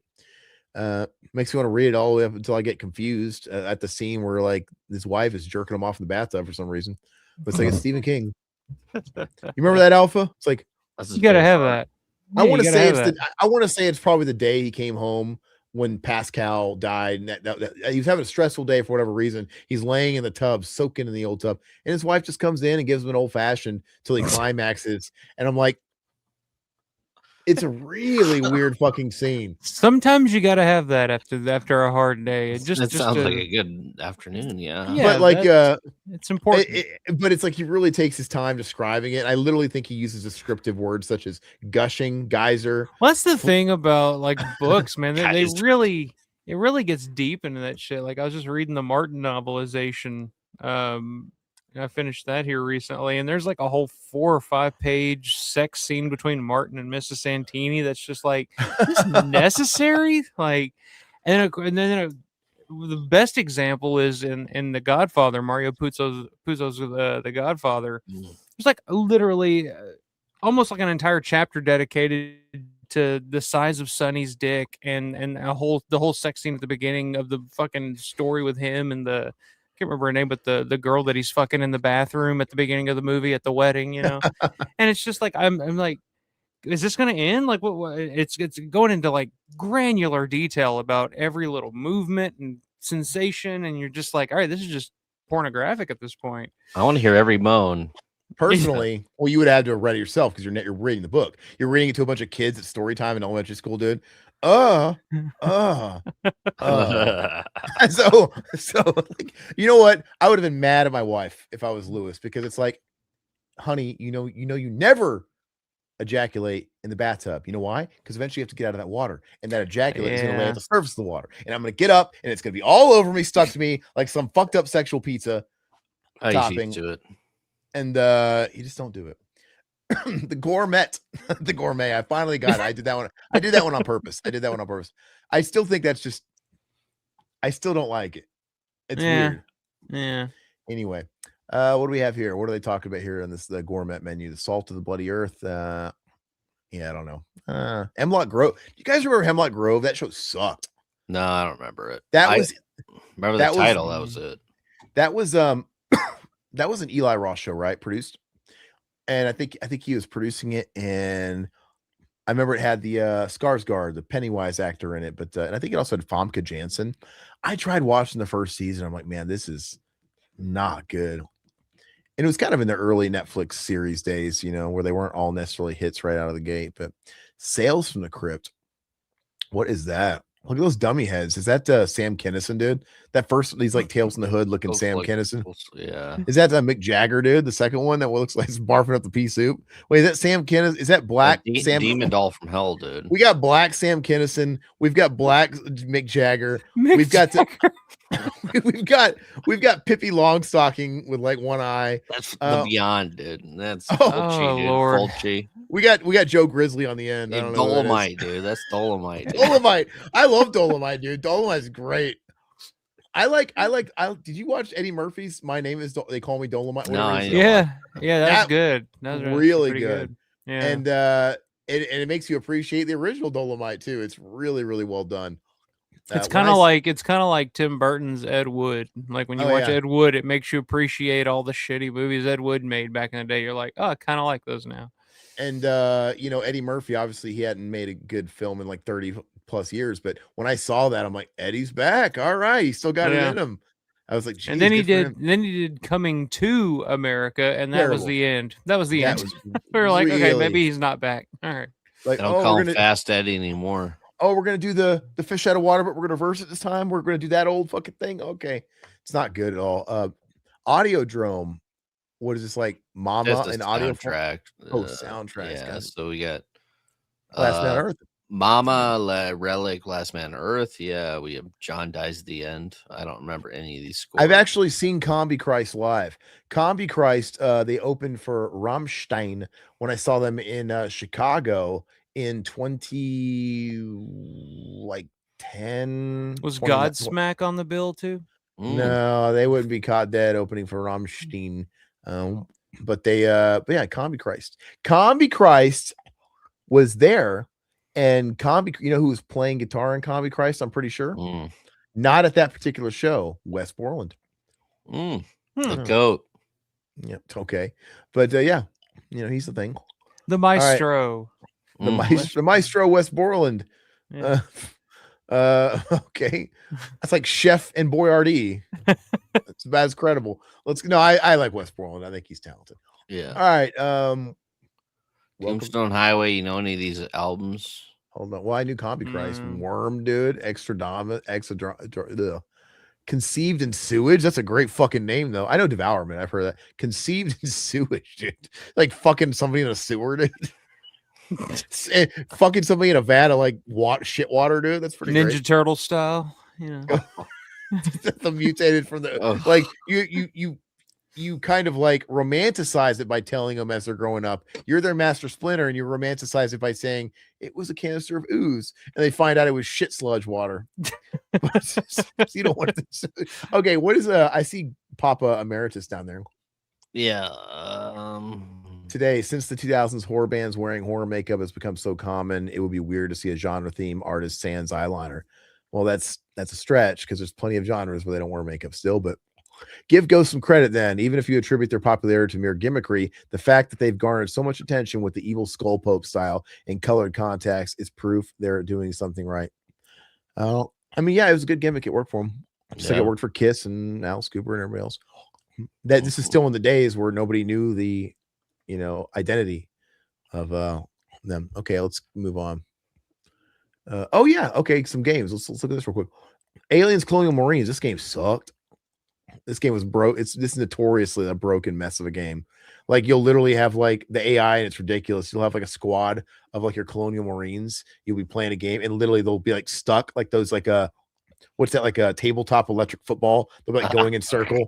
What's that, like Death and Bill and Ted, where he's like looking down, his guy's like fucking up, glitching, going in circle. There's like literally guys will start doing that. And was the first use of the term AI in reference to video games? Because that's the first time I remember hearing that term AI was when it came to video games, like the computer though. Yeah. I mean, I guess that's like a general term, I guess, but like that's the first time I remember hearing the term AI was playing video games, and they would talk about, oh, the character's AI in the games is very advanced or not so good or blah blah blah. There's a Haley Joel Osment movie AI. But no, yeah, I mean, yeah, it was AI. I think when I was a little kid, we used to call it the computer. Man, the computer's cheap. But it's basically AI. It's the same thing. Satan, of course you love Ghost.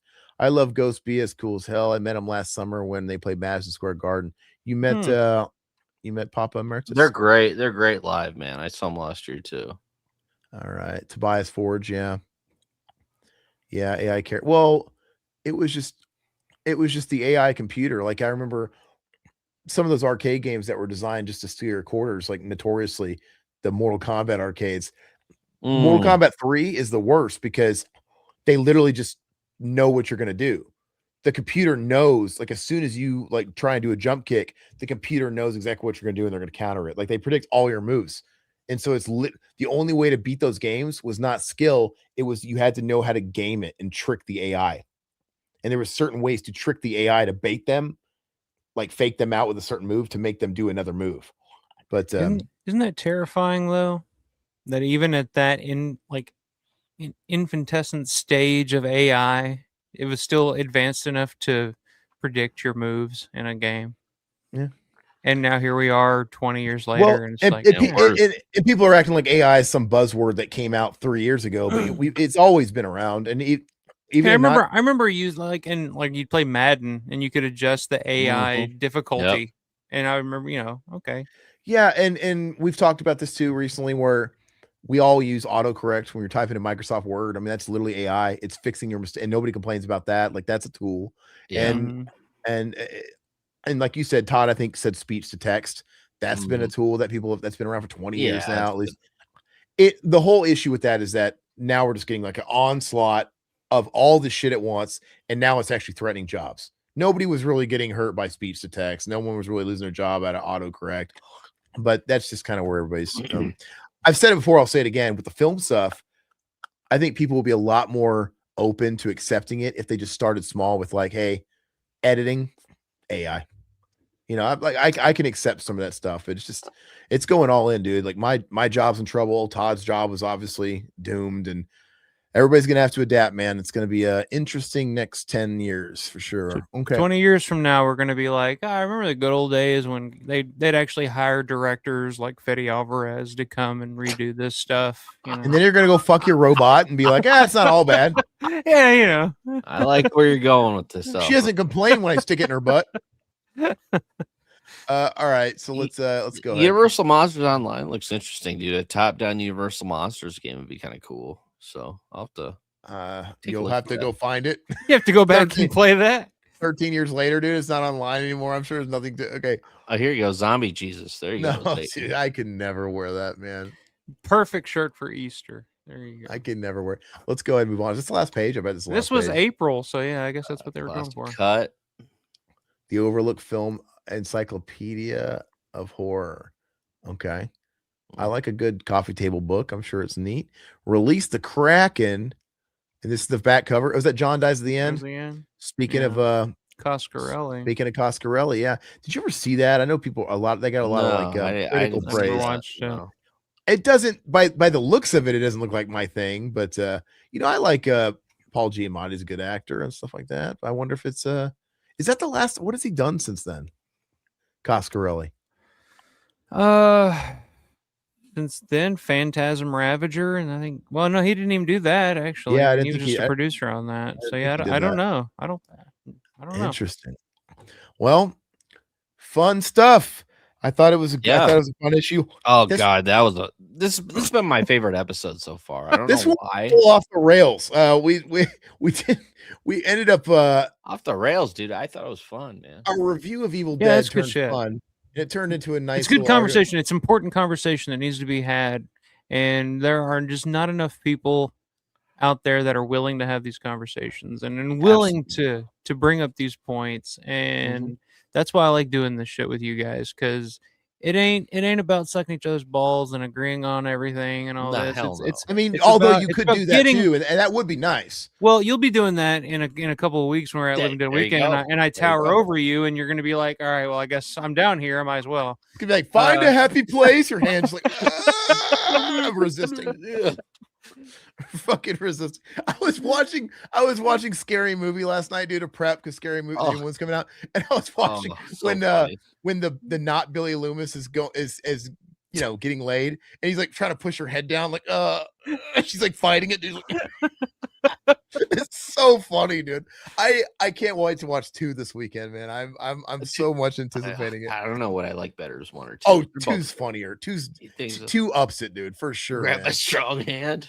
Grab a strong hand. My wife all the time. James 2 may be more quotable, but like I just like the theater experience of watching 1 as like a 12, 13-year-old kid as I was. Like I went to see that with my grandmother. The original Scary Movie, because she thought it was going to be like this cute, funny comedy, and then all of a sudden there's a dick going through somebody's ear, and she's just like, do it again.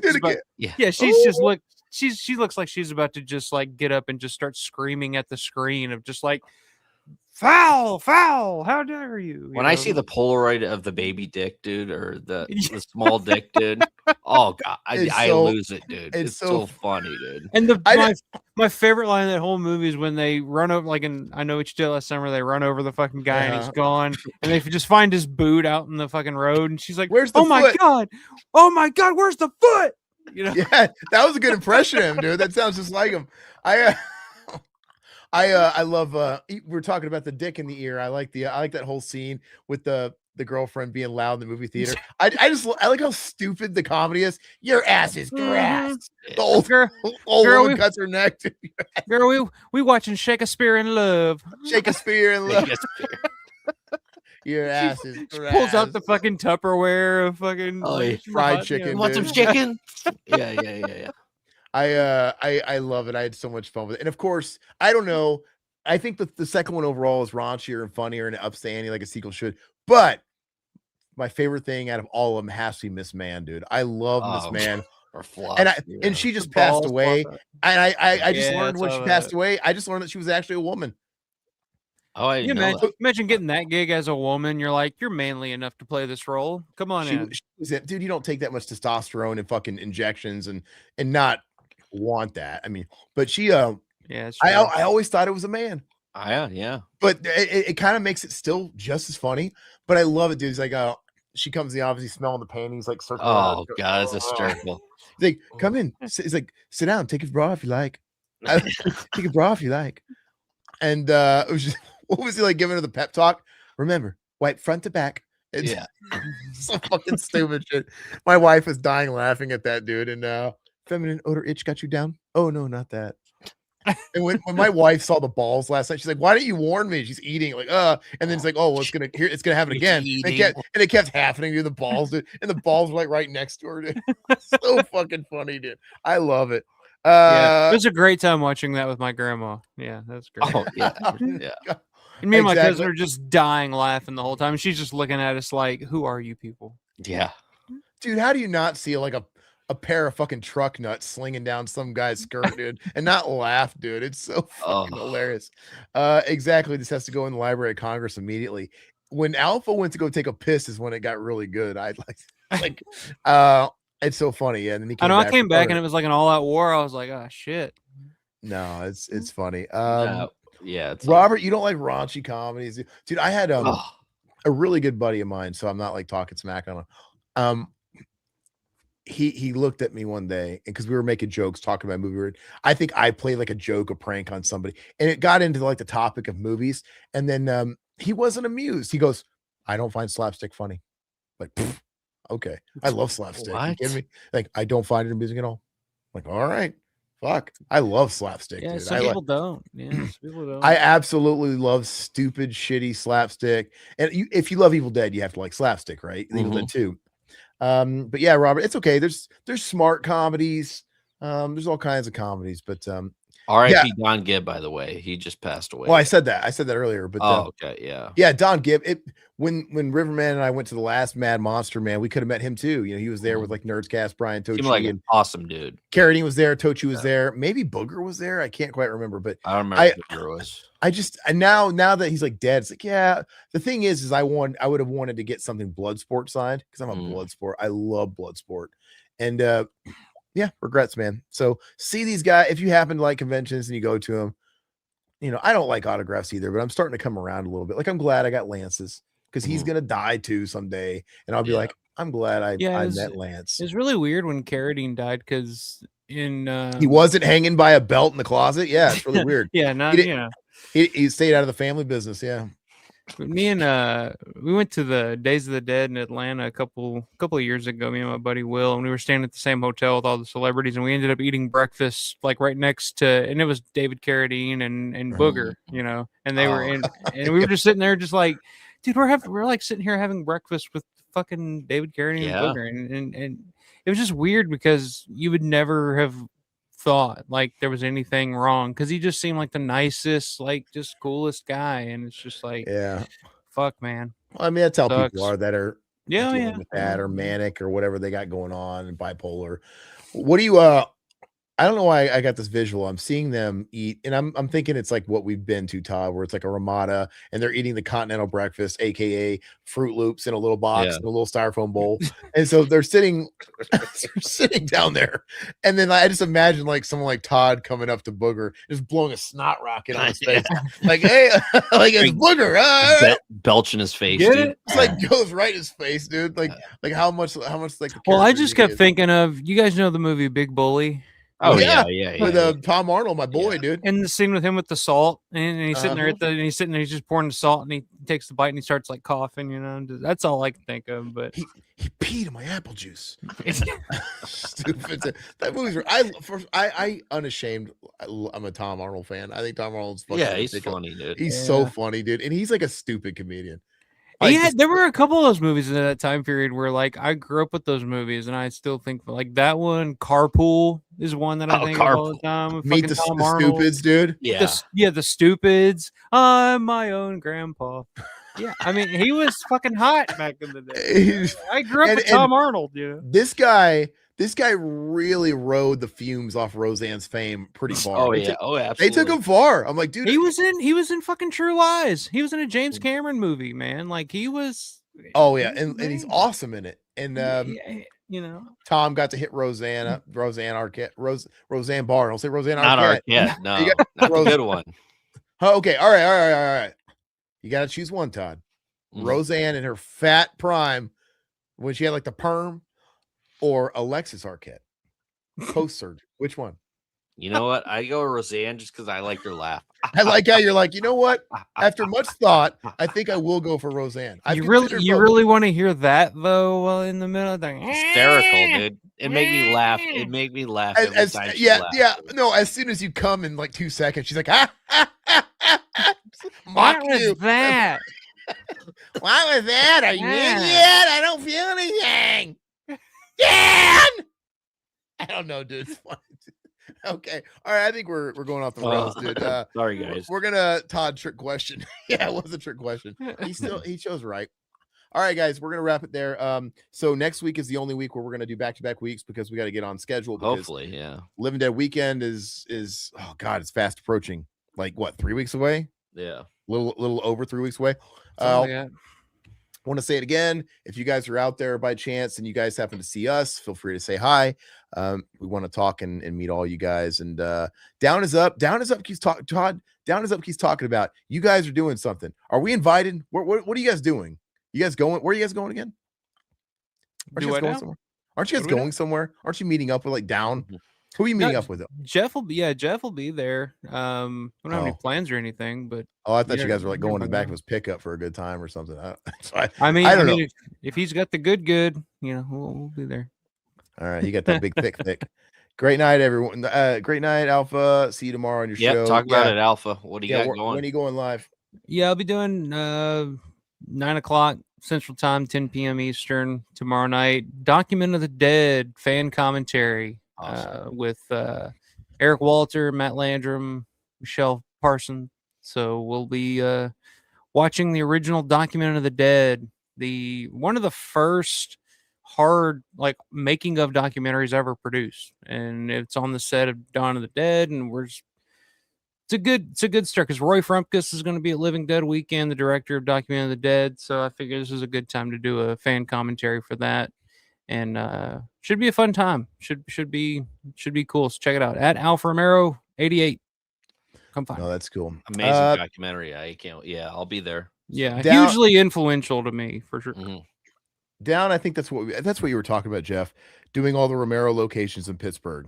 Okay, so what's going on there, man? I didn't know if Alpha was doing that with you. I didn't know because you guys I didn't know what's going on. Yeah, I mean, we'll find time. We'll do it. I'll I know you guys are wanting to do it like on that Thursday.